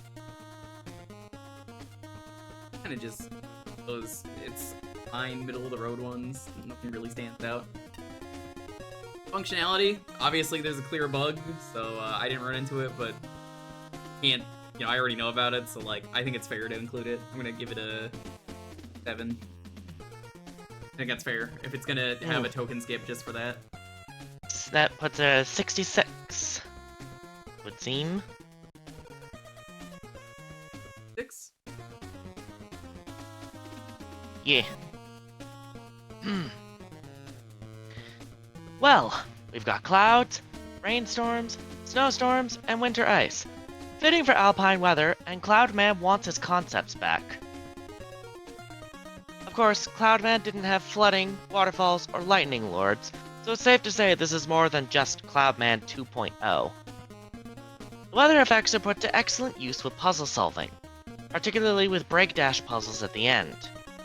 And while the water-based sections can get irritating due to the waterfalls throwing off control in some rather tight spaces, and the rain sound being a constant irritant, the winter sections were overall fun. Props for the flash freeze intro. Enemy-wise, holy carp, so many lightning lords. On one hand, that's hilarious. On the other hand, it makes the rest of the enemies largely forgettable. The only other ones I remember are Curlinger and Chokoro.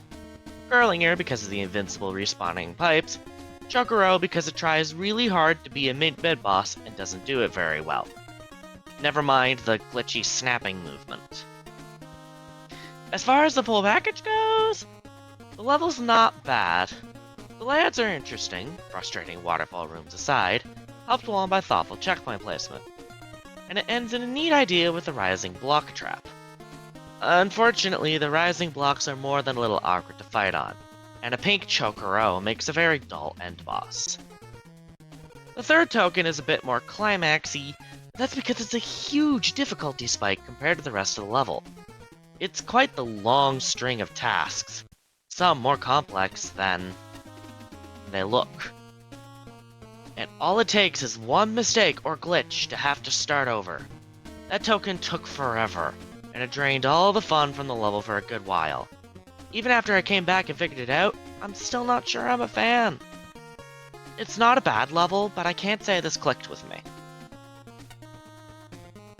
I absolutely love the gimmick of this stage. It could have been just limited to flooding the rooms, but the freezing effect adds a whole other layer that makes it out. Everything in here is introduced and built upon exceptionally well, especially when it comes to enemy combinations. The boxes interacting with flooded and frozen segments lead to puzzles for the most part.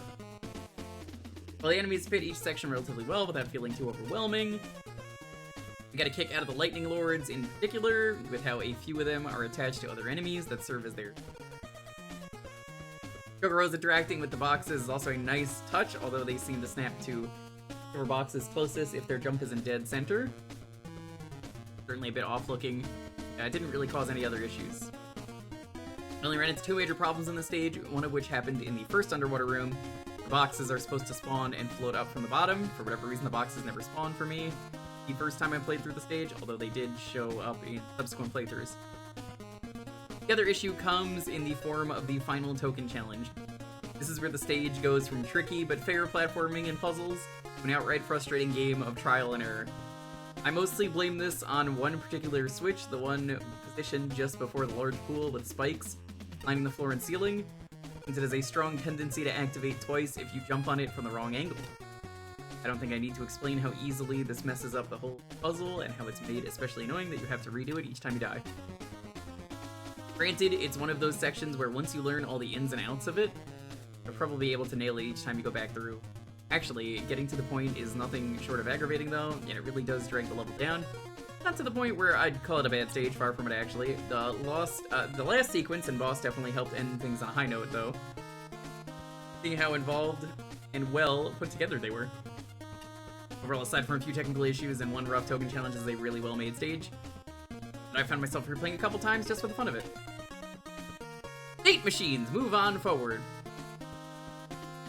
It's quite neat with the mechanics of using the physics-based X blocks while incorporating environmental changes, combining to allow for some nifty progression puzzles, but I think there's just a few too many variables towards the end, so the stage ended up feeling like it dragged on. Not a fan of the music choice, as there are too many high notes that it becomes not a pleasant experience after hearing it for an extended period, especially adding to the factor of thinking time with those puzzles. The snowfall graphics could also do a bit of tweaking, as it can be a bit obstructive how close the pixels are to each other. That puzzle room for the third token seems really wonky, where you could easily toggle the switch twice by accident at one part. Yep. Also, I'm not entirely sure what you even do there to reliably get the block away from the left wall. I also feel like there could have been a better way to reset the room without forcing a player death. I like that little fake out with the element at the end there. That was good, although at the point I was kind of ready to move on since that one puzzle room really soured my first playthrough of the stage. Here's what I like about the level. Clean tile work, good music, and a quality Chrono Trigger reference. A well-crafted learning curve, creative and effective Lightning Lord variants, smart block puzzles that make great use of all the elements involved, and probably the best uses of Curlinger I've ever seen. A unique final area, exceedingly thoughtful handling of the token maze warp, and final checkpoint, and bottomless pits that are clearly labeled. Cute little touches such as the moon at the top of the final area, and cloud platforms that turn gray when it rains. Here's what I dislike about the level. A recurring grain effect, which might look better if it stopped at the water's surface, that tires my eyes after a while, fuzzy directionality at the first path split, and the backtracking prone layout of the indoor water area. A few parts that aren't quite as forgiving, focused, or intuitive as the rest of the level. A handful of minor technical oddities, such as being able to damage the boss before the battle technically begins. Here's what ruined the level for me. A button in the final token area that doesn't work correctly, causing over 10 minutes of frustration in my first playthrough, along with a lasting weariness of the weather gimmick and music. I have to touch promise, boss corridor, no climate. But, oh, never mind. Yeah, you got me. I very much suspect that ending was put in my for benefit. Okay, that is a salad of words. This stage is kind of great. Basically, Cloudman's stage on steroids, and it always had a new twist to any gimmick grown to throw the expectations of the player off. Frankly, the primary weather-changing gimmick in this stage is genius. You get a lot of mileage out of it, and the puzzle elements of the stage were generally nice and clean to solve. Aside from simple things such as the backtracking required for one of the tokens, not leading the player to have to room a third time, Lightning Lords sticking to other enemies. Oh.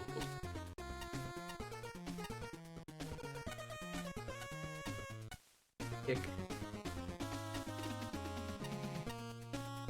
Sticking to the other enemies, it's all pretty great.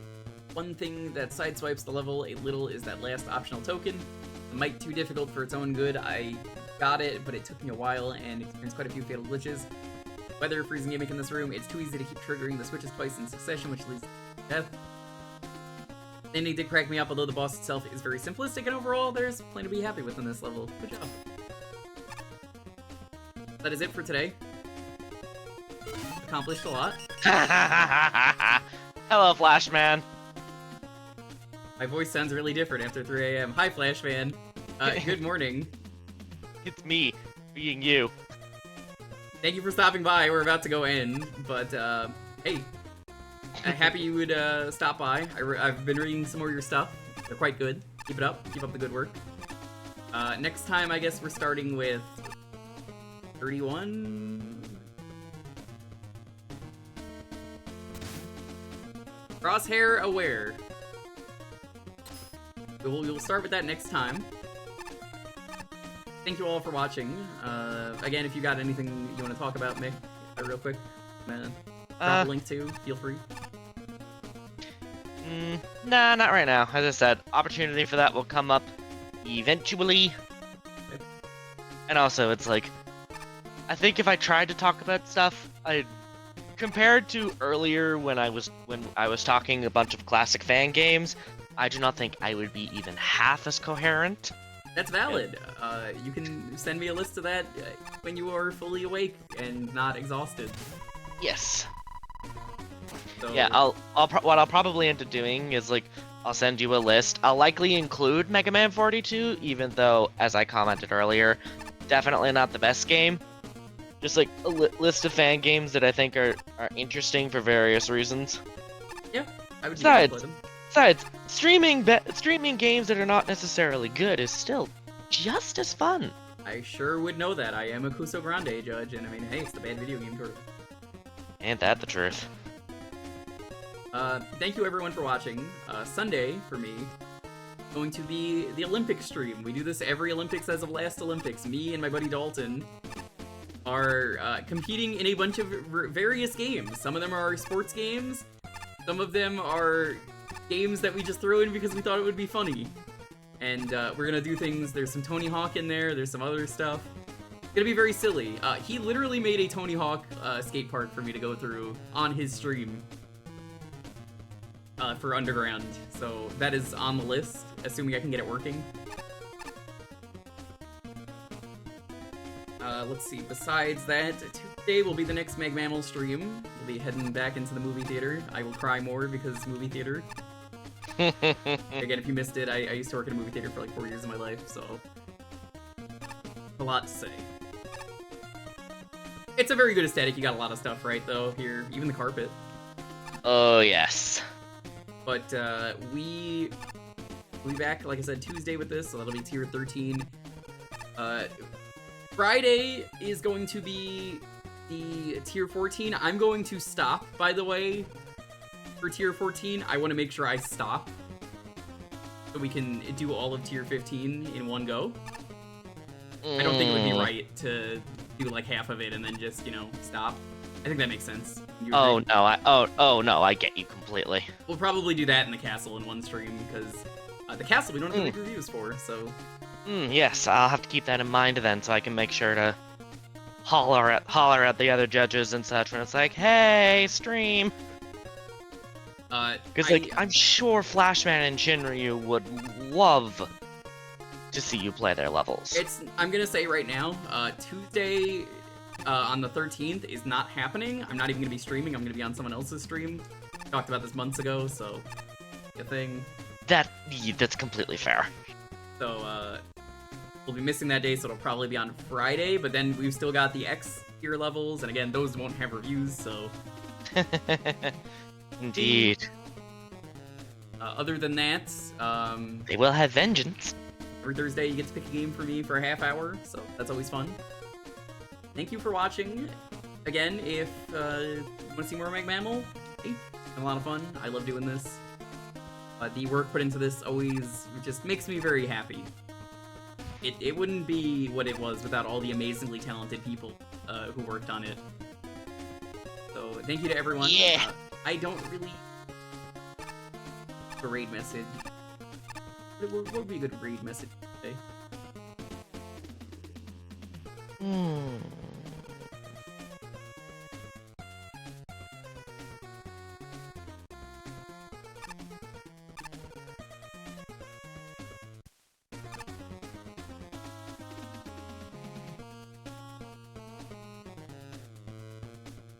You know what? I got an appropriate one we could do.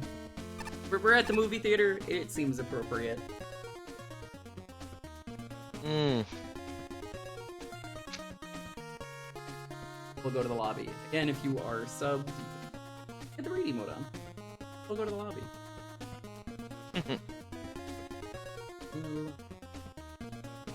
Go to the lobby. Actually, I got a better raid message. Fuck what I just said. We're gonna do... Oh, is this where they make the movies? Ha! You'll see why in just a moment. A buddy of mine is doing retro achievements right now. He's playing, unfortunately, Universal Studios Theme Park Adventure. And he is doing, I think, the Jaws ride right now. So we're about to ask him, is this where they make the movies? That would be that's fitting on a couple of levels. Excellent. We have to do it. It's way too perfect.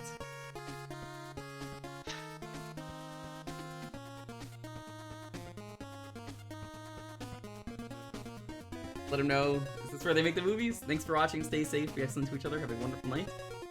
Guys, on Sunday for Olympics. Good night, everyone. Yeah, night all.